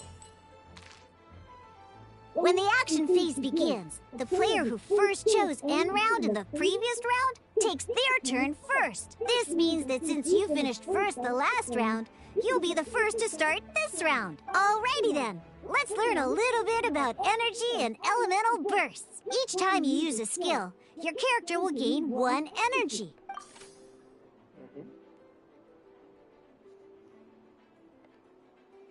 Once Diluc's energy is full, he can use a powerful elemental burst. But we're still 1 short. Never mind. Let's start with a normal attack instead.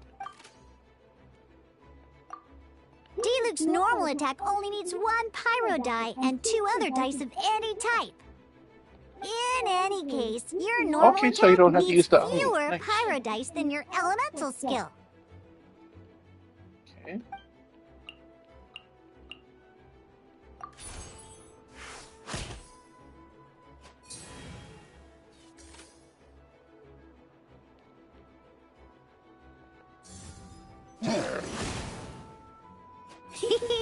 Now we have 3 energy plus. We have enough pyro elemental dice left over. It's time to use your powerful elemental burst!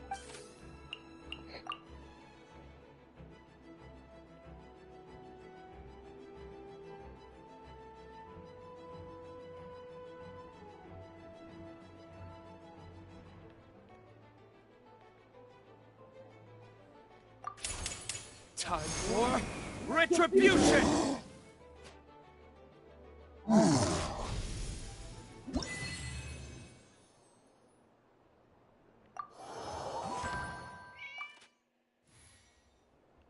Oh, we're not done?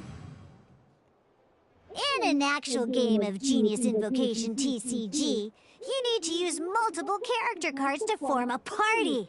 Next up, it's time for your second character card, Kaya, to take the stage.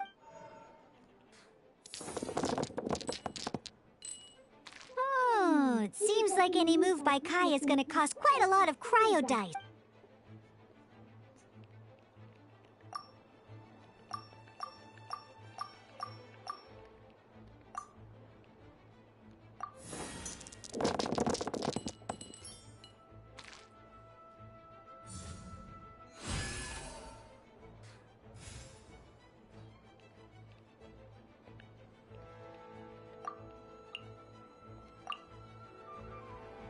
When you deal cryo damage, you'll cause your target to be affected by cryo. Dodge this! Good! Now our opponent is affected by cryo. This is a good time to learn about elemental reactions. Different types of elemental damage affect enemies with different elements. An elemental reaction will be triggered. At the moment, your opponent is affected by cryo, so we should try and use a pyro skill on them. Oh, that reminds me. Both sides must have one active character, while others are considered standby characters. Normally, we can only use the active character skills. Now, if we want to use the skills of our standby character, we'll have to switch them to the active character. In this case, we'll have to switch to D-Luke in order to use his skills. You can spend 1 elemental die of any kind to switch a standby character to the active character. Let's go.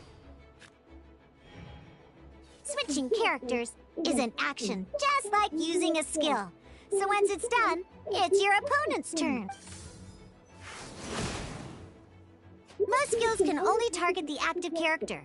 As you can see, your opponent just attacked D-Luke. Alright then, now that D-Luke is our active character, it's time to use his skill.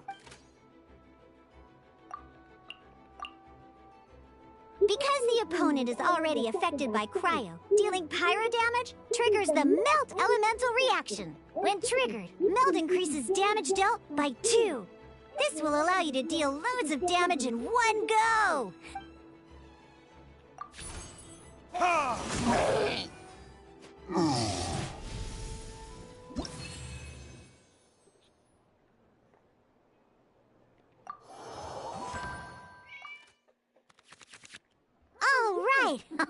Next up, let's learn how to use card types other than character cards. These cards are all known as action cards. Each time a match starts, you have to draw 5 action cards to form your starting hand.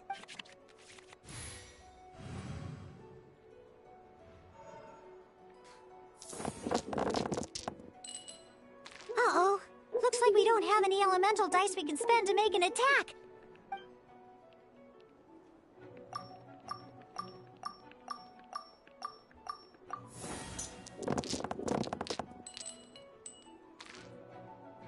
Seriously? We still don't have any usable dice even after that reroll? Well, never mind.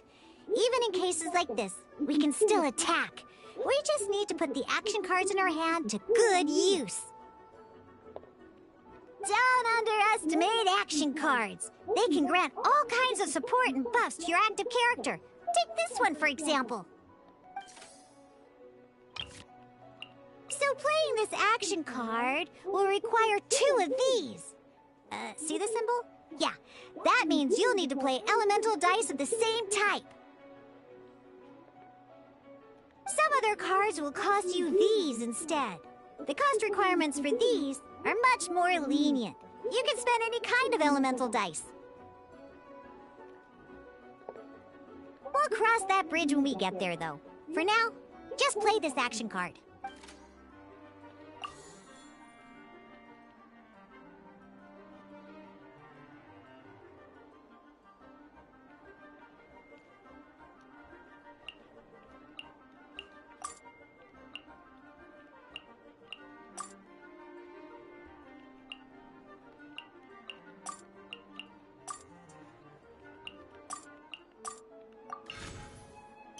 So, playing an action card from your hand is a form of fast action. Fast actions do not end your current turn.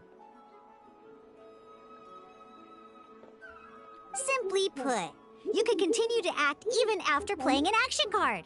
Well then, you have your blade. Time to test it out. But wait, Diluc's elemental skill costs 3 pyro dice, and right now, we don't even have 1. Well, not a problem. This is where we can use a more advanced mechanic known as elemental tuning. By discarding 1 card from your hand, you can convert 1 elemental die into the element of your current active character. And this card isn't useful right now, so we might as well use it for elemental tuning.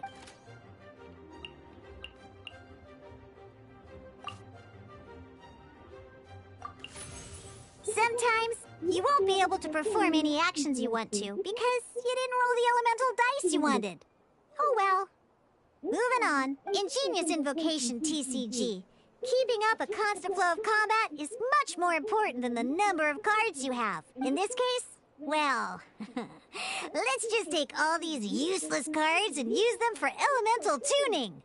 Just like playing cards from your hand, elemental tuning is a fast action. Come on, hurry up! Use elemental tuning to get yourself 3 pyro dice.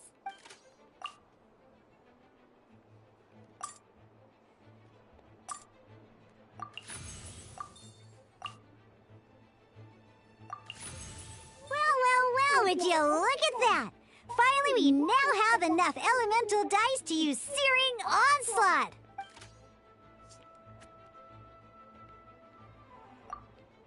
Because you have the White-Iron Greatsword equipped, Searing Onslaught will deal 1 extra damage! What?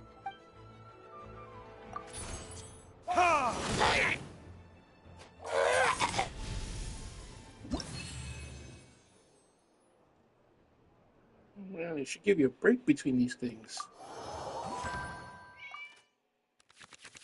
Now comes the final part! Hoo-yeah! In a real match, you can make adjustments to your initial hand. At this time, we can select any number of cards in our hand to shuffle back into the draw pile, and then draw the same number of new cards. What?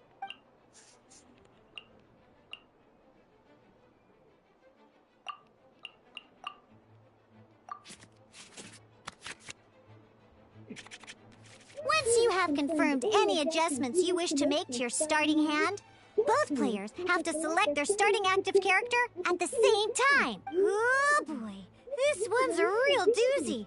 We gotta take it out pronto. Let's see how you do this time. Remember, start by selecting your initial starting character.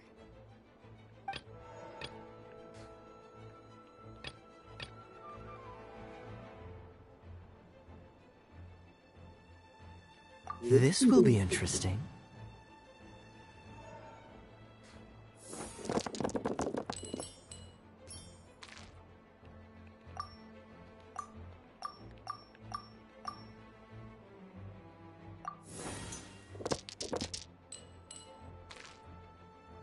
Hey, look at you! You sure are getting the hang of these teach you one last trick.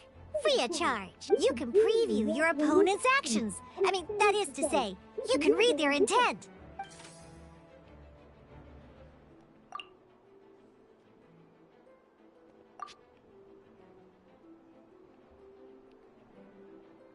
Check it out! So here's where you can see all your opponent's intentions for this round.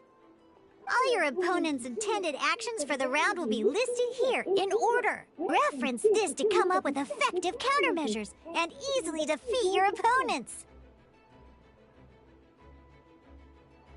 Well then, that's the end of the tutorial. You're on your own from here. May victory be yours!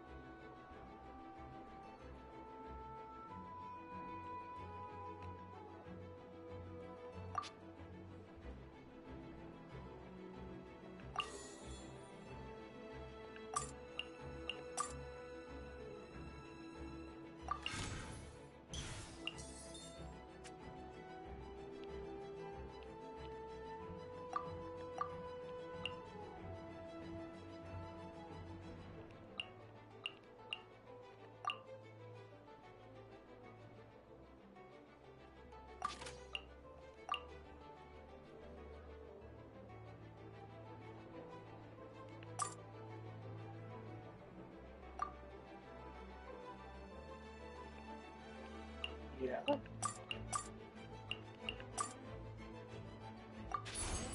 Cool it!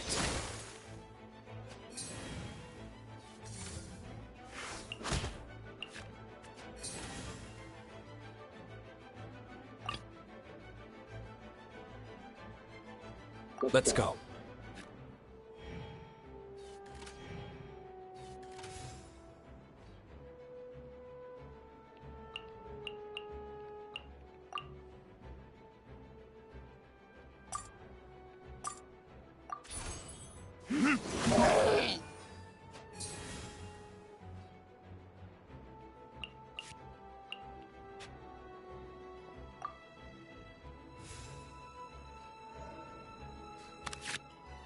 Wait. There's one more thing I almost forgot. Every time you hit an end phase, you get to draw 2 cards from your action cards pile. Remember, you have to make use of both your elemental dice and your action cards to win.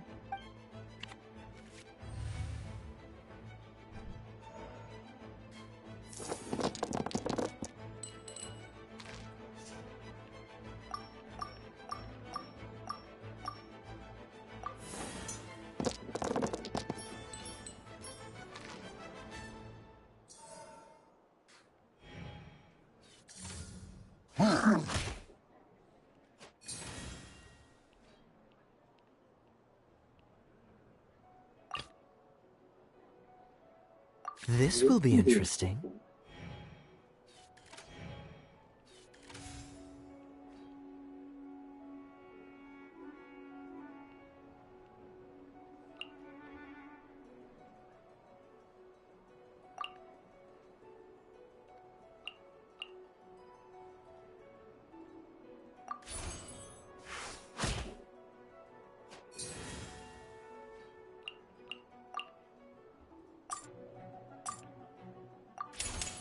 This moment will be frozen in time.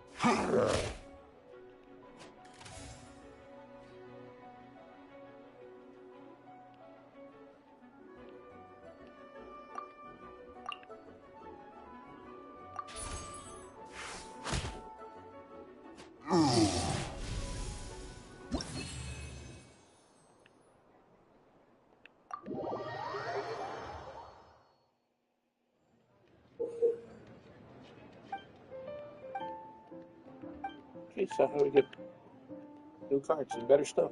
Do we just buy it, or you gotta pay to win? Alright, cool. Those are the basics. What we just played was an adventure challenge designed specially for new players. Genius Invocation TCG can be played in duel mode, where each player brings 3 character cards.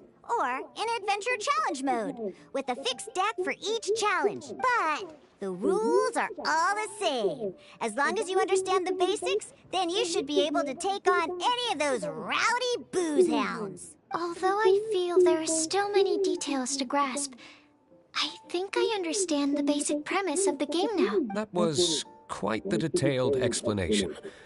I didn't know the Cat's Tail's famous mixologist had such an eclectic skill set. What? Oh, when did you get here? I stepped in while you were in the middle of your explanation. I hope I didn't dampen the mood. You have slow reactions. Wait, are you copying me? Shut up. Anyway, what are you doing here? The Cat's Tail is a player in Mondstadt's alcohol industry. Naturally, you have some collaboration with my winery. I'm here today to discuss a few items of business with Margaret. Too bad she just left. But if you head off right now, you might still catch up with her. Never mind, it's nothing urgent. In fact, I think I'm now more interested in this card that you're using to teach them the game. Wait, this card? It's him. It's Diluc's character card! Although I have some degree of experience with Genius Invocation TCG, seeing this particular card is a first for me. A customer left it behind a few days ago, but he wasn't even playing the game while he was here. Oh? And what sort of a customer was he? He wasn't wearing an eye patch, okay? He had a light complexion and a super serious look on his face. He wasn't much of a talker and looked like he was just drinking his worries away. Never seen him around here before. Eye patch, you say? Gah! I was trying to give the opposite description, but I just ended up giving it away. Sorry, guard captain. Don't worry. Somehow, I don't think he'll be giving you any trouble over it. So, what about the Diluc character card? I don't mind. It's just a card with my image on it. I didn't expect Diluc to be familiar with Genius Invocation TCG. The game has been catching on lately. It's hard to go anywhere without hearing it mentioned. Every now and then, I'll sit down and play a game with the customers and Angel share. I don't want to play games. I was hoping we could play a game, but this issue of someone leaving a character card with my image of the Cat's Tail is very intriguing. It's getting late, and someone has some explaining to do. We'll have to have that duel another time. Good. Then I'll take my leave. You know where the door is. Don't let the door hit you where Lord Barbados split you. Uh-oh. Guard captain. I hope Kaya will be alright. Well, now that we are familiar with the rules, why don't we try playing a game of Genius Invocation TCG? Ooh, 2 new players having their first ever duel. This sounds like fun! But in order to play an official duel, you need to have 3 character cards. Remember, a complete deck has to have 3 character cards and 30 action cards. Got it? Then, let's use my cards. These were mixed in with all the others I had received. And I didn't know what they were for at first. But now that we've learned the rules, I can see that this one must be the Sucrose character card. Now, it looks like we each have the Kaya, Diluc, and Sucrose character cards. So take your time. I look forward to our first duel.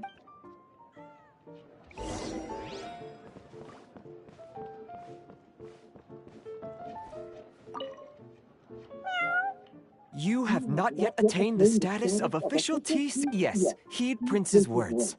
Besides, I need to keep mixing drinks for now.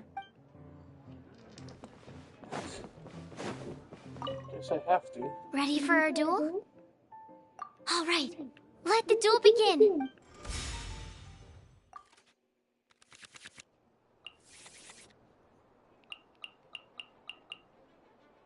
That's right. This is garbage. This is a good card, artifact, and one characters to another.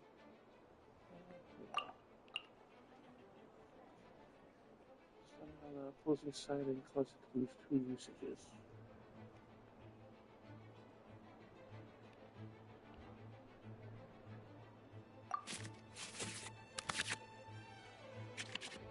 Unlike the adventure challenge you tried previously, duels are true tests of strength between 2 players. In a duel, your opponent can also use action cards, and they'll also be able to grab new cards during an end phase. At the same time, your opponent must also spend elemental dice to take actions. Are you ready?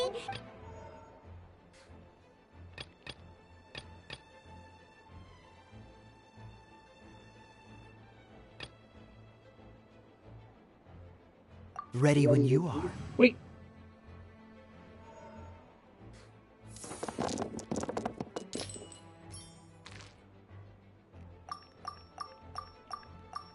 Oh wait, these are.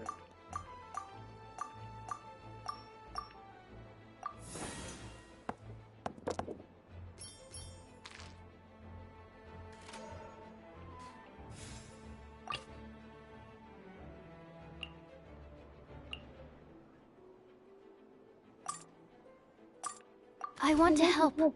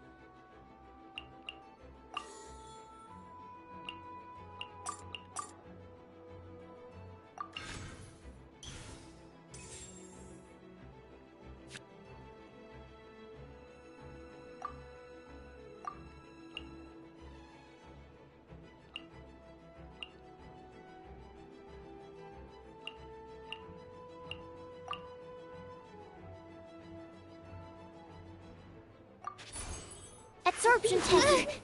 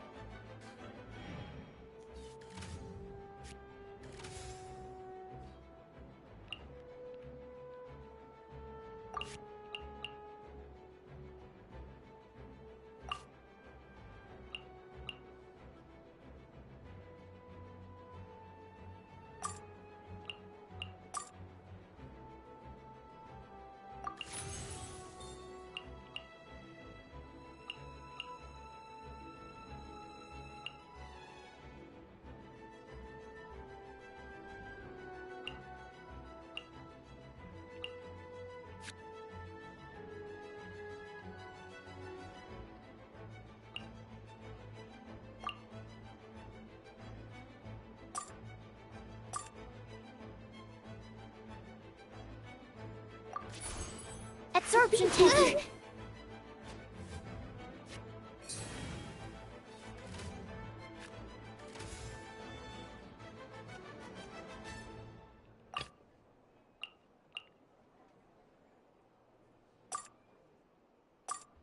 This will be interesting. Animo test 6308.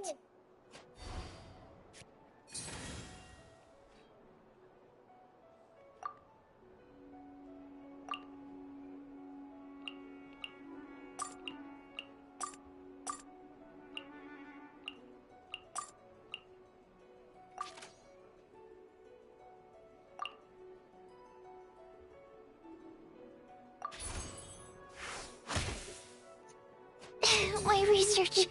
Darn. I didn't factor that into the equation.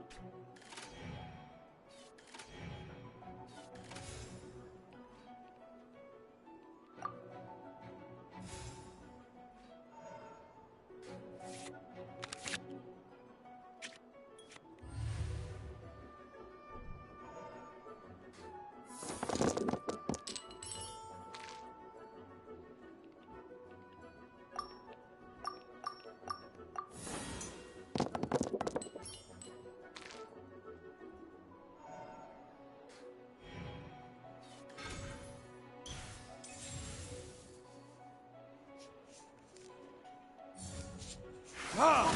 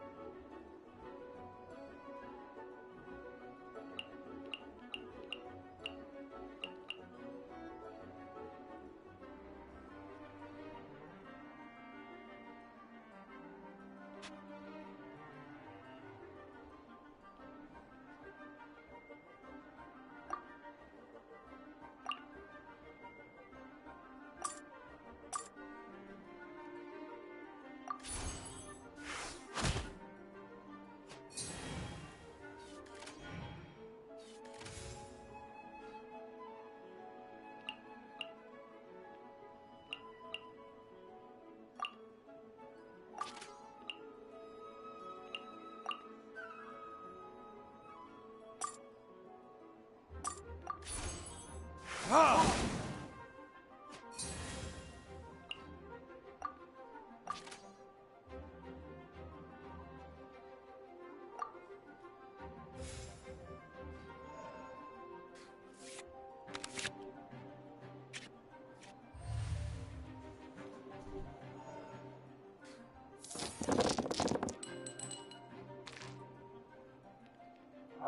It's Kaya's turn.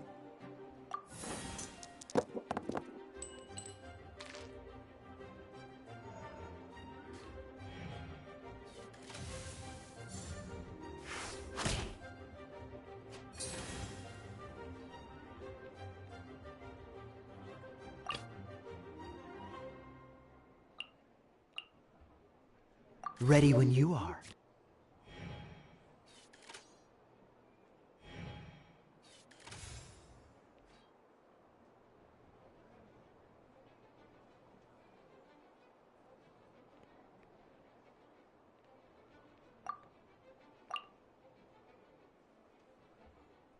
It's gonna be 2 damage.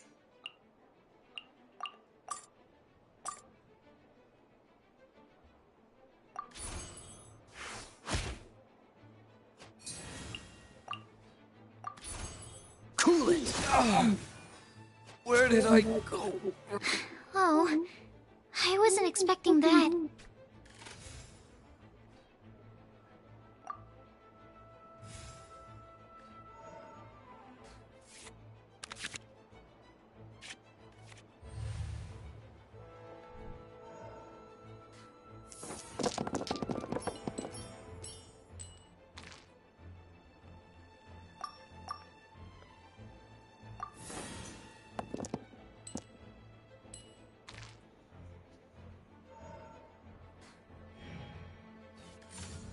Cool it! Don't push your luck!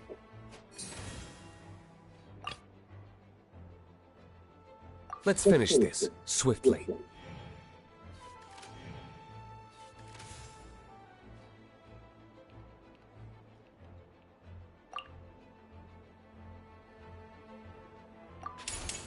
Time for retribution!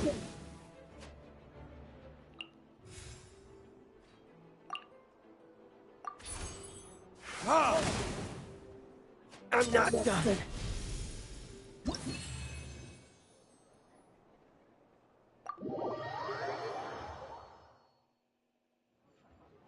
I can't believe I lost when we had the exact same character cards. The rules must be more complicated than I first thought. Every decision is a difficult trade-off in this game.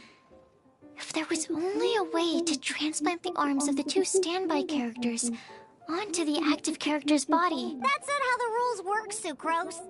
Don't be a sore loser. That kind of thing is looked down on in TCG circles. Oh, I am sorry. I was beaten fair and square. I know that. But it was a fun match. Paimon didn't know you could get so competitive, Sucrose. I always get a little upset when I lose. It's like that with my research, too. It always gets to me when my experiments don't go as planned. Especially when there's an alchemy genius like Albedo around to compare myself to. You lost me at alchemy and experiments. But I'm pretty sure it's normal to feel that way. Playing cards is no different. Each game you lose makes you want to win the next one to settle the score. And the desire to win pushes you to improve your strategy and build a better deck. Seizing victory through a winning combination of luck, skill, and experience is where all the fun of Genius Invocation lies. But what if you keep trying and never win a single game? A losing streak, yeah. That'll definitely get you down. But it's way better to keep trying until you win than to just accept you're a plain old loser and give up. You make a good point, Diona. Besides, Sucrose, you're already making great progress. It'd take at least 8 of our regular booze hounds to match your level. You played well this last match. Thank you. I'm just a little disappointed to lose, that's all. But Genius Invocation TCG is a really fun game. Good! Having fun is the main thing. If you ever want to play again in the future, feel free to come by the Cat's Tail. But don't expect me to play with you. I just mean, this place probably has the right atmosphere. I'll definitely be back. All right. I think you should have all the basics down by now.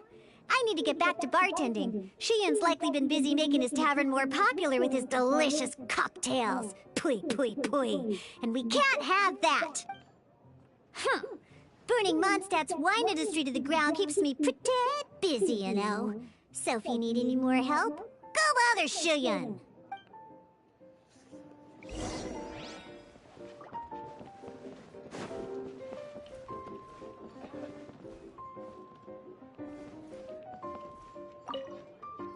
I see. So you have now grasped the rules of Genius Invocation TCG.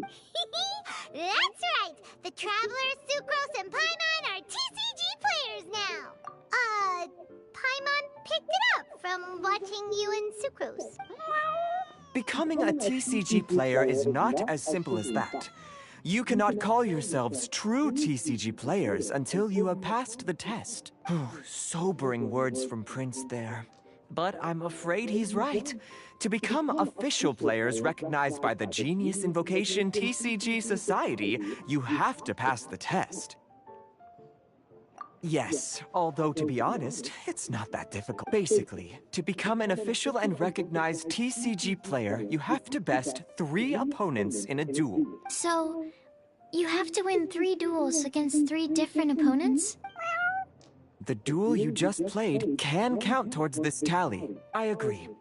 Although I didn't get to observe the match myself, I did listen along, and from what I could hear, you both performed at a rather high level. Same way you can hear what Prince says? A well-trained ear is a basic skill expected of anyone hoping to become a TCG master. But back to the matter at hand. The Traveler only needs to beat 2 more opponents to become an official TCG player. Sucrose, you may have lost the last duel, but don't be disheartened. I can assure you that winning 3 games is well within your ability. But first things first, Shuyen. Before that, our TCG newcomers should receive their free gift. Ah, yes, my goodness. Completely slipped my mind. I'm lucky to have Prince here to remind me. Everyone who wants to start playing Genius Invocation TCG is entitled to claim a free casket of tomes. Oh, Timaeus mentioned it, didn't he?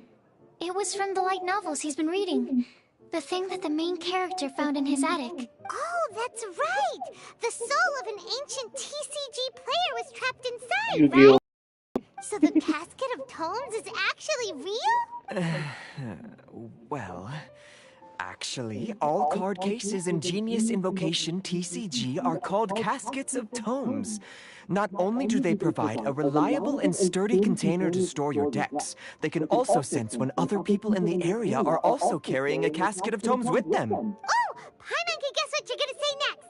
The reason they can sense each other is because they have the souls of ancient TCG players inside! That would mean an extraordinarily high number of people in history have been turned into disembodied souls as a consequence of playing card games. No. The real reason that it can sense other caskets is because it holds a nifty little mechanism invented by Sumeru scholars. Darn! What a letdown. Alright, now let's see this Casket of Tomes already! All Caskets of Tomes are issued by Margaret, so you will need to see her to claim yours. Probably for the best. If Prince and I were responsible for handing them out, knowing how eager we both are to promote the game, we'd probably have dished them all out by now. Okay, so go and see Margaret to claim your Casket of Tomes, use it to find another player, beat them in a duel, and then come back here. But even for the Traveler, that's only 2 wins in total. What about the last one? I shall choose the final contestant he must beat in order to become an official TCG player, for it must be one of comparable prowess. Excellent plan, Prince. Happy dueling, both.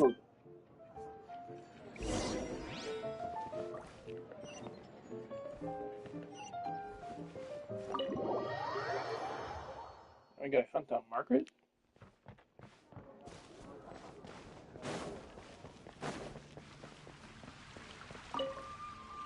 Hello, you three.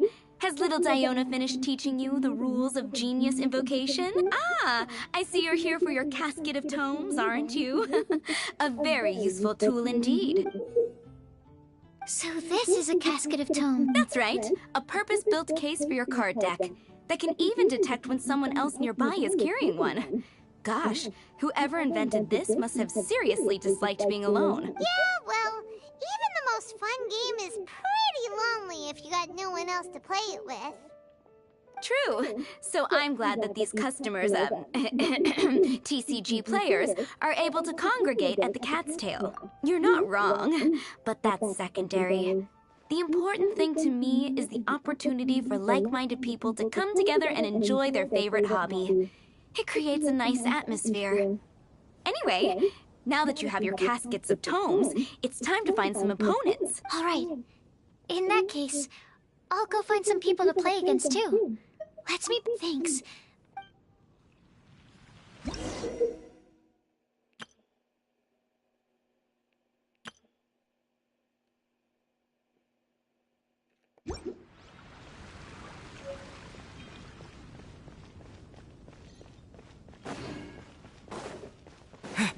Oh man, it really doesn't let you end the mission. There's a player nearby! That way! Let's go see!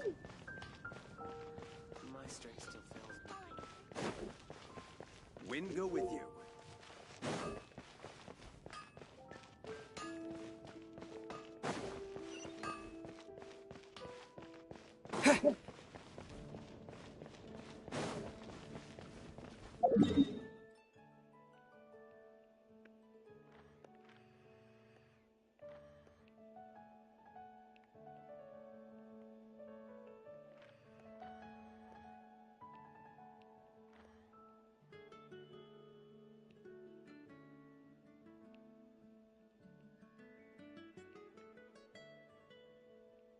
New players. I don't see anybody.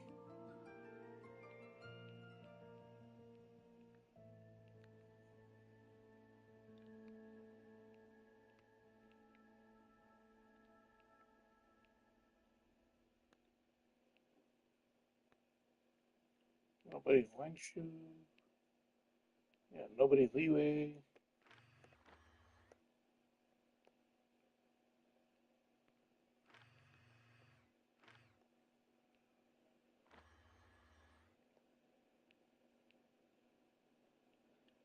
Yep, see? Fishing, bar, that thing. Oh.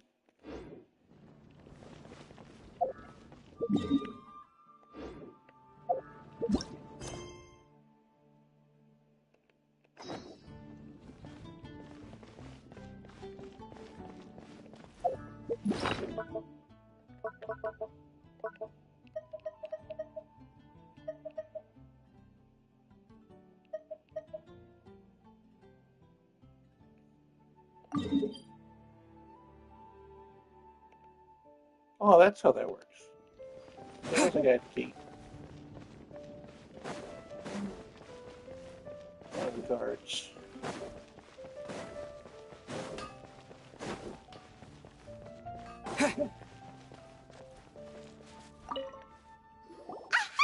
It's you! I'm sorry. Is there anything I can assist the two of you with? We want to become official Genius Invocation TCG players!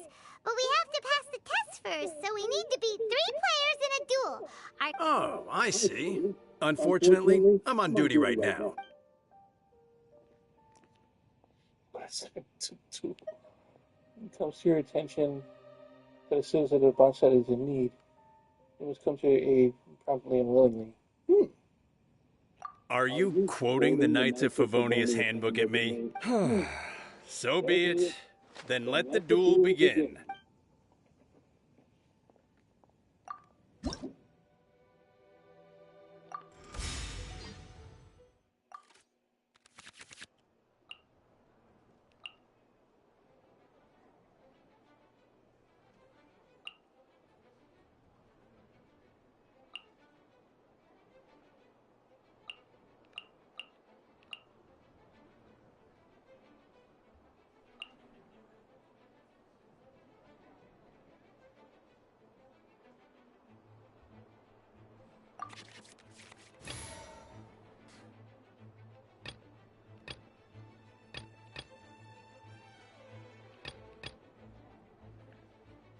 I want to help.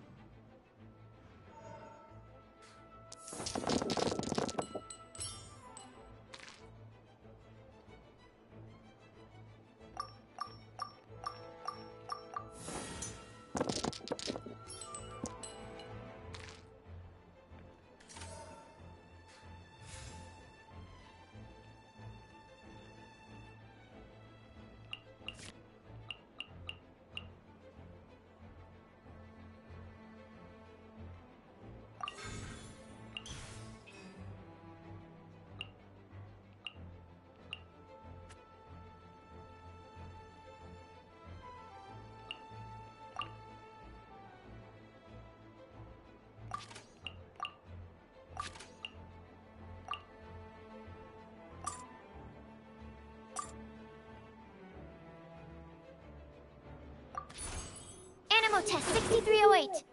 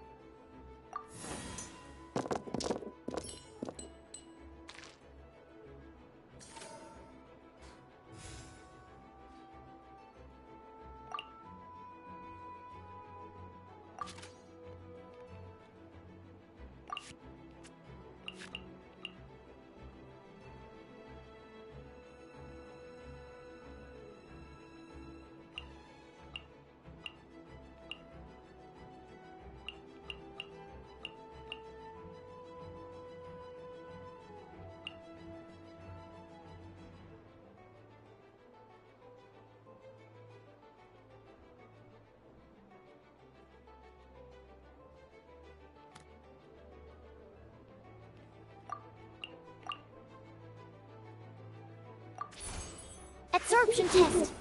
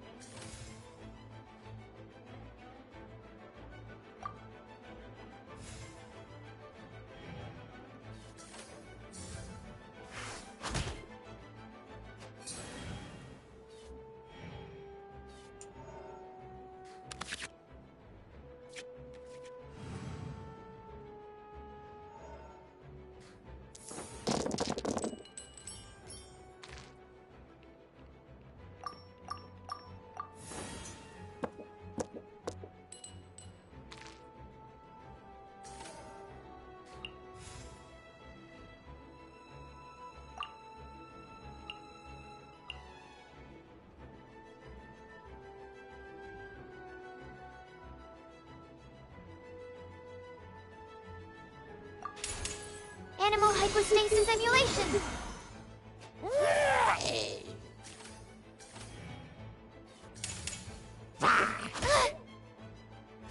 My research has failed. Let's finish this, swiftly.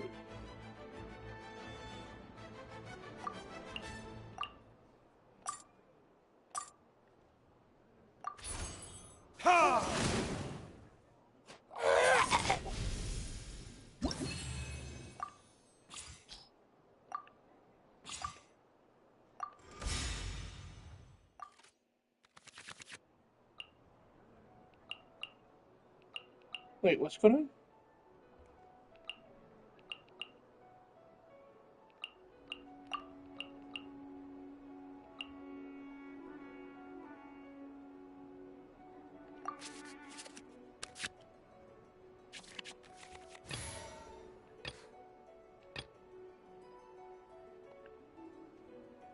I want to help.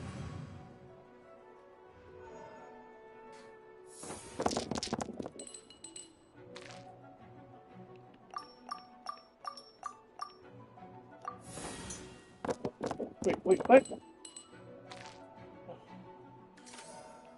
Garbage.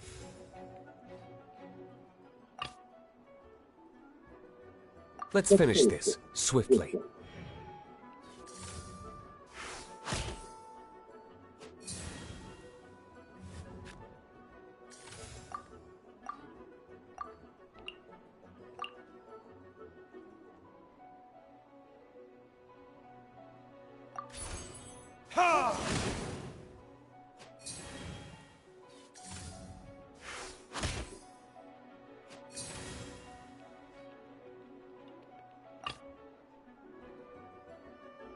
Ready when you are.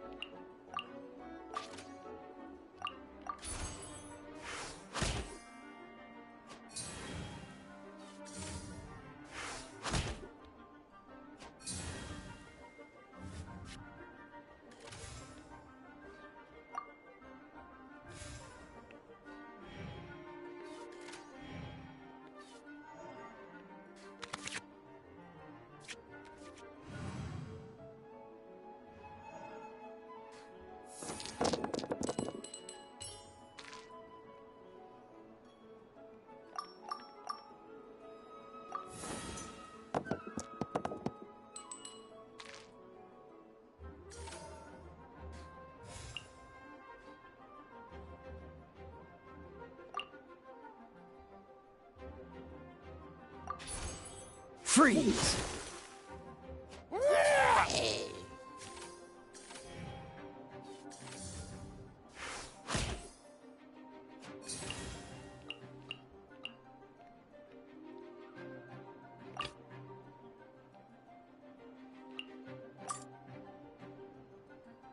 Let's go.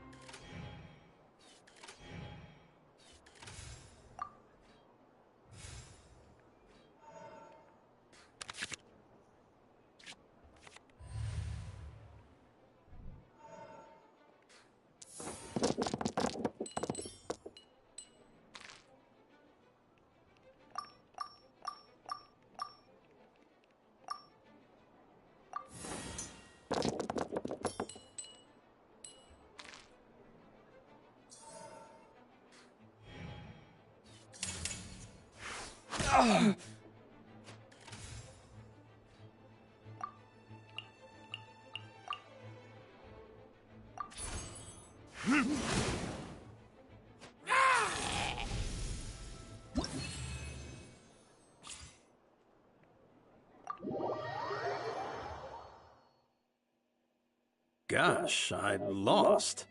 You're remarkably good at this, considering how new to the game you are. Let's play again when you have some time. But ideally, Not when I'm on duty. We did it! Now we have 2 victories under our belt. Let's get back to the cat's tail. Paimon wonders who Prince is gonna pick as our final contestant.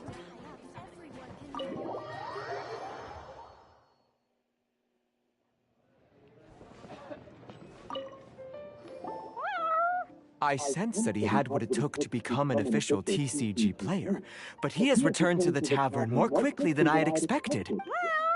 Defeat the opponent I have arranged for you, and you shall become an official TCG player. I look forward to watching this game immensely. Not just Prince. I can't wait either.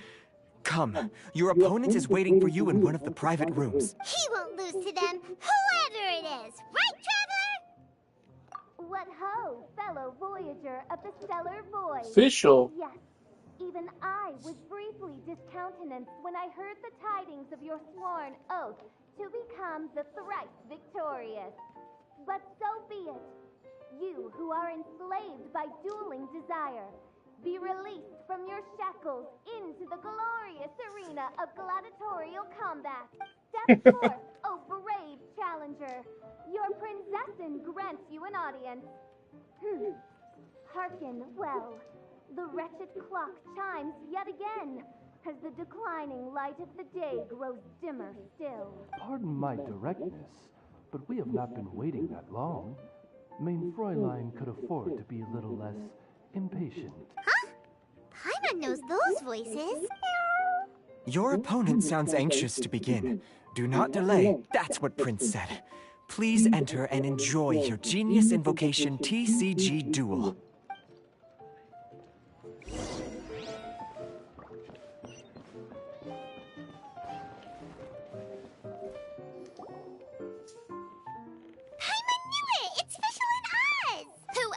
But the princessin. For, as the name of this hallowed rite suggests, only when the wisest of heroes is summoned can the master of cards hope to be crowned the champion. This path is a treacherous one. It must be tread with great caution, for eternal doom and damnation are but one wrong step away at any given moment. That is why none is more suited to appear in this audience chamber than the princessin, whose Aug de Verurtelung des großen Kaleido-Phantasmus has witnessed 10,000 battles across 3,000 worlds. Oh, is that right? Indeed. Mein Fräulein has watched many games of Genius Invocation TCG, and has gained a solid grasp of the rules. Even in a duel between beginners, it is best that both participants are well versed in them. Oh, that's true.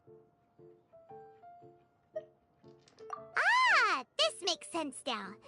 Prince did say that he was gonna pair us with someone of a similar skill level. Guess that means Fischl hasn't been playing that long either. The princessin needed but a single glance at these mere machinations of mankind to discern their working principles. Thus, with speed and brilliance paralleled by lightning alone, do I now arrive here at the gateway to yonder circle of secrets. Mein Fräulein, too, has bested 2 opponents thus far, and is therefore one step away from becoming an official TCG player. So there's a lot on the line, huh? Either Fischl or the Traveler is gonna come out of this duel as an official TCG player! Indeed. The princessin herself heeds the call of fate and descends to this realm from the Immanakreich. Yet still you dare to doubt the inevitability of the inevitable. Your stubborn foolishness is contemptible. Mein Fräulein, I implore you to consider less odious turns of phrase, lest you be forced to feast on your words in the fullness of time. What? I shall not lose, Oz! What say you, Outlander? Do you wish to make an enemy of me, the Princessin de Verurtelung, who even now begins to strum the strings of fate that shall sound out the traveler's requiem? Then I say it is time to see what you are made of.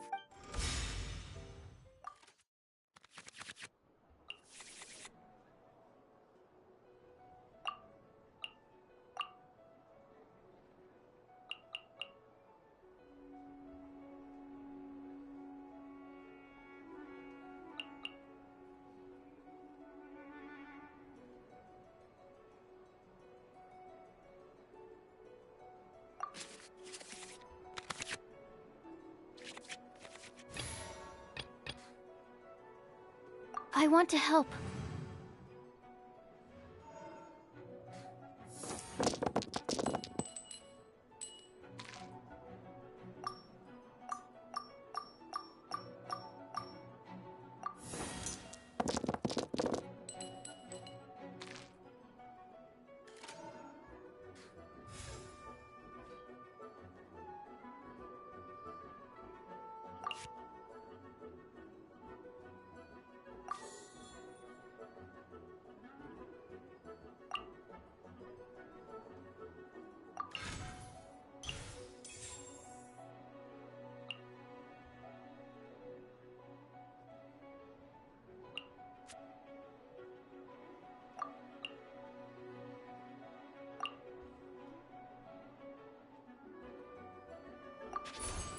Stand clear!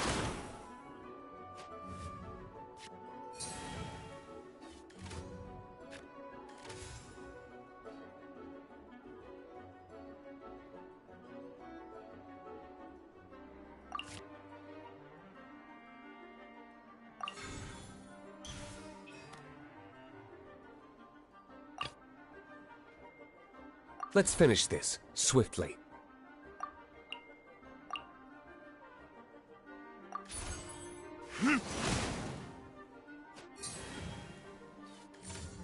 Out of the way!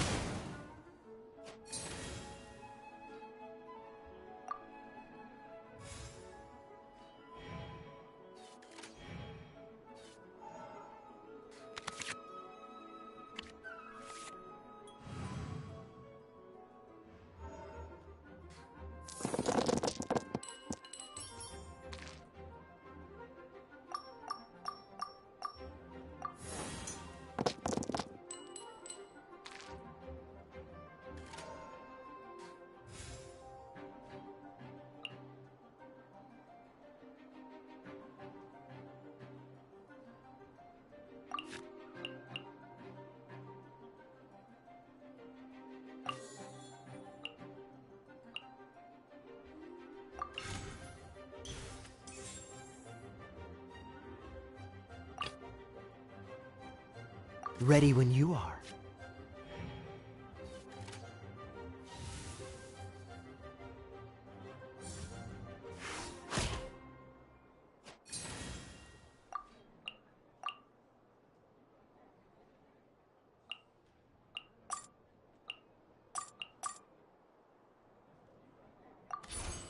Cool it!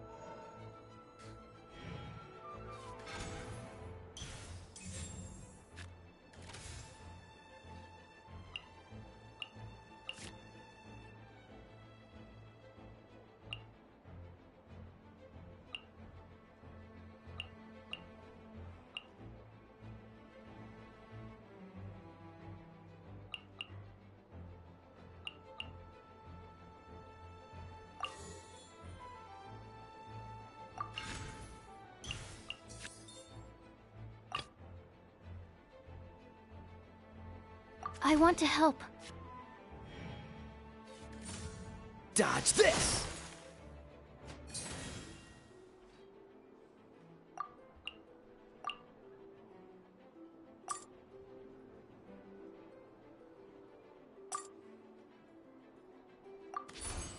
Stand clear!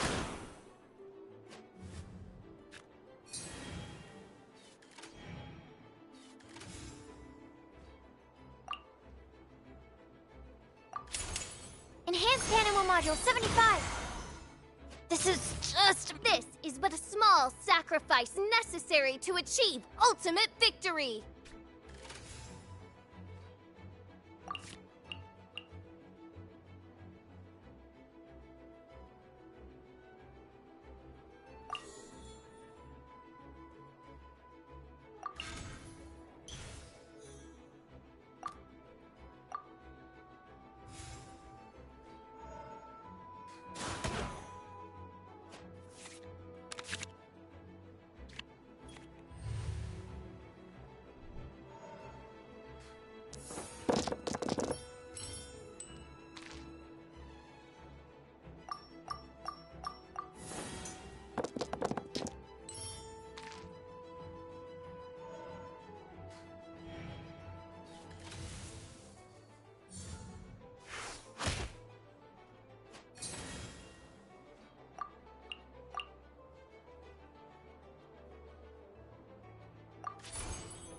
Stand clear!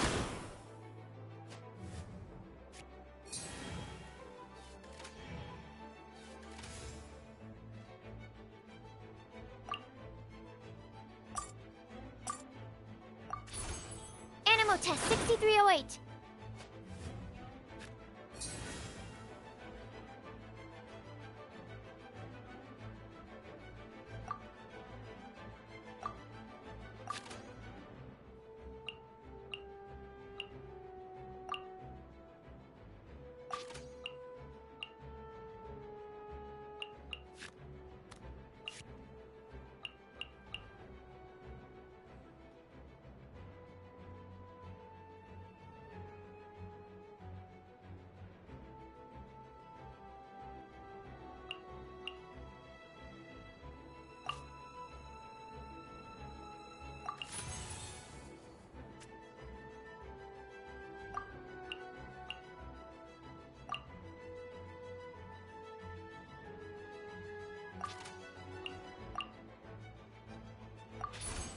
Stand clear!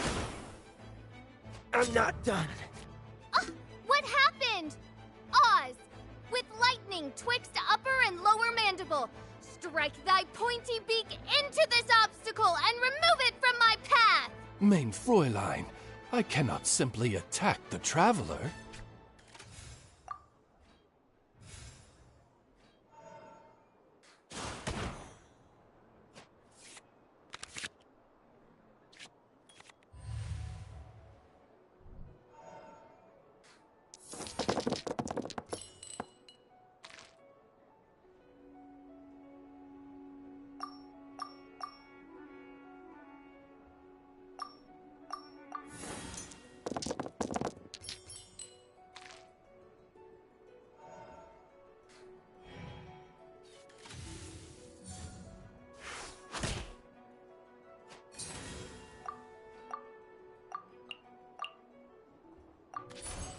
Stand clear!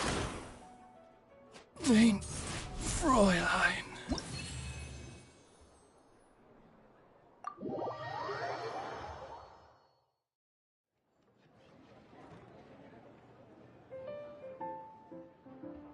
Impossible! Ugh, the cursed dragon looms near once more, casting its dark shadow on the slender threads of fate, hiding them from my vision. Traveler, was even this part of your plan? What a truly ingenious plot. And what an exciting duel to witness. Congratulations! You've won 3 duels now. That makes you an official TCG player. Yeah! Oh, Sucrose, you're back! Does that mean... Yep. I've won 2 games so far. When I got back, I heard you were in the middle of your final duel. So I came over to watch. Nice! Sucrose won 2 as well! Great work! It seems I am forced to admit, fellow voyager of the stellar void, that your mastery of the cards is second to none. To commemorate your glorious ascent to a battlefield beyond this lowly mortal realm, I grant thee an incarnation of my majesty in miniature. Ooh, she gets As to you give us a embark card. on this ingenious vocation, may you wield it in battle against all your fated foes, that not a single one of them may be left standing. Mein Fräulein wishes to give you a Mein Fräulein character card. Wow, it's Fischl's character card! 'Tis a mere token of such. To the victor of this splendid duel is a boon of commensurate splendor due. Oh, excuse me, ma'am. I am also a beginner who has won 2 games so far. Might I also have the honor of joining you in a duel? If you would be willing, of course. Nothing would delight me more. I hereby grant you permission to join me in performing the hallowed rite of genius invocation. One other thing. When I got back, Prince and Shuyan said there was something they needed to give you if you managed to become an official TCG player. Probably not. Oh, Paimon bets it's some kind of prize for making it as an official TCG player. Let's go get our prize. With 3 electro dice, I summon Ah, so it was you who won the duel in the end. I knew you'd do it. Congratulations! You are now officially recognized members of the Genius Invocation TCG community. Very well done. Now, I will explain to you what becoming an official TCG player entails. The first thing all new official TCG players receive is their TCG Player's Handbook. This handbook tells you exactly what you need to do to become a top-tier TCG player. Make sure you read it. Secondly, a range of Genius Invocation merchandise is now available for you to purchase here at the Cat's Tail. So you see, becoming an official TCG player is really just the first step. And thirdly, whenever you wish to play a game with a friend, you can use the invitation board there. Whoever you wish to duel against, simply invite them to the tavern for a game. Yes, it's right by the bar counter. Once you get the hang of it, you can play with your friends whenever you want. That's it, really. If there's anything else you didn't quite understand, you can always come and ask me. Yes, indeed, I'm quite sure they will. Oh, sorry, I forgot to translate for you. Prince would like to say, hope you have fun playing Genius Invocation TCG.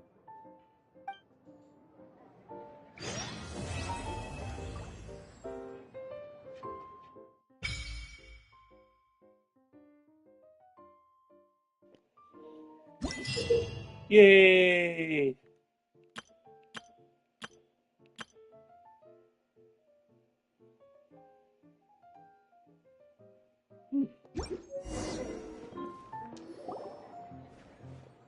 Wait, Wait, isn't that Tabby? What's she doing in the cat's tail? Tabby! Ah, it's you two. What are you doing here? Wait, and how did you get out of the Serena teapot? You can do that? Of course I can. Ah, but this is your first time seeing me outside of the teapot realm, isn't it? Although the Adepti created teapot spirits primarily to manage and maintain their teapot realms, our movements are not restricted to those domains. For instance, there's Jade Seeker, who travels far and wide to gather the rarest treasures in the land. But it is true that I, in contrast, rarely leave the teapot realm at all. Ah, Paimon gets it now. Huh. Well, since you so rarely leave, what's the occasion today? As curious as I am to know how the drinks here differ from those in Liyue. No, in fact, I was sent here for a reason. What reason is that? And as it happens, it has something to do with the Traveler, too. Well, as I'm sure you've discovered, with the rising popularity of Genius Invocation TCG, inviting a friend to a duel in the tavern has become a fun way to pass the time. There's just one little problem. Many invitees currently have to travel an enormous distance to get here, turning the whole thing into quite an ordeal. I have therefore been sent here to create a little game room using the same Adeptus art as is used to construct teapot realms. That way, anyone with an invitation will need only to think the thought, and they will instantly appear in the game room. You will be free to use the room whenever you wish to invite a friend to duel, and it will be far more straightforward for them to take you up on the offer. Wow! This'll make things much easier! But what if Margaret finds out? She's not gonna get mad at you for renovating her tavern with your Adeptus arts, is she? That shouldn't be a problem, since the realm will not be physically located within the Cat's Tail. Besides, we obviously sought the owner's permission in advance. She was quite enthusiastic. Oh, Liyue's Adepti arts sound pretty useful. Could you double the size of the tavern while you're at it? Unfortunately, my mastery of Adeptus arts is not sufficient to achieve this. Huh. Yeah, that does sound like something Margaret would say. Anyway, it's great that you're here. I was expecting to have to wait until your next visit to the Teapot Realm to fill you in. Right then, let's get started. Okay, that should do it. Over to you. Now you can invite friends to duel with you in this room wherever in the world they are. I hope it serves you well. Oh, and I almost forgot. A guy from the tavern wanted me to say this to you. Hope you will have fun playing Genius Invocation TCG.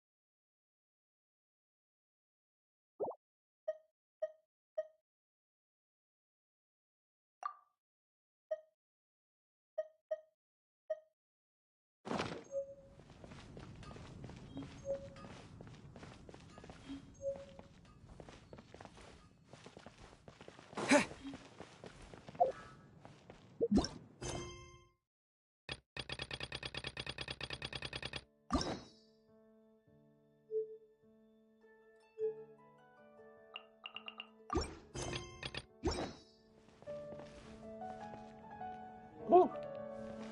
Haven't you heard? Alright, There's so a we got the strange card thing out the wanderer way. near Wolfendom. We did the other game, which was pretty fun, the new one. And Sumaru. That was a pretty fun one. Let me see. Here. Yeah, this is the Battle of the Imaginaries.